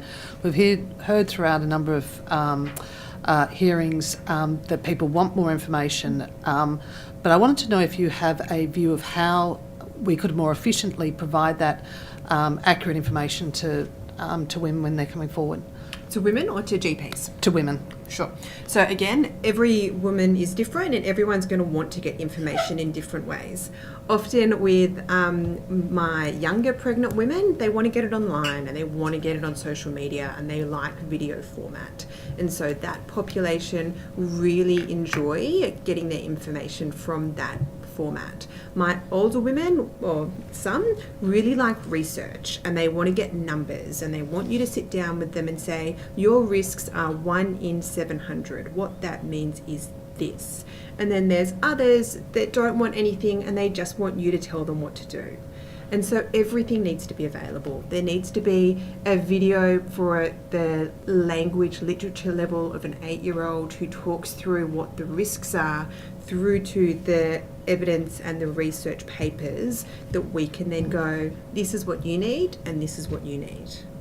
And should that be centralised? Because I'm mindful that obviously if someone is out there looking, Google doctor, they can come with all kinds of research that some of it's accurate, some of it's not. How do you ensure that, does it need to be centralised through Department of Health or through GP Network? What is the best way? And the same with, I suppose, using online and social media as another means. So it can still be state-based information and then regionally localised. Okay. So the information can still be exactly the same, particularly when it comes to risk, for all across the state and then regionally localised through things like health pathways. And the other one is just in relation to consent. And we've heard throughout the hearings a number of individuals have raised concerns about they felt that consent was not obtained correctly. Do you have any advice or view in relation to how that can be improved? And to also ensure, obviously, protections for clinicians as well. Absolutely. So I guess as a GP, we get consent all the time for our patients, whether it's for starting a new medication or putting a marina in or for doing a skin check. It's about making sure the patient understands what you're consenting for and that the risks they're consenting for. And so again, it's having all of the information across all of the levels, because some of your patients won't understand what a C-section means. They will need you to really and specifically give very basic level of information to understand. But the time needs to be there, the respect of the patient needs to be there to take the time to consent properly. And do you feel that GPs actually have that ability now, time-wise, to actually ensure informed consent? I think we take the time when it's needed. So I think, again, there's a spectrum of when you have to take the time, and in emergencies, if your patient has anaphylaxis and the treatment is to give them adrenaline, you may just be saying to them, I'm going to give you some adrenaline now, 3, 2, 1, there it is, because that's the emergency saving procedure you're doing to save their life. But if 6 months earlier they'd come and seen me and said, I think I get a rash when I have peanuts, then we've got much more time to talk about what anaphylaxis is, what EpiPens are, what that is. So yes, consent is very, very important, but so is treating an emergency and... That's fine. Thank you. Thank you. The Honourable Emily Savell. Thanks, Chair. Thanks so much to you both for appearing today and certainly for giving up your valuable time to be here. It's really appreciated by all members of the committee. I wanted to start by asking, so in the New South Wales Health Blueprint for Action in Maternity Services, it states all women should have access to a known GP. And that's something as well that I note was supported by a wide array of clinicians, obstetricians, midwives, or lots of different subspecialties within the sector. Can you recommend to us what we can do to better strengthen and support the role of GPs in maternity care? So our national survey last year has identified that 85% of people have a GP and have a named GP, and most of those actually have seen their GP in the last 12 months. And the problem with that is the 15% that don't are probably our most vulnerable populations. So they're the groups that actively need to be worked with to identify a GP, to have one, and to be encouraged to see them regularly. And the reasons, again, are often financial. Is often that they can't afford to see their GP for routine preventative care or for pregnancy planning because they're paying for accommodation or paying for fuel or deciding what's more important, filling up my car with petrol or seeing my GP. So the reason that people often don't see a GP is that financial component. I would love all of our patients to have a regular GP and visit us every single year to talk about their healthcare goals, their well-being, how we can optimise their health for the coming year. But unfortunately, they've also got a difficulty just paying their rent and their mortgage often. And so for maternity care specifically, obviously that 15% is of the whole population. Is there anything specifically for maternity care that you could suggest that you could recommend that we do in terms of really strengthening that important role that GPs play? Yeah, so I think, again, so GPs are often already where people go for that first port of call. I'd love GPs not just to be that first port of call, but then also have the regular visits along the way. Yeah. So we often see them at that very first visit, and then even if they go off into our 1 to 4 midwifery group programs, we're often seeing them again for their whooping cough and their vaccinations at about the 20 to 30 week mark. And then we see them when they've given birth at 2 weeks, at 6 weeks, at 4 months, at 6 months. So we have got good opportunity for regular longitudinal care. I'd love to see that strengthened. I'd love there to be additional visits that are funded. There is additional funding for whoever is the primary care obstetrician or GP to have a one-off additional visit at around 28-week mark. But that can only go to one provider. And so if the obstetrician is the lead provider, then that rebate will go to them. The GP can't access that funding as well. So if that was expanded so that the GP could also access that funding and the patients were encouraged to see them, then we can talk about pelvic floor and what to expect and to expect the unexpected and their supports at home and all of the other things that GPs can do really well. And so the 2-week and the 6-week visits that you referred to, obviously they're really the crucial time postnatally as well. And you may be indeed the first person that someone's ventured out of the house to see. What can we do to better strengthen and support the role that GPs can certainly play in those really instrumental and key periods as well? So I think most GPs already do a really good job in this space. Often we really love this space. The 2-week visit is currently an optional one. It's when, if they've gone home within the first 4 days of hospital, they're then asked to see their GP at 2 weeks. I'd love that to be a essential one, because getting out of the house at 2 weeks is actually vitally important. One, because they know they can do it then, and often mums and dads and bubs won't leave the hospital unless they have a medical appointment to go to. And so having a 2-week appointment and achieving that and getting out and seeing their GP, to do a weigh-in, to do a baby check, to listen to their heart, to listen to mum, is actually more important than what we've been given credit for. Yeah, thank you. Did you have anything to add to that? No? Okay. No. And just a final question again around the role of our wonderful GP obstetricians in regional New South Wales. What can we do to continue to support this workforce? So I think there's a number of issues that people don't want to go regionally and rurally, and that's probably what needs to be paid attention to. So doctors go regionally when their partner can get jobs, when their kids can be educated, and when they're not on call by themselves and isolated. So it really needs to be places where there's more than one GP obs, that ideally it's shared between 2 or 3, because being on call as a solo GP obs is a really tricky position. But it's more than just the individual, it's the community. It needs to support the partner and their children as well.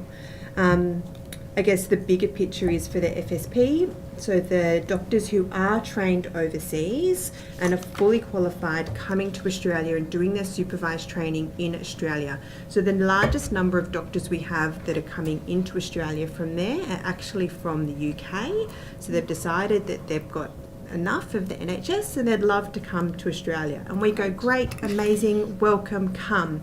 So up until 2 to 3 years ago, there was funding for them to do their supervised training in Australia. We lost that funding about 2 years ago, so now they self-fund. And they self-fund to the tune of about $30,000 a year, and it takes about 18 months to do the paperwork to get here. So in comparison, in New Zealand, it costs them $4,000 and takes 6 weeks. So if you're deciding where to go as a fully trained family doctor or obstetrician, the stacks are weighed against us. That's really interesting. Thank you for that additional piece of information. Thanks, Chair. That's all my questions. Thank you. We do have a few more minutes left. Sure. Dr. Medical. We've had a lot of evidence to the inquiry from people with special interests in particular aspects of maternal care. You know, earlier today we had breastfeeding advocates, we've heard from disability advocacy groups, we've heard about the need for culturally safe care, trauma-informed care, and there's a lot of talk about health professionals should just be better educated. And I appreciate that for New South Wales Health and New South Wales Health employees, it's a very different picture from trying to provide additional education for GPs, because you're largely independent contractors in private businesses whose time isn't actually funded to do this sort of thing. What do we need to recommend in terms of incentives or support to actually encourage GPs to do some of that further training that's needed to provide safer care for all of those different groups? Yeah, so thank you for acknowledging that, is that GPs are independent contractors, they're small businesses themselves, and so they're not paid a base salary by New South Wales Health or by anyone else. They're paid by charging the patient for their time. So we are still required to do CPD, as is all APRA registered staff people, and so we're required to do 50 hours of CPD a year. So what I'd say is make it free, make it quick and effective, and make it online, because all of those things are attractive for GPs. If it's something that we can go, this is a really important topic, it's not going to cost me money and I can do it in my own time, that's been shown to be really, really effective. Thanks. Okay, wonderful. Thank you. Thank you so much for coming to give evidence today, and thank you as well for your time. I think then, I'm not sure if there's any questions on notice, but if the committee has further questions, or if there was questions that were taken on notice, the committee secretary will be in contact with you about that. And we thank you again for your time today. Thank you. Thank you. The committee will now break until 3:15.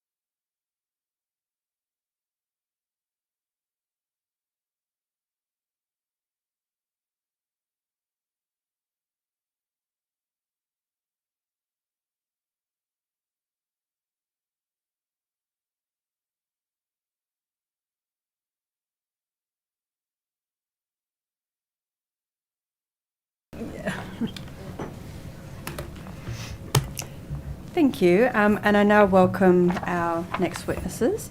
If I could begin by asking each witness, starting from my left, to state their name, position, title, and to swear either an oath or an affirmation.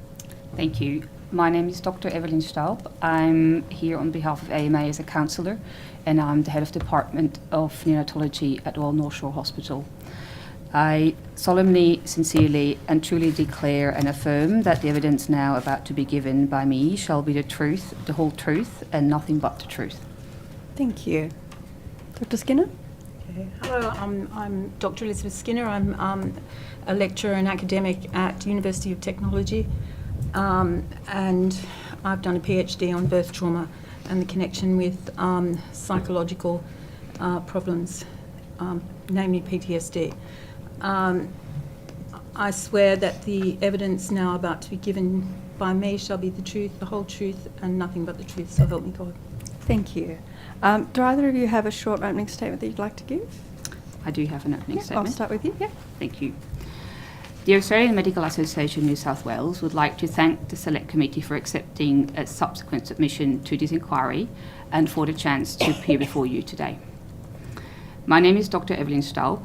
I'm an AMA New South Wales counsellor, and I'm the head of Department of Neonatology at Royal North Shore Hospital in St Leonards. Neonatology is the subspecialty of paediatrics that cares for newborn infants. I have been practicing as an accredited neonatologist for 12 years, 10 of which in Australia, with many more years of training before becoming a recognised specialist. Neonatology teams attend deliveries to help newborns after birth. We are the team for the baby, helping them as required to transition into the life outside of the womb. When needed, infants suffering problems after birth are admitted to the Neonatal Intensive Care Unit, or NICU.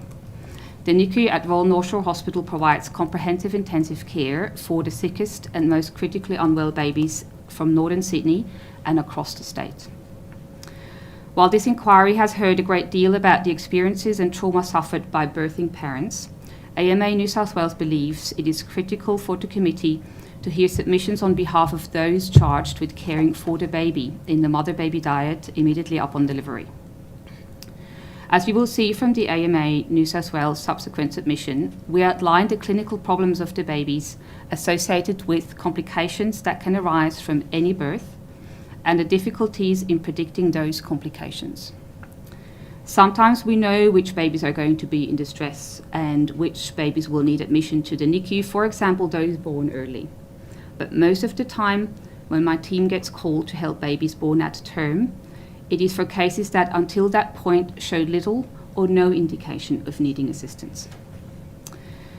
There is a saying in neonatology, and it is a challenging saying, but the saying is, time is brain. Quite literally, with every minute that a baby is in distress during delivery, by which we mean does not receive enough oxygen during delivery, the risk increases that this child can suffer lifelong brain damage or worse. Once a baby reaches this level of emergency, it is vital that specialist care is provided as soon as possible. As minutes tick by, so too do a baby's chance of normal life or a life at all. Many parents are completely unaware what the potential consequences are when their baby suffers from a lack of oxygen during birth, and what the obstetric and midwifery staff do to try and avoid this situation at all costs. One of the most common comments I hear from families whose babies I care for in the NICU is, "We never knew this could happen." This is why AMA New South Wales advocates for increased antenatal education for all parents, which includes how events during delivery can be unpredictable and can require a fast change of tack to avoid adverse outcomes for the baby.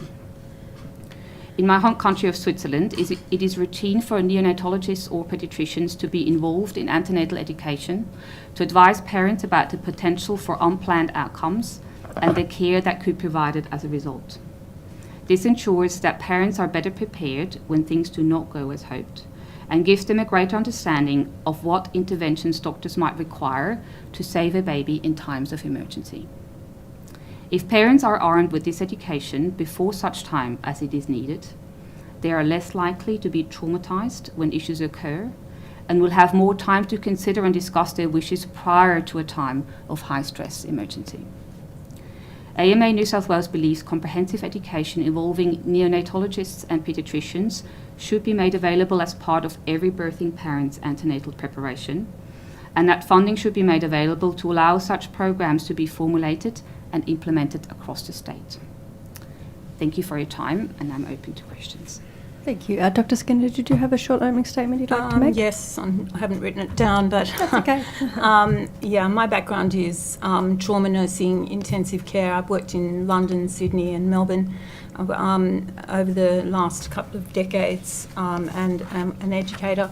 I did a PhD with the Faculty of Medicine in the Department of Obstetrics and Gynecology and Neonatology. I've worked in NICU in several major hospitals, so I totally uphold what you were talking about.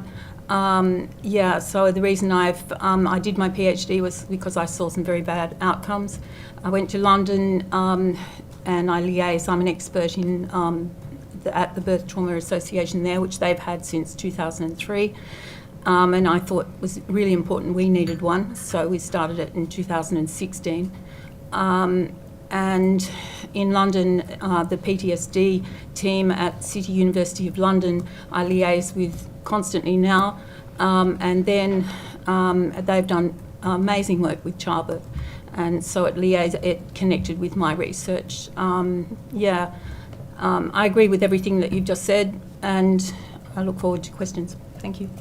Thank you. Thank you so much. We'll now go to the committee for questioning. Dr. Amanda Conn. Thanks so much for being here and for sharing your expertise with us today. My first question is for Dr. Skinner. I was interested in your written submission. You talked about evidence that some management changes that were aiming to reduce caesarean section rates actually ended up increasing the prevalence of perineal trauma. It's very interesting that this inquiry has been going on for several months now, and I don't think we've talked about the Towards Normal Birth initiative in New South Wales, which I'm sure you'd be familiar with. Yes. I was looking it up this morning. Yeah, it was, well, my PhD finished 2019, and it was a big struggle all the way through that PhD, because nothing had been really done. But I can see now it's been changed, and there's a lot of really positive outcomes. Yeah, so I'm interested in your perspective on that kind of top-down directive to either do or not do a particular type of intervention and what impact that's had on birth trauma. I just want, like everybody, the best outcome for mothers. I'm not into it for having total caesarean sections. If there's a big baby unborn and if there's forceps looking like they're going to be used, my research showed that it would be better to have a caesarean section if possible. Yeah, because I did with urogynecologists, and that's what I review with now in London, where the levator ani muscle, which is attached to the os pubis, snaps, and you get terrible prolapses. So you get the vagina has three, the bowel, the bladder, and the uterus possibly, and the mothers don't know that's going to happen. So yeah, trying to look at Caesars to avert that. You mentioned the levator ani avulsion in your answer just now, and we had some really compelling evidence earlier in this inquiry from people who have that injury and the really profound impact it's had on their lives. Do you have recommendations for us in terms of how we can actually pick that up earlier and provide people Definitely. with I think that there need to be guidelines all the way through the PhD. There were no guidelines anywhere, and that's where the Towards Normal Birth came in. It was never mentioned that was happening. The difference between pelvic floor and perineal injury. So with the 40 women I interviewed for 2 years, which was off a huge database from a urogynecologist, and they'd all been examined. There were horrendous stories, absolutely horrendous stories. But 22 of the 40 had OASI, which obstetric anal sphincter injuries, as well as levator. So you asked, the question was how to avert this. More guidelines, information, informed consent. Yeah, we've had a lot about prevention in this inquiry, but I suppose that early opportunities for earlier intervention. and management? Well, that's what I said. The big baby, the first child, which was what the evidence says. That's what London, the doctors I work with in London say, is to avert that by if it's a big baby on board, small person, Asian person. They were the collagen. There's a guy in Bristol that's doing stuff with that.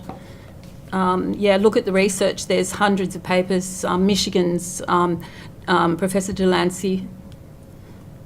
Thanks. And I have another question, if that's all right, Chair, for Dr. Staub, but feel free to both chime in. We've had lots and lots of discussion in this inquiry about antenatal care and, generally people wanting more information. When, in your opinion, is the most appropriate time to provide that, or what modality is the most appropriate time to provide that?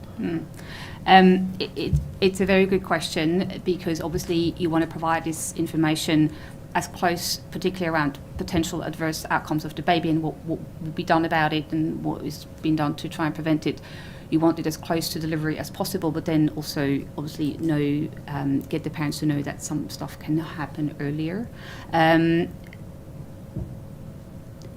don't think there's a right or wrong time point for that, and if there was a curriculum to be developed around antenatal education, we'd work out the appropriate time points, but our point is mainly that somewhere in there needs to be information about what could potentially happen to the baby, without this being a scaremongering, but more in the framework of knowledge is empowerment, and it will help parents to not be so traumatized after it.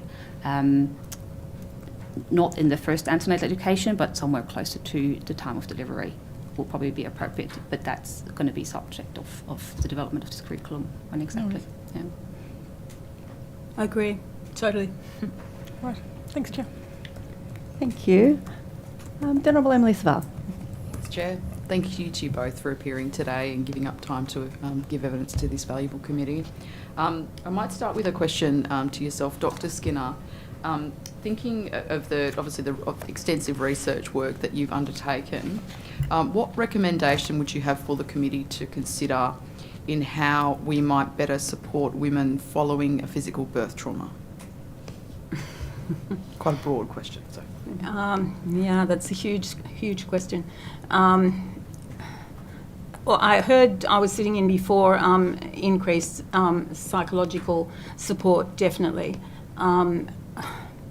It's picking up the signs and symptoms for the nursing staff, the midwifery staff, the GPs to pick up the signs and symptoms, because a lot of it is they give them an EPDS, which is Edinburgh Postnatal Depression Scale.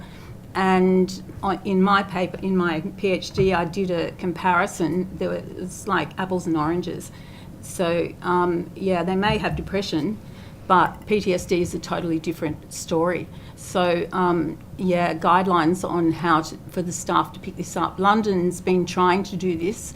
The NHS is obviously having problems, but they're trying to do that. That's City University of London. They're psychologists that I worked with, Professor Ayres, Susan Ayres. You're looking at guidelines, support for the father. The father is often just as traumatised. But don't let them go home with it. Picking up these symptoms, if you're letting people go home and into the community, which is what was happening when I was interviewing these people, it was terrible. So, also a lot of the psychologists, I actually in-service psychologists at one of the places, Gidget House, you might have heard of it. Yes. They didn't even know what levator ani was. They didn't know what pelvic floor injuries were. One woman went to a psychiatrist and they told her she was making it up. And I happened to be they referred her to me, which was awful because she was ready to suicide. So these are really awful stories. So like I said, don't let them go home and implement guidelines. And what London was trying to do, or is trying to do as we speak, is have in-services for all the staff.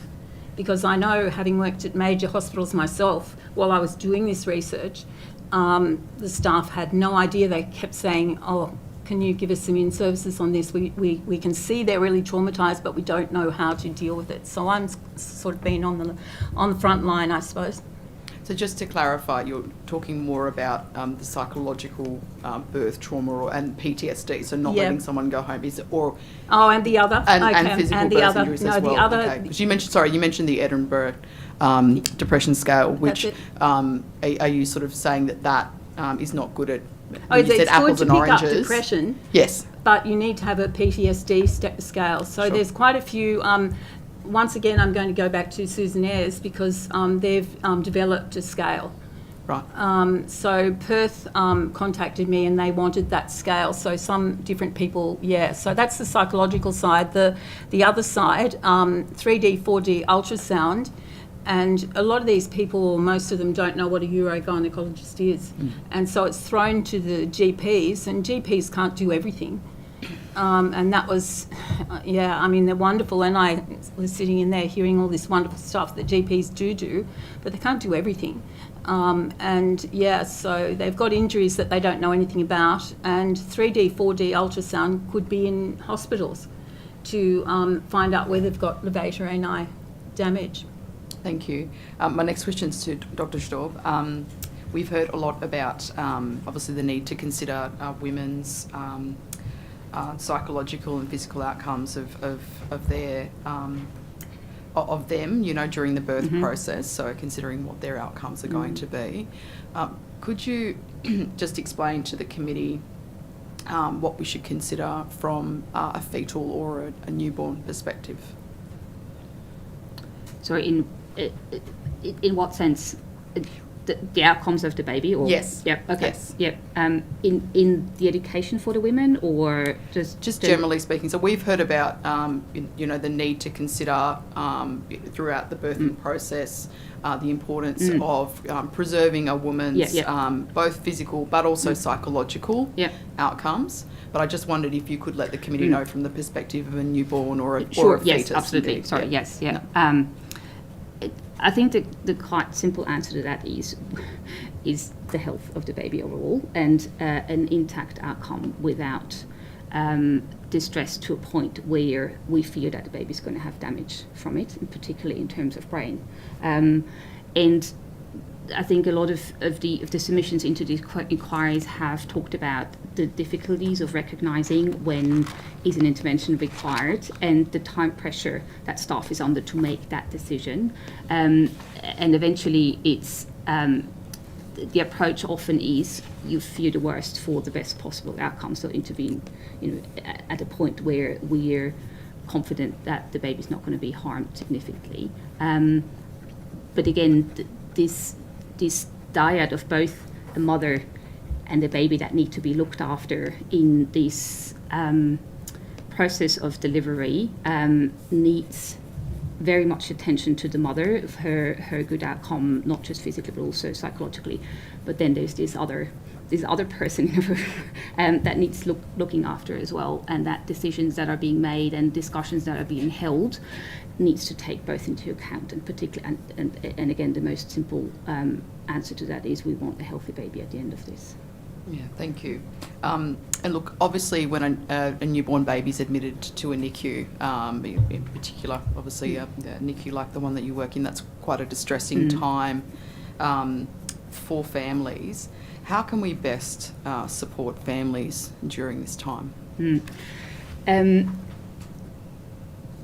A lot of it is good and honest information for the parents, and it is empowerment for them that even if temporary, we take care of their baby, of their most precious little person, that they're still parents and there's a lot they can still do, even though it looks like that we're taking over, but that's not true. They're very much, and we always say that the parents are very much part of the team. They can visit at any hour, and it's not just visiting, it's being there for the babies. It's talking to them, holding them, helping with cares as much as is feasible in the circumstances, and make sure they realise they're the most important people in that baby's life, and we're just there temporarily to make sure baby's fine and can go home with them.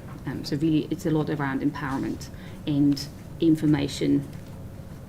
It's very confronting to have a baby in the NICU, and it needs compassionate but honest information about what is going on. Yeah, thank you. I wonder if I could take you back to your previous response, and you talked about the pressures that are on staff, and certainly the time and making. Is this around the in terms of your opening statement that the time is brain sort of? Yeah, I think these are discussions about what potentially might happen to the baby and what the outcome might look like.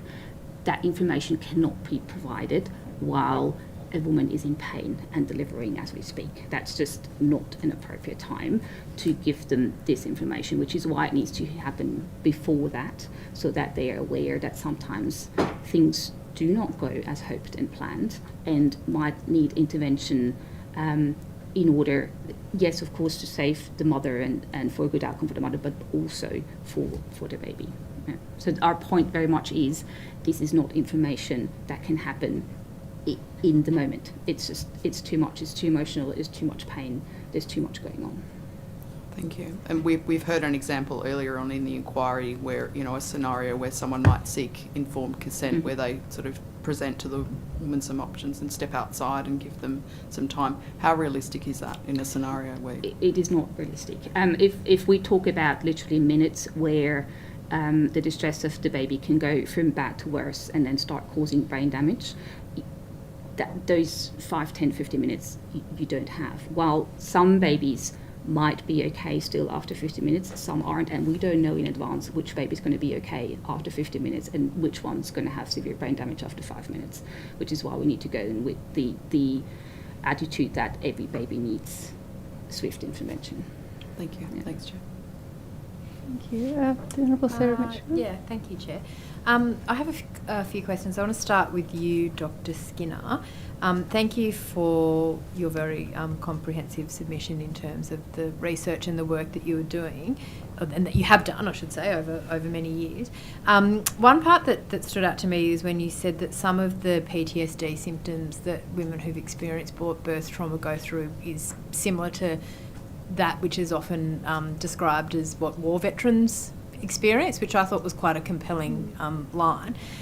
Could you maybe elucidate or elaborate on that a little bit more in terms of, obviously this committee will help in terms of raising awareness of birth trauma, but do you think there needs to be more available in the public domain around what some women experience and how not just health professionals but the general community can be more aware of these issues? Yes, I do. No one was more shocked than me when the women, in the beginning, one of the women said, "Don't tell me I have PND. Yeah. I don't. I have PTSD." And I thought, I've got to get and talk to some really, good people. So that's why I got on to London. The symptoms that they were all suffering from, most of them had 4 to 5 even symptoms. They were re-experiencing it constantly. They were having nightmares. There were avoidance and numbness, which definitely needs to be put out there. There's lots of Facebook pages where people are talking about it, but that's not enough. It needs to be, through the health department. It needs to be formatted. It needs to have guidelines. The staff in the hospitals need to be able to, have guidelines, and that's why Susan Ayres wrote out this tool, if you like, instrument. But for a long time they were using the same one as the war veterans. Which is, terrifying that it's exactly the same. So, one of the chapters that I wrote, I had to go into the history of how that was never looked at properly either for years and years. It wasn't until 1980s or something that was looked at. For the DSM, there isn't anything for PTSD. There wasn't anything for PND until the 90s, and Cox et al. in Edinburgh. It's just way back there. So I belong to an association called the Marseille Association, so I've presented internationally and here, and they're on the same page. But New South Wales Health would benefit or the mothers would benefit greatly, and the fathers. See, the fathers are the silent people. They're watching this. And so you have marital breakdowns, you have sexual dysfunction because of all those prolapses, and they don't know what is going on. So they went into a delivery thinking it was going to be a natural birth and all was going to be good. And yes, sometimes, and I've seen some lovely natural births. I'm not against them, but yeah, these outcomes are a disaster. So that sort of leads me to my second question to you, which was around, I guess, support for partners and the family unit as a whole. In terms of, we've again heard evidence about, how much information people need beforehand, but the role of the partner or support person as well. So where do you think the gaps are in terms of the information that is available for partners throughout this process? Zero. In your experience? Absolute zero. Okay. I spoke to London, I speak to them all the time. I found 7 men who spoke to me for hours, and they tried everything. They tried to talk to doctors. They tried to talk to. This is my PhD was 2015 to 2019. It may be better now. There are some men coming forward with this stuff, but zero. And they just, because their wives, partners were just numb. And they said they were totally changed, absolutely totally changed from, one person before the delivery, one person after the delivery, and there was just no-go zone. So there was zero information. And where do we look? We look on the internet, we can't find it. They're not medical. I suppose in deliveries we often think that these husbands, partners, support people are medical, but they're not. They're not. No, and that's consistent with some of the evidence that we've heard as well. Can I ask you now, Dr. Staub, one of the things that we've heard in some earlier hearing days from other medical professionals has been around, particularly I guess as we're starting to see women have babies older, more fertility treatments, that's leading to more medical interventions that are necessary. In your experience, can you sort of talk about whether you've seen an increase in that, particularly in the last sort of 5 to 10 years, and has that had an impact, do you think, on birth trauma or the outcomes of children, because you do have, I guess, those medical advancements that allow women with other sort of comorbidities or age factors to be having babies a bit later on than they sort of normally would be? The medical evidence is definitely there that advanced maternal age and assisted reproduction does lead to more complications around birth. I can't speak for the obstetric side because I'm obviously on the neonatal side, but even on the neonatal side, we know that their rate of adverse outcomes for infants is higher in mothers with advanced maternal age and after reproductive assistance. So more preterm birth, but also more other complications like gestational diabetes, hypertension that may lead to, say, growth restriction in the baby, more monitoring required after birth, and therefore also more admission to the neonatal intensive care unit. Yeah. And do you think, again, it's a sort of general question, but in your experience, that the mothers or women are prepared for that potential not complication, I'm not finding my words very well. Are women educated that maybe there is a higher risk related to their personal circumstances? Some, but definitely not the majority, I would say, from my perspective. Again, I'm speaking from a perspective where I meet these families in that worst case scenario where the baby needs to come to the NICU, and I can't speak for all of those that I never get to meet, and I hope that they were aware of it, but very many that come under my care and the care of my colleagues will say we never knew this could happen, or we weren't aware that this is potentially a problem, even though they say, yes, I knew my baby was small, but I didn't realise what then happens after if the baby's small, as in they get cold, their blood sugar's low, they don't feed well, and hence need admission to the NICU, for example. So that bit kind of then doesn't happen. And so do you think in the, and again, I know this has been touched on a little bit, but in some of that prenatal education space, and I think it's something the committee is grappling with in terms of how much information and how much is too much, and statistics can be interpreted different ways depending on whether the way you look at things. But is there a gap in terms of, I guess, the information that's available, particularly to people who might be in a higher risk category, and could that be improved? I feel from my perspective, yes. It is a fine line between providing good information that's valuable and scaring people, and we don't want to do that at all costs. Absolutely not.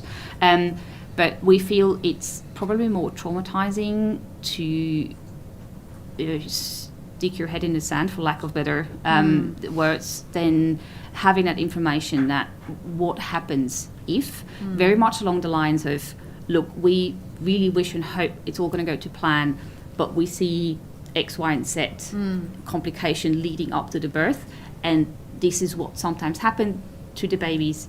If it happens, we're there for you. Yes, it might mean temporary separation, but you're still that baby's mum. Please come with us to the NICU. We'll show you this is what you can do for your baby while it's in the NICU. Sort of this empowering education, rather than, you're 40 and this is going to happen to the baby. We can't do that. I mean, and obviously every circumstance and every birth is absolutely different. Yes. And again, not the same information might not be valuable for in the same way for every parent. But by and large, coming from that experience that so many parents tell us, this world is completely new to us. We didn't even know you as a specialist existed. I think just speaks for a larger demand, larger requirement of some education in that space. Yeah, thank you. Thanks, Jen. Thank you. I might just follow up a question, Dr. Staub, from something you said earlier today during your evidence. I think you were talking about, a window of 5 to 15 minutes, to give families that time to make a decision or for informed consent could lead to different outcomes for that baby. At the same time, during this inquiry, we've heard from women. We've heard a range of different stories. One story that really comes to mind is a woman that was told that she needed her baby was in distress and she needed an emergency C-section. And as she was wheeled in for surgery, the doctor said, "We're going for our dinner break now and we'll come back and do the surgery an hour or so later." I mean, how do we marry this up? I mean, if we're hearing, 5 minutes could make a difference, but then it's okay to also in emergency have a dinner break and come back in an hour. You can sort of see how some of these stories aren't matching with also what's being said on the other side, and that's what's leading to a lot of confusion and distress, I think. Absolutely agree. I'm not sure I can comment on the dinner break situation. Again, I'm the neonatologist, but I completely understand where you're coming from. I think from my expertise is the one from the neonatal side. I get called when it gets dire. So I get to see very few, very normal, beautiful births. But I do get called to situations where an emergency cesarean section had to happen, but then the baby comes out and is lovely and is doing really well and can stay with the mom. Again, I don't think I can comment on this because it's very much obstetric decision making. And I think the only thing I can say is that all the tools that we have to monitor babies during delivery are not perfect. And I think herein lies the difficulty. Would I be right in sort of saying that, that whole idea of informed consent and information ideally needs to be provided before there's any kind of extreme emergency, so that's in place particularly for those times when someone like you might be called in where it is a really extreme emergency and there may not be time. However, and my understanding from having heard from a few witnesses now, there is a bit of a scale, and so there are sort of low-level emergencies, and in those sort of situations, consent and information and possibly time in some situations should still be incorporated and reconfirming that consent and information where we can, but the consent for extreme emergency situations where specialists like you come in should have been obtained prior to ever being in that situation. absolutely agree. Whenever possible, there should be a discussion around, this is what we're planning to do. Are you okay for us to do this? Absolutely. And I think I'm coming more from that side of this absolute emergency, where it is really hard to gain that informed consent because it is so stressful. And I believe there was a statement before us in the session before us where one of the GP representatives talked about the situation of anaphylaxis and giving adrenaline, where you just do what you need to do in order to avoid adverse outcomes. And that's when this perspective and consent is important, where the consent in the moment is really difficult. And then with hand of heart, we can't say this is informed consent. This is just trying to save lives. Yeah. Yeah. I think the other thing as well that sort of has come up a lot is just this sort of dialogue, and it's not sort of specifically to this session or your evidence, but something that's constantly sort of coming up throughout this inquiry is, you know, this whole idea that there are two patients. And my understanding from a lot of the individuals, mothers that are coming forward is, you know, obviously they want their baby prioritised, but they're also recognising that when the baby is prioritised and they aren't, that creates the trauma and that causes long-term impacts for that relationship, that really important relationship in those early stages straight after birth. And obviously sometimes that's completely unavoidable. But I think what a lot of these individual mothers are saying is that we need to make sure that they're treated equally rather than, you know, only prioritising one patient or one patient over the other. How do we get there in your area to make sure that there's no accidental trauma that can affect that bond? What are things that are avoidable that we need to change in the system?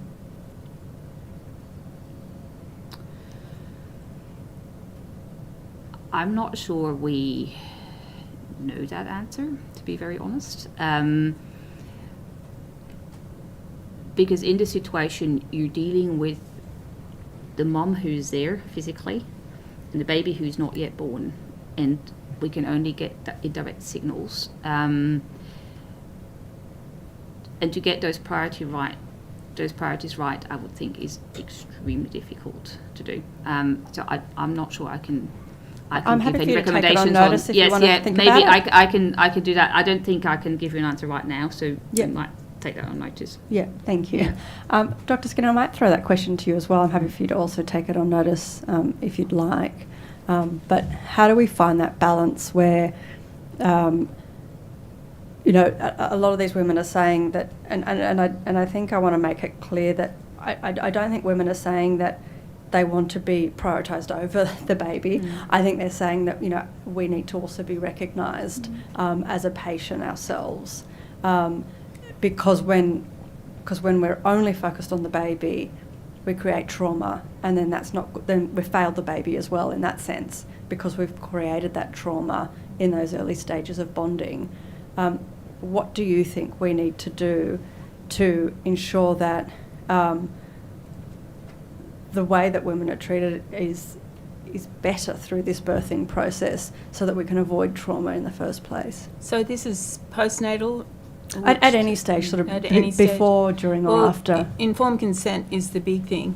So, and we've got risk factors. So, and they're international urogynecologists that know this. So I think the guidelines need to be formatted, and we don't want to, as you know, we're saying we don't want to frighten them, but the mothers all said we wanted to know. We don't know what a rectocele is, and that's what we've got. Our bowel is prolapsed. We've got all these things, and you're talking this language that we don't know. So I think the guidelines, there's hundreds of papers that are written, international peer-reviewed, and I review them too. So I think we need to have informed consent. Just as if I'm having, I don't know, a toenail removed, that I'm getting informed consent, but not in a state where you're going to frighten them, but in the antenatal period. And I know there's a lot of great doctors out there, obstetricians at some of the hospitals that are doing just that. They're saying this is the way it could go and this is the way we don't want it to go. And I think that's good, because I was, recently listening to that sort of stuff, and the mothers were saying, they told me that I would probably end up with a Caesar. So I think, is that clear? That's useful, thank you. And I've just got another question for you, Dr. Skinner. You've obviously done a lot of research in this space and now run that postnatal educational service for women who have endured vaginal birth damage and also emotional trauma. I assume you've set up this service because there was a gap in this sort of care. And I'm just wondering what sort of additional services and supports are needed to be available to women across New South Wales and regional and rural, as well as Sydney, that have experienced physical or psychological birth trauma.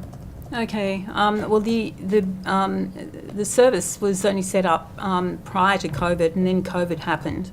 It was set up because Perth, the people in Perth, St John of God, wanted that research, and they heard me speak at a conference, and they said, can you teach all of it? It was originally set up to teach professionals, health professionals. So I was psychiatrists, psychologists, it was also social workers, it was a whole gamut. And so I did that online. I haven't done a lot with it. And funding, there's funding. I know that's the dirty word, but yes, it's to help parents, but I think often parents, I haven't done a lot with it, and the parents that contact me are often too scared, and they feel shame.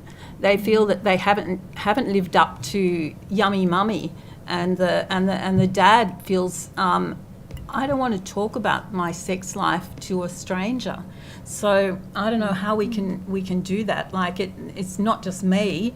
I would love a lot of people to come on board here, and and teach our nurses how much. Well, that's what I'm in the business of teaching, to know all this and to walk alongside this. So it's a drop in the ocean, the stuff I did at the moment.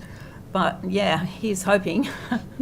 So you'd like to see obviously some more funding for that service to really roll out. Absolutely. And what would funding do? What sort of support service would?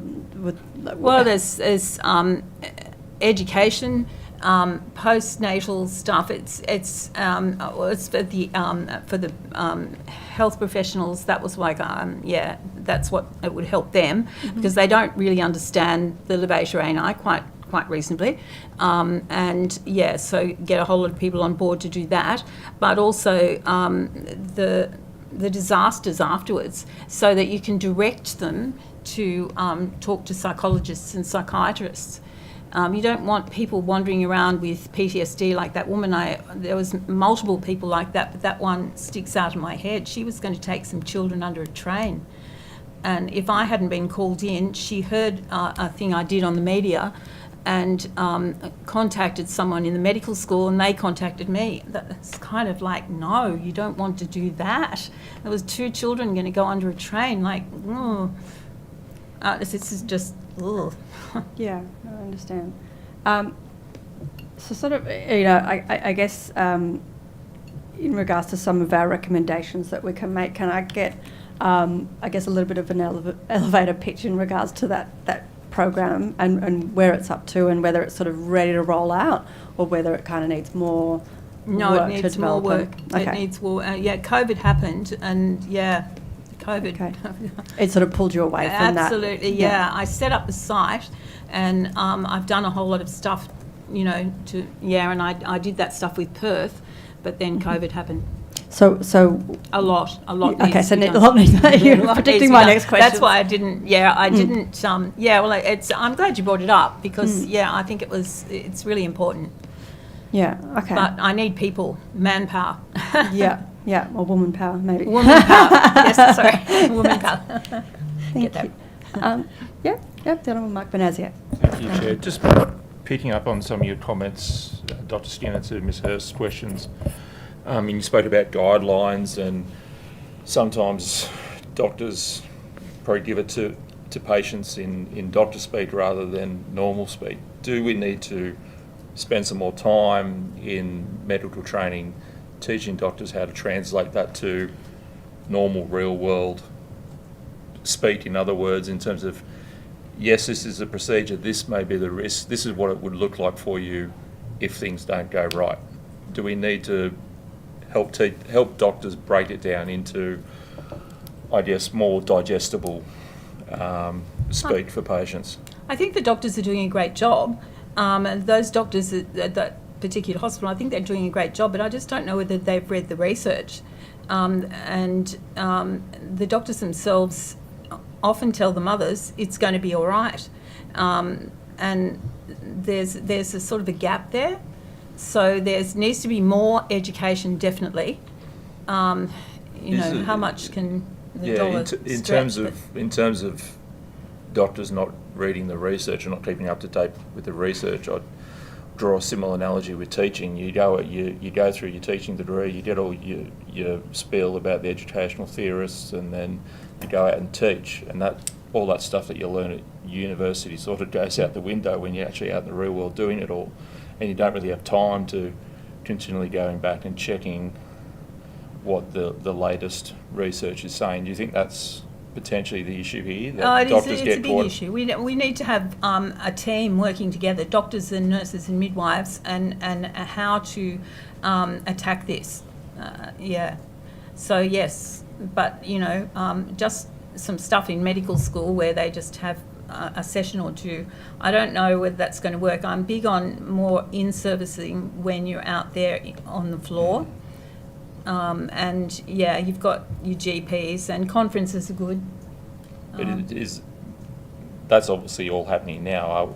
Do we need to obviously do more to make sure that we're hitting the mark? Because you're saying that you're getting doctors that aren't actually knowing the latest research. So the mothers I'm only going by all the sites that are growing on all the different Facebooks, etc. They're still there.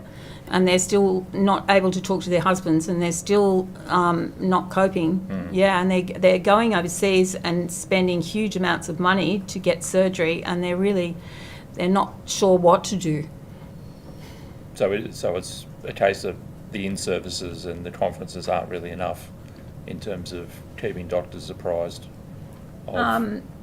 And like I said, listening to the GPs before, and I've worked with GPs. They're fantastic people, and all the neonatologists. There's only so much we can do. I think, some guidelines of how to approach mothers antenatally and postnatally, and fathers, because the father's always left out.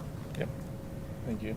Thank you. The Honourable Emily Savell. Thanks, Chair. Just a follow-up from me regarding workforce, which, happy for you both to answer. But I've just specifically the example that you gave, Dr. Staub, about ideally neonatologists or paediatricians providing some of that antenatal education, which is sounds amazing. But in a world where we exist here in New South Wales and the shortages, or the lack of paediatricians and neonatologists that we indeed do have, and your comments earlier just about you're a finite resource.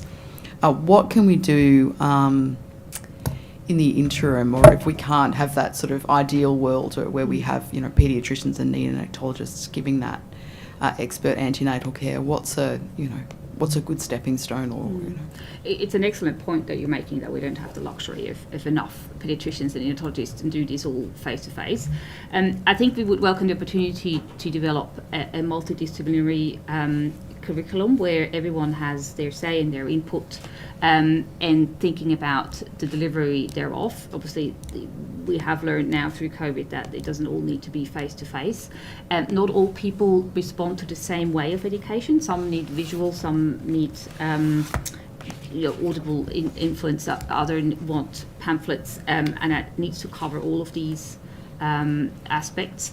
But we would definitely welcome a chance to work with New South Wales Health on this sort of education, and also tailor it to particular situations. A woman in the inner city of Sydney is not the same situation than someone who lives regionally or rurally, where we need to talk a lot more about the setting of birth, and there might be a need for the baby to be transferred out by nets if the need arises, whereas someone delivering at North Shore might not need that, so it needs to be tailored to particular situations. Did you have anything to add, Dr. Skinner? No, I agree. I'm just wondering again, if you'll indulge me in a follow-up question. I'm just thinking of my own experience and during a tour of the NICU ward prior to having my baby, who was at high risk. But whether or not that should be an option, at least, given what you've also said about not knowing who you're going to see. Yeah. You know the high risk, but there's also a cohort that you don't anticipate needing to see, and for them it could be even more traumatic because they haven't had the benefit of the lead up. Whether that would be something that would be at all useful or beneficial in that antenatal period also. Absolutely, and I'm really glad to hear that you had the opportunity to have that NICU tour, because Shout out to John Hunter Hospital. Thank you. It is quite confronting if you've not had warning, and absolutely even more so in women who've never even heard of a NICU existing. There is a number of NICUs now who have virtual tours available on their websites. Awesome. So things like that definitely could be incorporated into that curriculum. It needs some visual input, absolutely. Words are often not enough. It needs that visual impression of what a baby looks like in the NICU. Absolutely. But then people also need to know that the virtual tour exists. Yes, and is absolutely. An option So it needs to be part of that information. Absolutely. I couldn't agree more. Yeah. Thanks, Jen. Thank you. Is there any other further questions from the committee? No? In that case, thank you both so much for coming today and providing evidence. We really appreciate your time. If there was any questions that were taken on notice, or if the committee has any further questions that we didn't ask you today and we think of later, the committee secretary will be in contact with you about those. So thank you very much again. Thank you. Thank you both.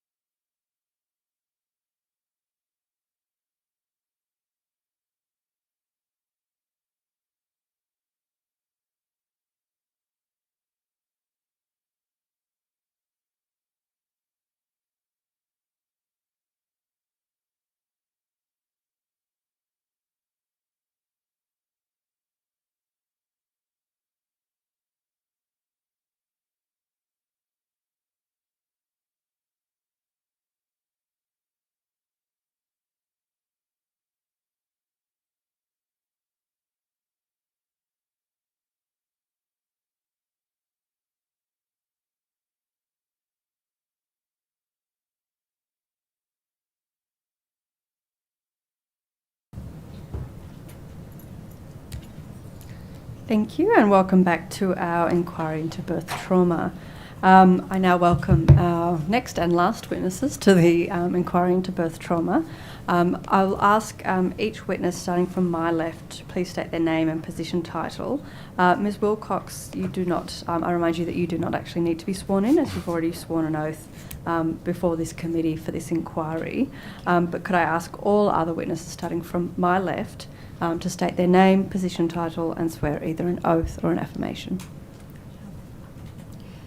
So my name's Jacinta Selby. I'm the Principal Midwifery Manager for Sydney Local Health District, and I also manage the Concord Midwifery Group practice. I swear that the evidence now about to be given to me shall be the truth, the whole truth, and nothing but the truth, so help me God. Thank you.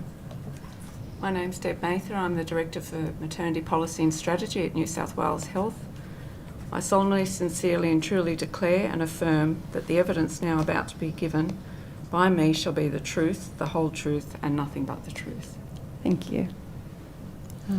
Andrew Pesher. I'm the Clinical Network Director of Western Sydney Local Health District in Women's Health. I solemnly, sincerely and truly declare and affirm that the evidence now about to be given by me shall be the truth, the whole truth, and nothing but the truth. Thank you. Hello, my name's Julie Swain. I'm the Deputy Director of Nursing and Midwifery at Westmead Hospital for Women's and Newborn Health. I solemnly, sincerely and truly declare and affirm that the evidence now about to be given by me shall be the truth, the whole truth, and nothing but the truth. Thank you. To begin, do any of you have a short opening statement that you'd like to give? Yep. Yep, I'll start with the... It's a test of whether a doctor can read his own handwriting. Thank you for the opportunity to appear as a witness and make an opening statement. I appear in my capacity as Clinical Network Director. I've been an obstetrician for 36 years. I've worked across the spectrum of obstetric practice, including rural, metropolitan, private practice, public hospital maternity service, including as a collaborating obstetrician working with privately practicing midwives, as well as public caseload midwives. When I trained, all of our focus was on decreasing perinatal mortality and long-term severe disability. Though this is a clear objective, unfortunately, we've always had to work with significant uncertainty when risk escalates and less than perfect tests of fetal well-being, and the risk of catastrophic outcomes that is the responsibility of the clinician induces a whole lot of stress for the clinician as well as the woman and her partner. It's clear that in our pursuit of what we have seen as maternal and fetal safety, we have failed to respond to the needs of many women. Continuity models of care are a significant step forward in addressing this, as my experience, as well as the research, demonstrate that care from a known and trusted caregiver is likely to be perceived as caring and understanding, and decreases the perception of a failure of care. In Western Sydney, we've attempted to improve continuity of care, including being one of the few districts with credentialing for privately practicing midwives, a significant caseload midwifery program. But in spite of this, when risk escalates, it is likely that an obstetrician will be responding to that at the time, and that obstetrician has likely never had any real contact with the woman previously. And it's a challenge to ensure that women in this situation feel that they're being listened to and take an adequate role and participation in the decision-making process. We've heard much in the way that antenatal education can improve the situation, and I agree with everything I've heard, but in my view, we also need to recognise the difficulties facing clinicians in situations of significant risk escalation, and especially when recommended care options significantly differ from women's stated preferences. I believe this is something which can be addressed, that education can address this, and it hasn't been so far. And one of the priorities that I think we should focus on is in the area of clinician education in this area of escalating risk and how to communicate appropriately at the time without overstating risk but not understating it and making sure a woman understands. Thank you. Thank you. Ms Wilcox, did you indicate that you also had a statement? That'd be great, Chair. Appreciate that. Thank you. And thanks for having me return today. I just wanted to say we have had representatives from the Ministry attend every hearing since the inquiry started, and we've read every submission. I haven't personally, I can confess, but my colleagues certainly have, and I've read many also. I think all we can but say is we've all been moved personally and professionally by the stories that have been shared and the information given by some very brave individuals, and we're very grateful to them for that. We're obviously equally sorry that the care for those people as their stories were described didn't meet their expectations or the level of care that they should receive, and on behalf of the Ministry I again apologise for that. I suppose if there is an upside to any of this, some of the information we've heard and the stories that have been shared have really strengthened our resolve on the reform agenda that we'd set sail on, slowed up by COVID, but our blueprint into connecting, listening and responding, a blueprint for maternity action. Many of the things that around 18,000 people responded to surveys at the time, a number of 1,000 face-to-face consultations with groups. It really has, what we've heard, validated the work and the priorities that have come out of that earlier consultation. So there is some comfort, there is some alignment around the issues raised. Our job now is to get on and to make sure that we implement this work as effectively and as swiftly as possible.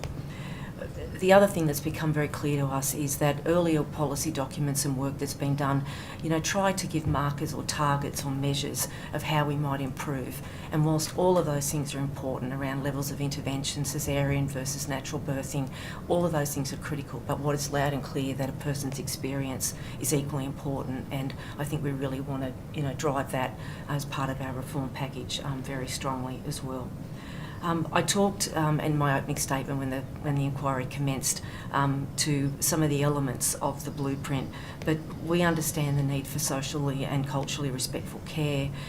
We understand it's important, obviously, to have healthy outcomes, as Dr. Pesci has talked about, and continuity of care, particularly in midwifery. We understand the need for information to make that consent real and meaningful, and we know that women want choice. And it's just how we as a system enable that choice to be present and all of those other factors done in the safest and most holistic way possible. And as I said, it's our job now to get on and implement the blueprint.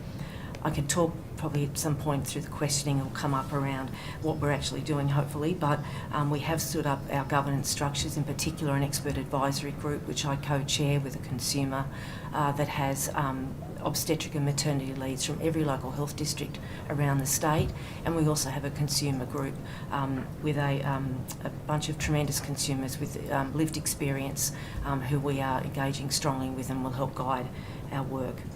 So just again, thank you for the opportunity to return today, and again to acknowledge the women who have shared their stories and the submissions that they and many other groups and individuals have provided. It's very much appreciated, and again strengthened our resolve for what we need to do.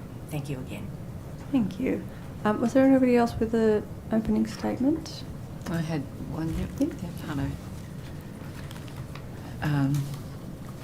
Because I knew there was a strong emphasis on continuity of care, so I wanted to just share with you what is happening in our district.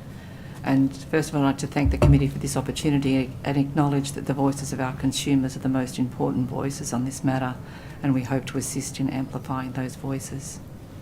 At Western Sydney Local Health District, it's one of the largest LHDs in New South Wales, with around 10,000 births per year. There are currently just over 400 FTE midwives across the district, and 65% of those work in part-time capacity. We have been leaders in implementing continuity of midwifery care models and aiming to meet the need of our diverse community, many of which have complex health and psychosocial needs in the context of predominantly low socioeconomics. At my hospital, Westmead Hospital, is a maternity tertiary referral hospital and one of the largest maternity services in New South Wales. It's been at the forefront of implementation and evaluation. Westmead has grown its women-centred collaborative continuity of midwifery models for women from diverse backgrounds and health needs, with close to 30% of the women now currently receiving care within the continuity model. And I know that Dr. Pesh mentioned that earlier. The models include one called Dragonfly Caseload, which is Aboriginal specific, There's a MAPS model for first-time mothers, a MAPS model named Pearls for women with complex pregnancies. We have publicly funded home birth MGP. We have student midwife MAPS Smile clinics, and we also have antenatal midwifery-led clinics for Chinese and Dari-speaking women. And we know that there's a lot more that we can do with more capacity and capabilities. These models have been able to demonstrate impressive clinical outcomes and compare to state and national figures and sustain maternal satisfaction within these models. Westmead, as you know, is unique as the only service in New South Wales to provide access to privately practising midwives in collaboration with a senior obstetrician. And this expansion, this highly valued and trauma protective model, has its limitations in regards to some policy infrastructures and the insurance for midwives and different funding models.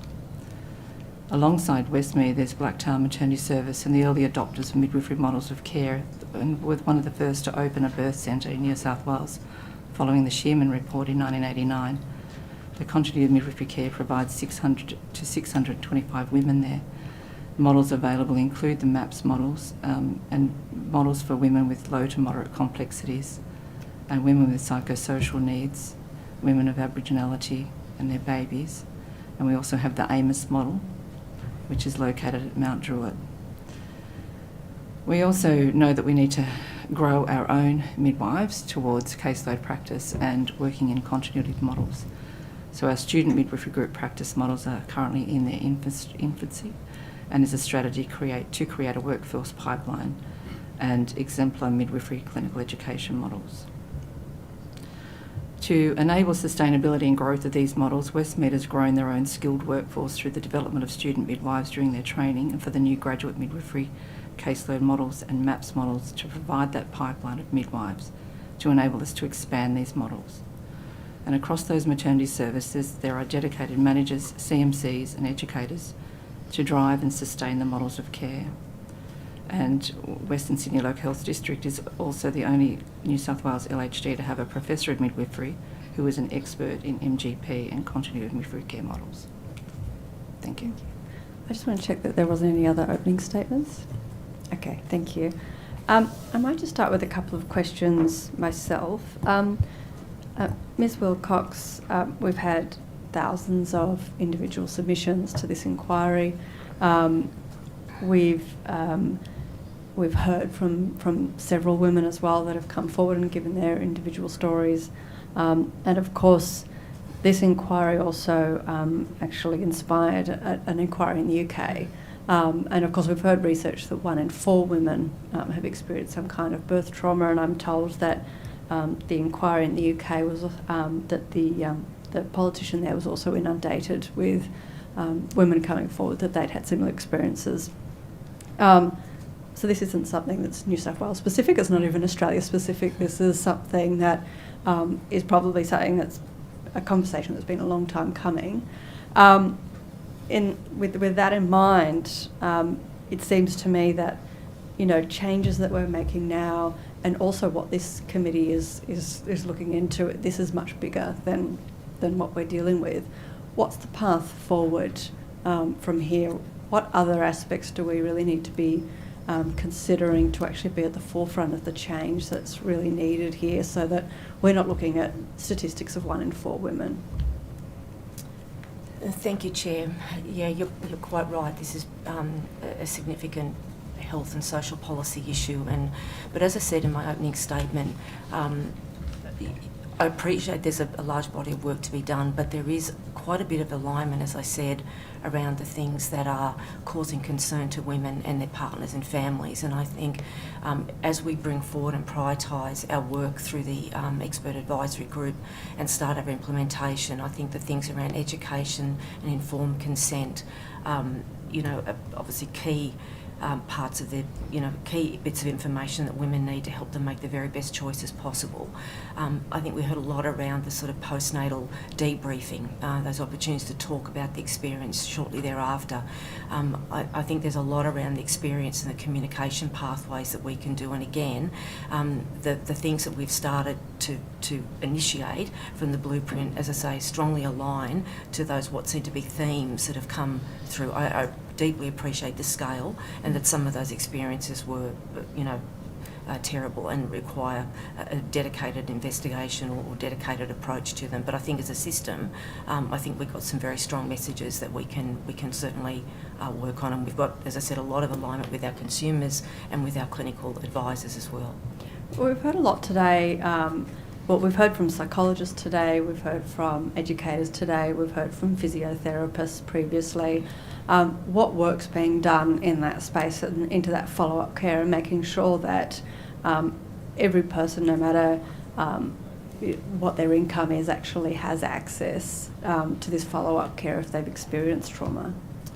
In terms of physical trauma, there would be an opportunity for debriefing with the clinical staff, and there are experienced counsellors and psychologists available. Now, I acknowledge there are workforce pressures. I wouldn't say that the scale of that level of allied health support is equal across our local health districts, but it is available. In terms of physiotherapy support as just one component of the physical support, we do have publicly available physiotherapists in our local health districts, and referrals can be made during pregnancy to ensure that those follow-up appointments do occur.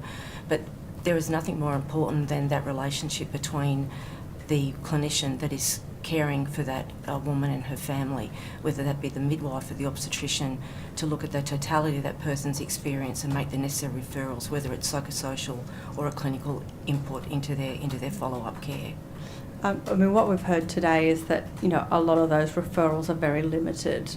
We heard from GPs as well that they're limited on the number of, for example, psychological sessions that are available to women. Is there any work that's being done to make sure that there's more availability there, or is that something that this inquiry needs to look at in regards to recommendations federally? I might throw to Ms Mather in relation to the specifics around the follow-up care, but in terms of GPs and access to psychologists, those are Medicare billed psychology appointments through the Commonwealth Government. Obviously we're in a position to make representation in that regard, but what's in our gift to do something about, but I'll ask Ms Mather to talk to those. Thank you. Thanks, Steve. And can I just say, as my first opportunity to talk to the committee, I have been at 4 of the last 6 hearings. Unfortunately, I couldn't make the first 2, I was on leave. So as a midwife in the system for over 35 years, obviously these stories and submissions that women have shared have been very distressing, and certainly keeping us focused on the work that we need to do. And I just want to echo what Ms Wilcox said in the opening statement, but assure the committee that the work we're doing is keeping front and centre around what we've heard through the inquiry. So thank you for allowing us to come today and share some of the work we're doing. If I can just pick up on the psychosocial issues, and certainly I think what you're asking, Chair, around that follow-up. So we have had psychosocial screening in place for many years, a couple of decades within New South Wales, and we're actually reviewing those at the moment. So you have heard some of the conversation around the antenatal risk questionnaire and the screening we do there, and then doing that postnatal screening as well.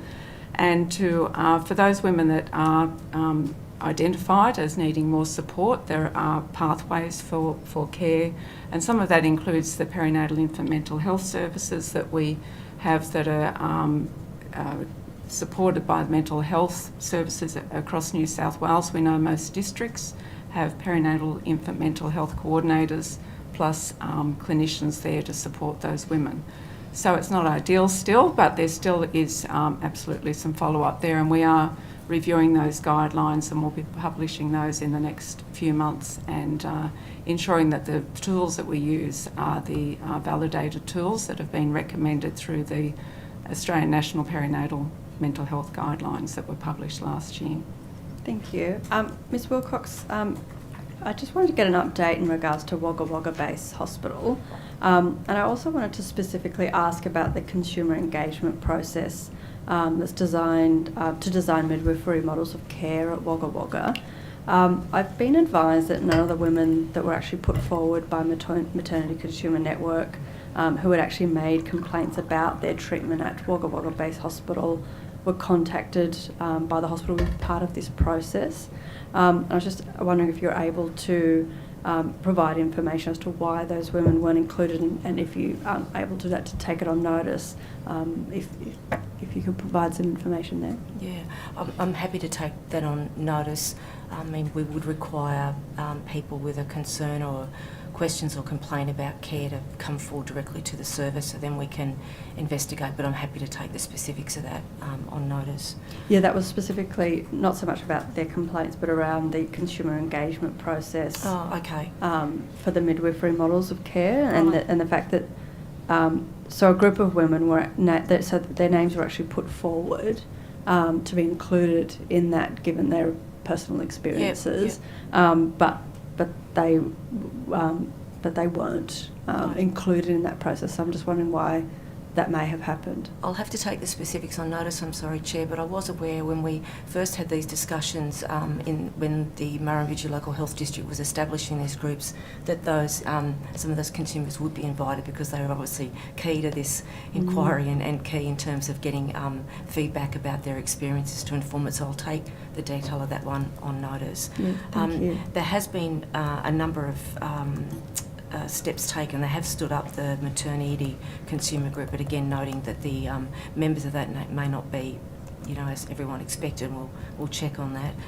They're improving access to birthing education by adding some virtual to their face-to-face care, and they've stood up a virtual antenatal care project pilot at Tumut Hospital, looking at opportunities to expand it.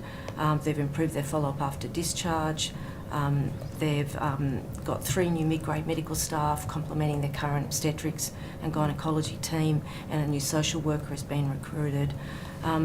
The actual complaints that were brought forward did go into the Healthcare Complaints Commission, and that process is underway.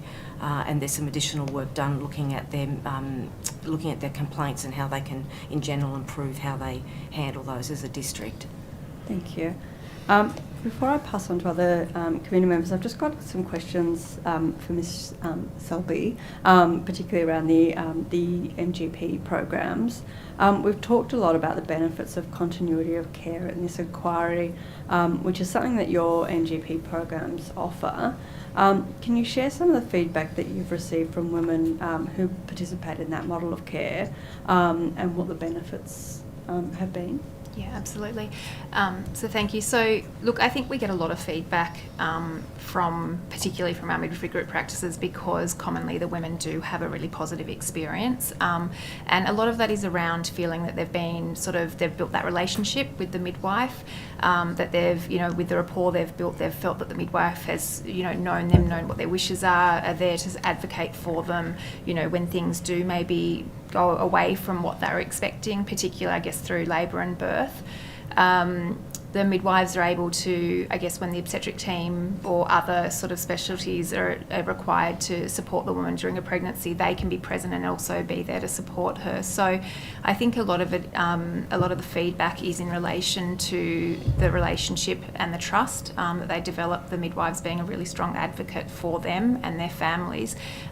They're very inclusive as far as the significant people for the women, whether, that be partners, other family members, friends. So I think they're the main factors that seem to be consistently come. And we do, as a result of that, I think we do see very good outcomes, not just from a, I guess, psychological wellbeing perspective and emotional, but also we do see, we know that it does increase their risk, their chances of a normal delivery, requirements of less analgesia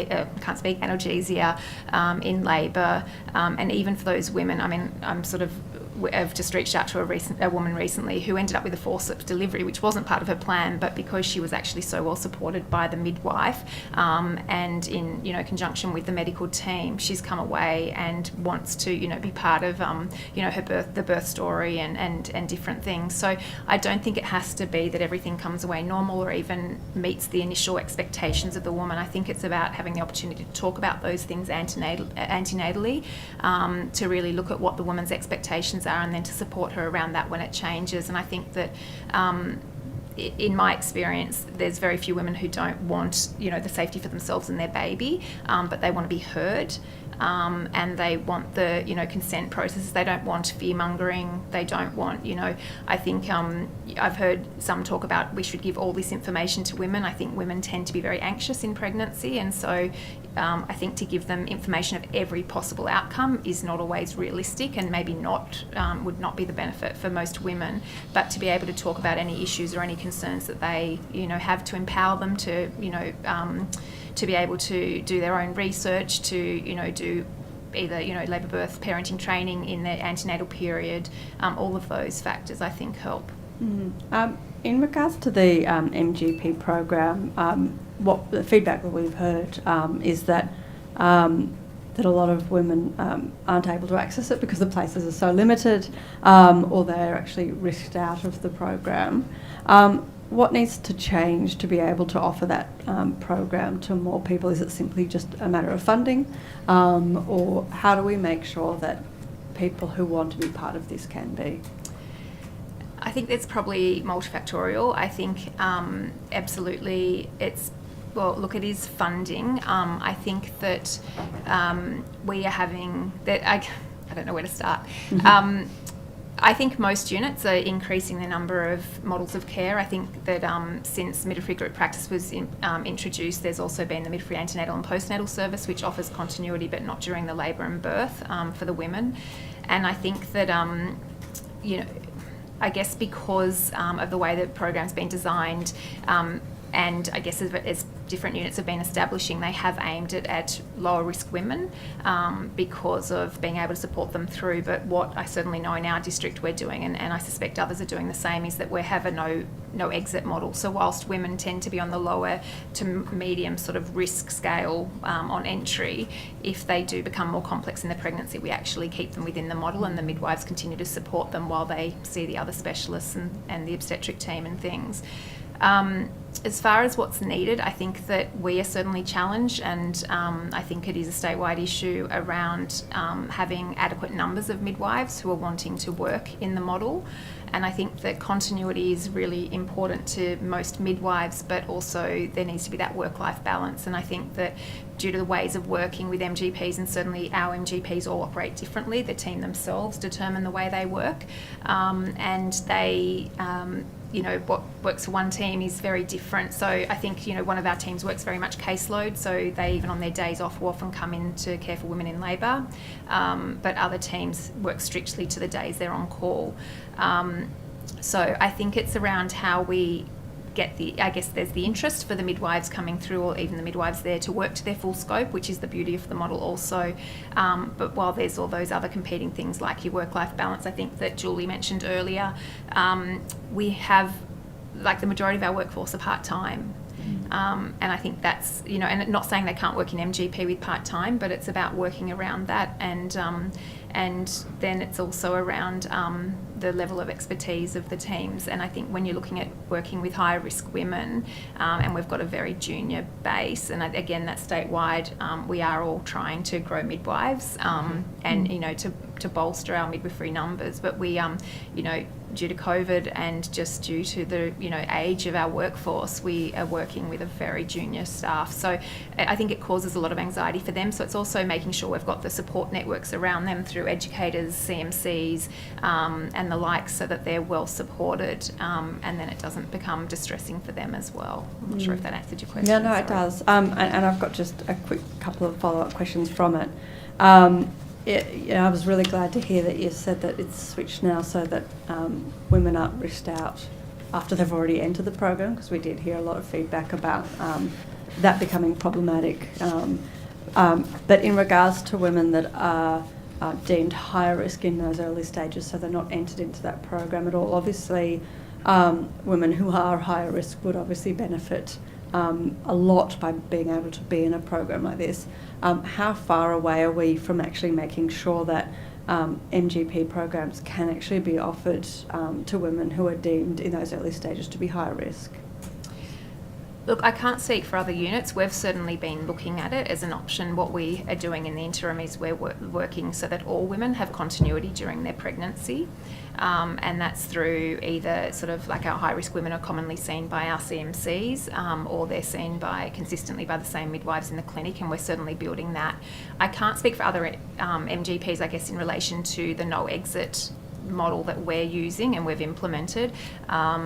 But look, I think there's a lot of factors. The thing with MGP is that it offers a lot of flexibility to women and families, and so a lot of the times that they may have their appointments differ, whereas once women are more complex, they're having to work more strictly, I guess, within the unit confines of when the specialists are available. So I think there's a number of factors. We've looked probably more towards a MAPS type model for our higher risk women.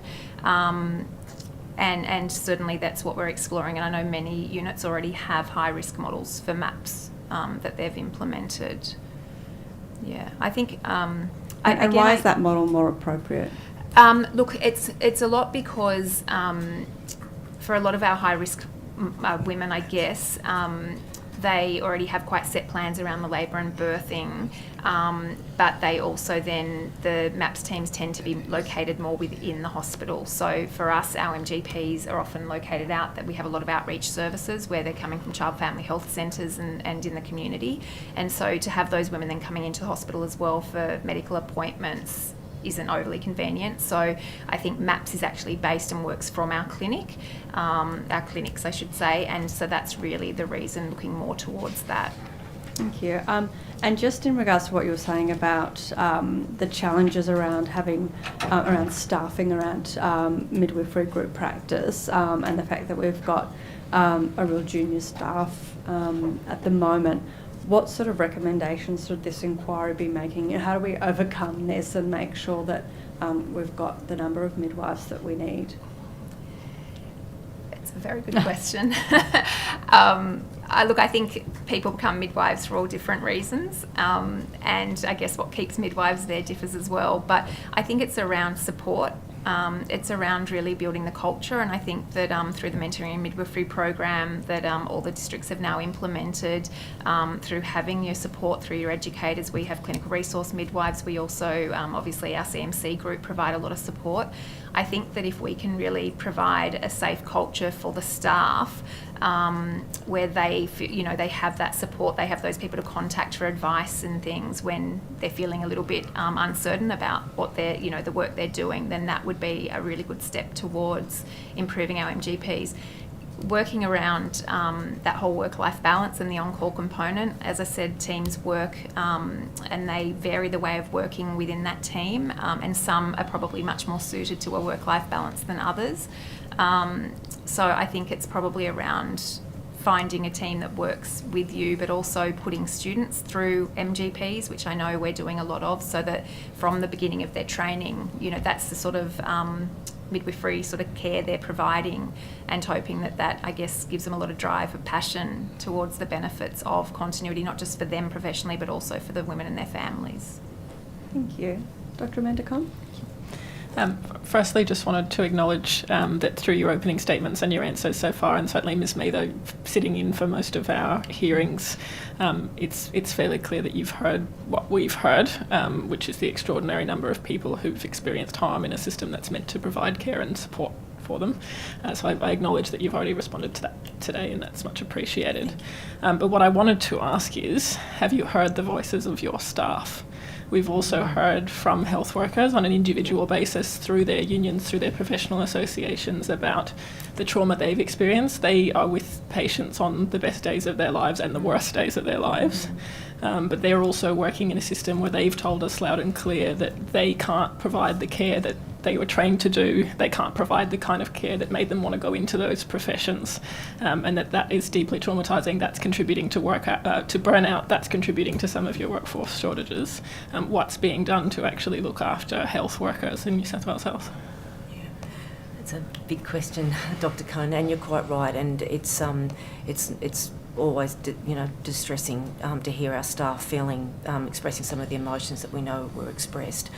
I think, however, it's important to also acknowledge that, and I'm not trying to gloss over some of the difficult things that have been heard, but we still have a very, very large number of women who come into our care who have a positive birthing experience, and staff every day come to work giving their best and their all to ensure that's the case. And I do want to acknowledge the clinicians that are out there who do work incredibly hard and in the main provide incredibly high quality, safe care, and for them to hear some of these stories too has its own level of distress for them. I think you've probably heard our secretary and other parliamentary committees just talk about the importance of culture.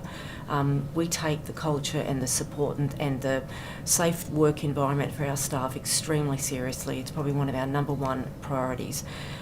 Jacinta touched very briefly on some of the things, such as the mentoring program that are happening specific to midwives, but our role as assistant managers is really about all staff in the system and how we create a space that is safe, that people feel free to speak up when something's not right without any retribution. And there is a significant body of work in that regard, and I think you've heard some of it through our estimates committee with our Director of People and Culture and Governance. I won't re-prosecute it, but I can't do justice to the vast expanse of work that's underway. We do have the measures around our people matter surveys, and that work then can get right down to very ward and unit level, so that local management can understand the issues that are concerning their staff, what's working well and what isn't, and all of our local health districts have action plans in place and staff-led committees to make the changes that their staff believe need to be made to make it a safer and more supportive workplace. I think, in terms of our midwifery and obstetrics staff, you're quite right. They're some of the best and the worst days in people's lives, and I've had the privilege to meet with a number of women who have come forward in this inquiry, who have met with me and talked about their experience and now are engaging with us to give some good guidance around how we might improve things. But I think I'll just pause there. I think, Deb, if there's anything particular around midwifery and maybe Andrew in terms of medical staff, they may wish to talk about their own experiences. Andrew, did you want to? Look, it's certainly something which we're aware of. In our district, we're very fortunate to have a very highly engaged senior medical staff team who act not only as role models but as, I guess, the vocational carers for our junior medical officers. And I have to say, at my stage in my career, and my career's gone through lots of stages, the thing that keeps me engaged now is trying to make sure that our junior obstetricians have the very best chance to be. They're wonderful people, and I want to try and help them be the best they can be. But we do surveys of our junior medical staff. It does work if you've got a committed team. And so, for example, for various reasons, one of our facilities in the district was the lowest evaluated service in the district 3 years ago, and this year it was the highest, because by listening to what the JMOs are saying and thinking about how we can respond and showing that you do want to respond, you can turn things around. But it has to be very granular. It can't be a system-wide evaluation.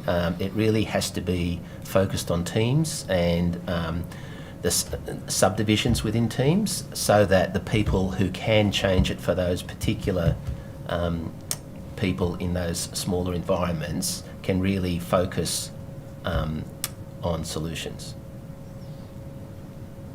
Could I just add, Dr. Khan, to your question? Certainly from our perspective, we have relationships are really important. So just drawing on what happened in COVID, I know we've heard from some of the women today about experiences in COVID and how distressing they were, and certainly it was distressing for the workforce. We set up communities of practice across all the clinical streams, and certainly the one we had for maternity, I think, was absolutely fantastic for us in the ministry as we were trying to deal with the pandemic and get guidance out to the system, but also hearing from the clinicians.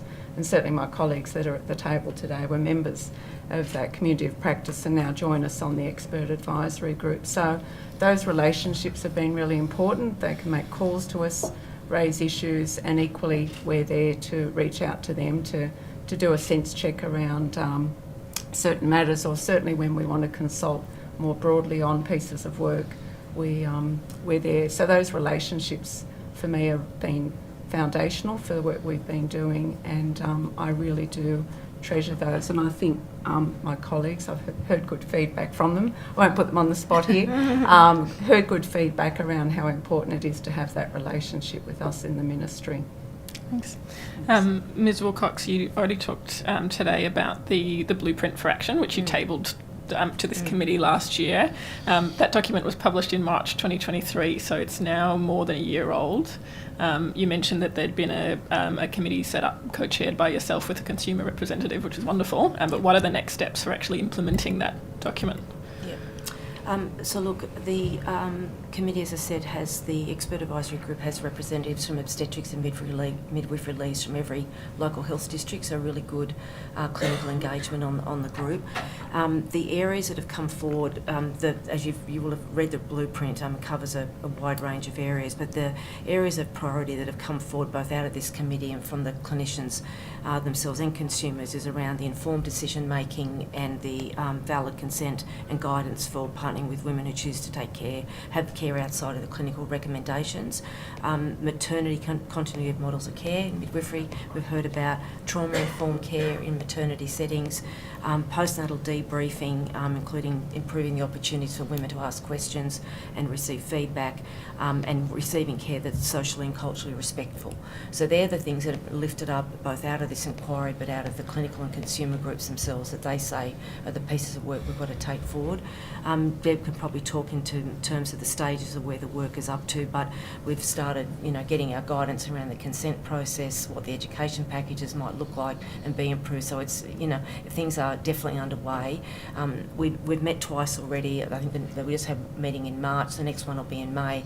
And the reason they're a distance apart is so we can try and get as much work done in between times so that we're not just meeting and not actually getting on with the job at hand. But Deb, are there some specific process steps that have occurred that's probably worth the committee And look, knowing? I think just we do have a consumer reference group as well that we've set up, as Ms Wilcox said, and a couple of three of those consumers sit on the expert advisory group. We've had 2 meetings with the consumer reference group, and our focus there is around the information that for parents that we've seen certainly coming up as the priority. So we've started looking at what we have on our website for health. We've got the pregnancy first 5 years website, so we've done a detailed sort of look at what are the topics there. Asked the consumers, we did a deep dive with them at the last meeting, what sort of topics would they like to see, and the second part of that work will be what sort of topics would they like to see on the local health district websites to help them find that navigation around models of care.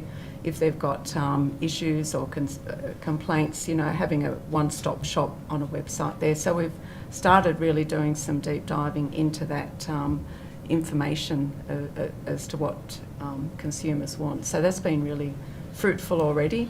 Once we pull that together more, that will go out for further consultation. This group knows that they're there to help guide us. They're not there to make the decisions.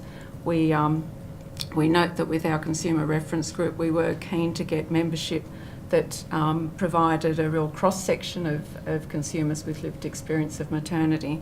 And we still have a few gaps in that group, and I was thinking about that today with hearing the stories about being young parents. So we'll be looking at doing further consultation with young parents, with LGBTIQ parents.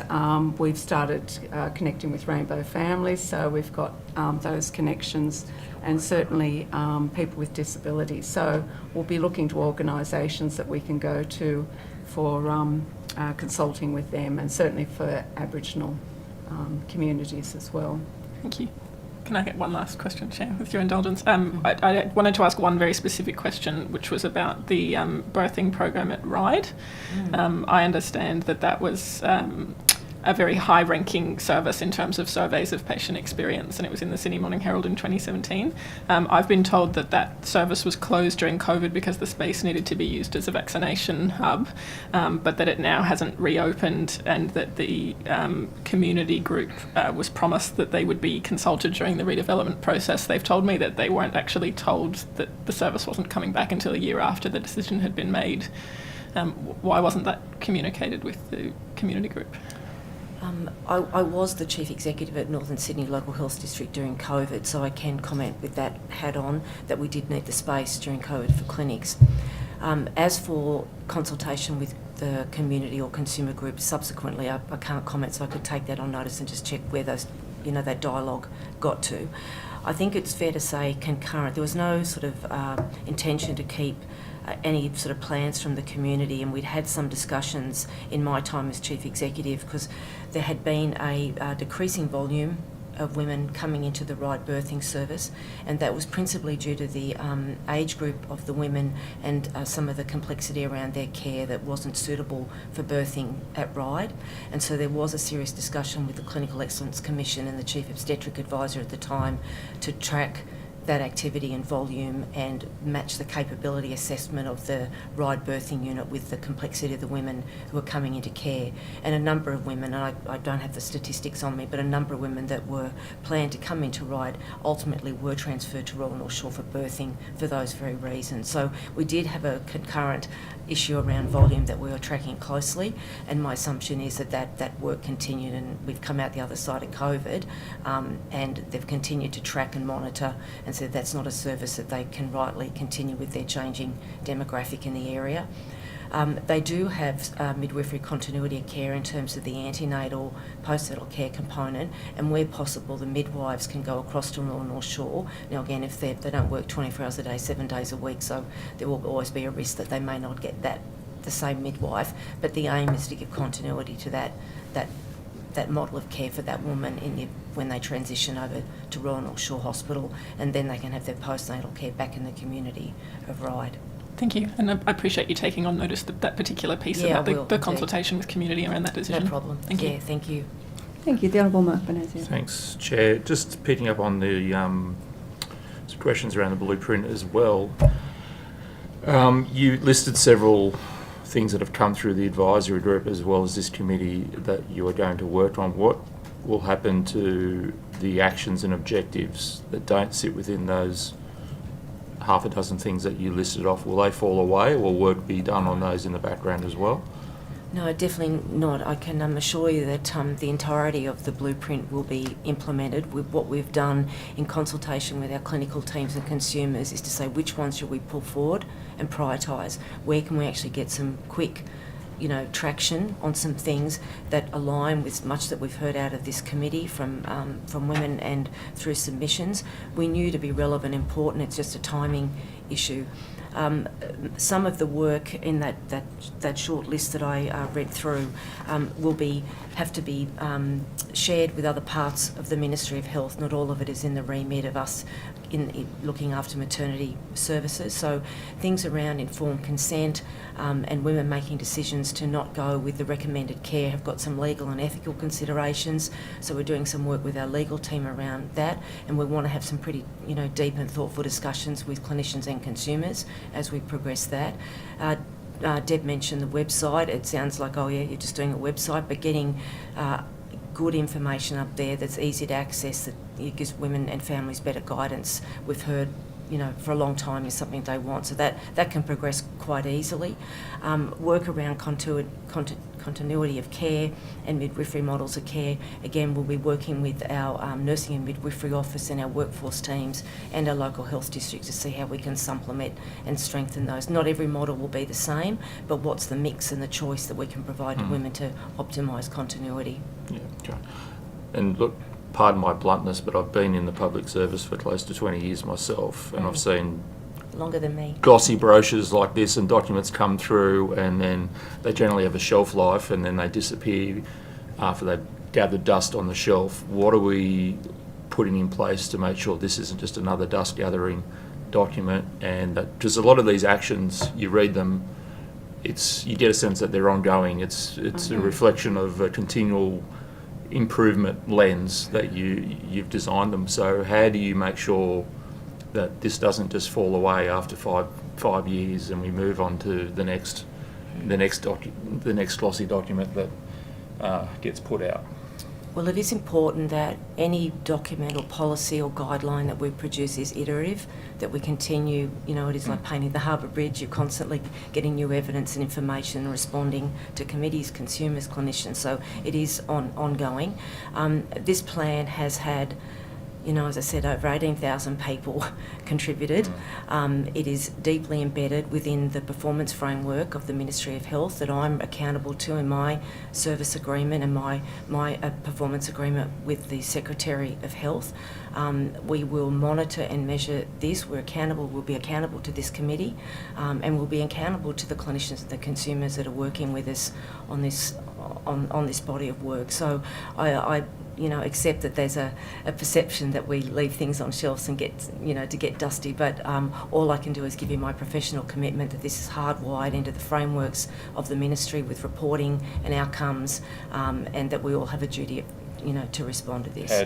How do we make sure that hard wiring is going all the way down to the day-to-day practice? Because we know, our midwives, our doctors, our health professionals, or any of our public service professionals, they get busy with the day-to-day job of what they do, and they don't always have time to go back to that document that says X, Y, Z. Yeah. How are you making sure that that there is that constant hard wiring back to essentially the coalface? Yeah, no, indeed.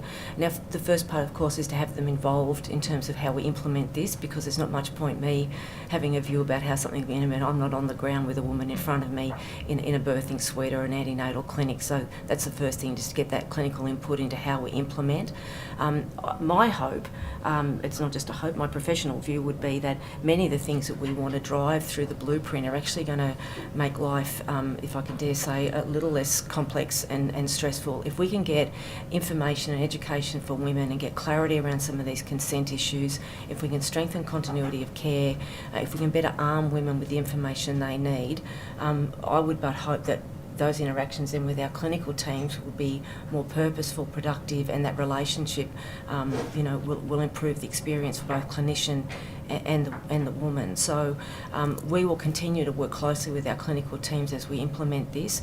If we take a wrong course, they're not backward and coming forward and telling us that we've got in the wrong direction, and please know that our intention is not to load them up with more administrative tasks. We've just spent the last 6 to 9 months in the ministry working on another body of work, getting survey information from staff and interviews to say what is the white noise and the distractors for you, and we've got a whole body of work to try and start and pull that away. So our job is to say how can we get improvements that work for both women birthing and their families, but also for our clinical teams. Excellent. Thank you, Chair. Thank you. The Honourable Sarah Mitchell, did you Look, have I anything? actually have had No, what I that's wanted to fine. ask covered quite well by everybody, so I'm happy. fine. Thanks, Chair. Yes, the Honourable Emily Svar. Thanks, Chair. Thanks to you all for appearing today, and indeed for coming back, to those of you that have. I wanted to ask, firstly, to Ms Selby and Ms Swain, in your roles. We've certainly heard about the need, through a number of submissions and through evidence, about the need to increase access to midwifery continuity of care. In your experience, what do you see as some of the enablers, but also some of the barriers to this?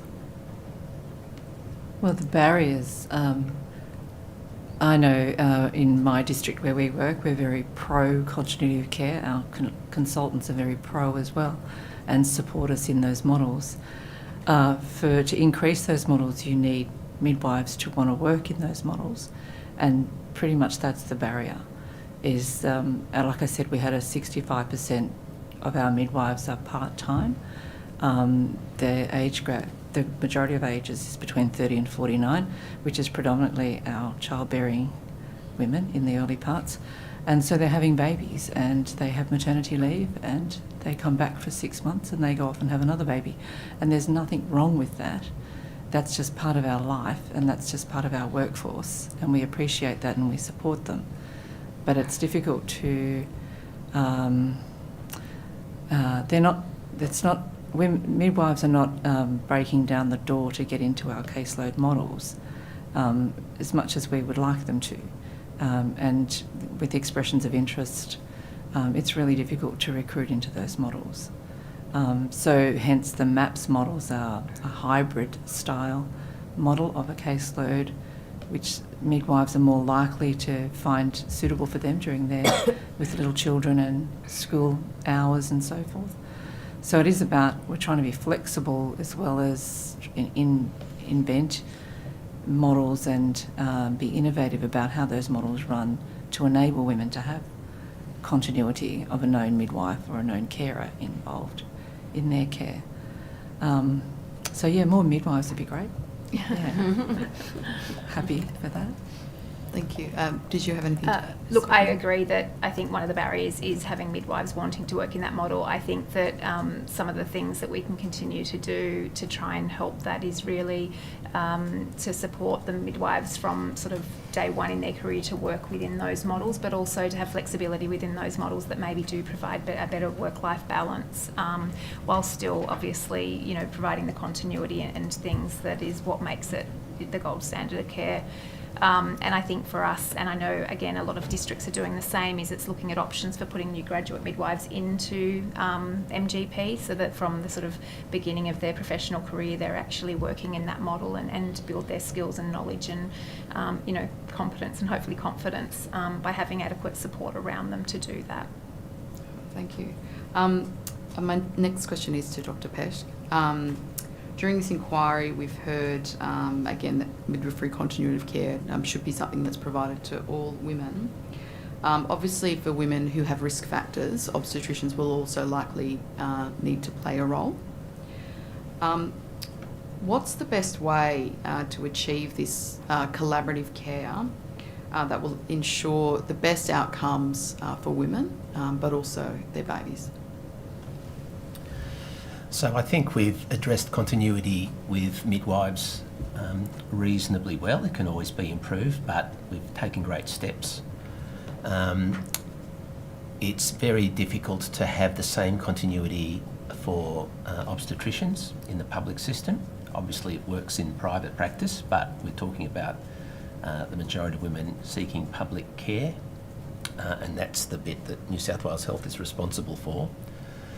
And it is a difficult problem that unless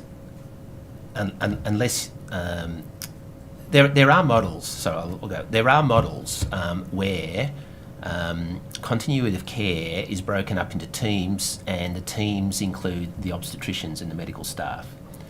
That requires a significant reorganisation of current work practices, and is a real challenge, especially when a lot of health districts probably are understaffed and treading water just to try and do what they're currently doing. It is possible to do.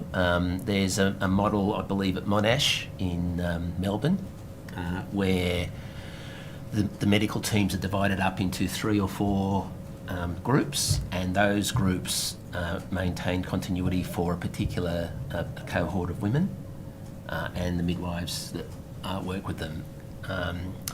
And that's, I think, the closest that I've seen as a systemic response to that question. Yeah. Thank you. Just a final question, if I will, while time permits, to Ms Selby again and Ms Swain. We've certainly heard during this inquiry about the challenges that some midwives have in working the 24-hour on-call roster, in terms of the caseload that we were talking about. How do we respect midwives' personal caring commitments? But also make sure that women can access this, this model of care that they're so desiring. What are the ways that we can sort of respect that, if there's anything more that we can be doing? I think, like you Jacinta said, it's flexibility. So we don't try and... Our models are made up of different groups within that group, and each midwife is encouraged to work in a manner which suits her and is, she can work within a team.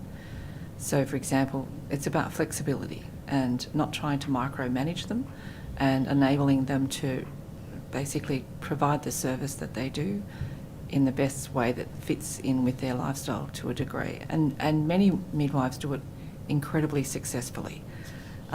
We notice that when some of the juniors come on board, it's a bit of a struggle for them because they are over-zealous and they can't let go, and they want to do everything for the woman, and they end up getting quite burnt out. So we want to try and avoid that as much as we encourage them to say, no, there's a time when you have to divert your phone and you need to have some downtime. And if they're working within a really good team, they support each other. They all understand how that operates and what works best for that team, because we don't want the team to implode when everybody is not getting the downtime they need. So it's important that we provide as much resources and support to them as possible to do that. But their autonomy is key to their success. I think also, I guess the MGP midwives are working according to the annualised salary agreement, which that in itself offers quite a bit of flexibility. And I think that, I guess, the other ways of supporting our midwives in that is regular clinical supervision, which I think has been pivotal to the success of some of our teams, to really allow them to nut out some of the issues that arise, and also to keep that cohesion within the team. I think that, you know, often the teams share that same philosophy, but they all come with different pressures and things.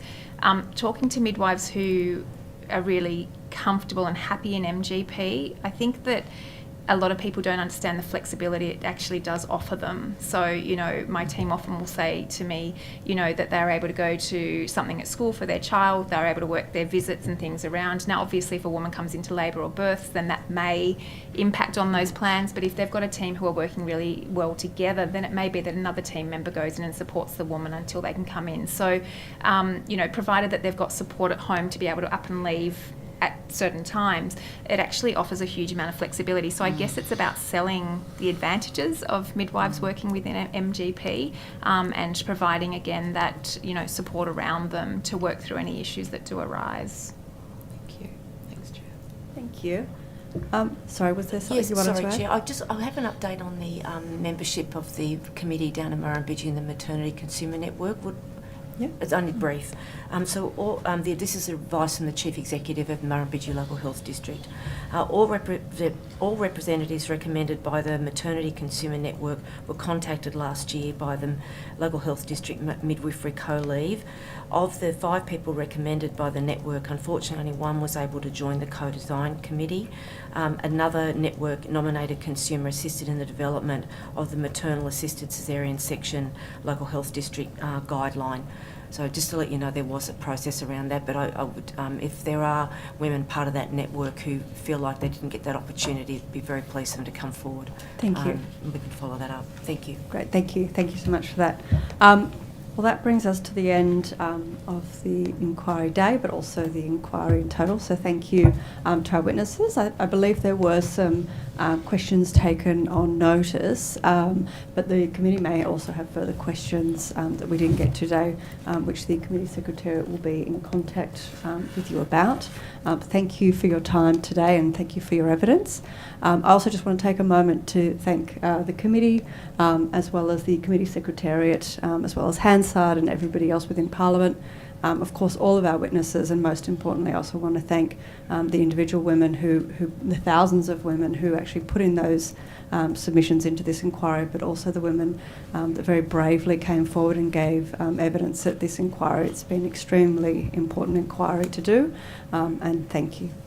Thank you very much, Chair, and thank you for how sensitively you've managed this, and thank you for allowing us to come back today. We much appreciate it. All the very best with your deliberations. Thank you. Thank you.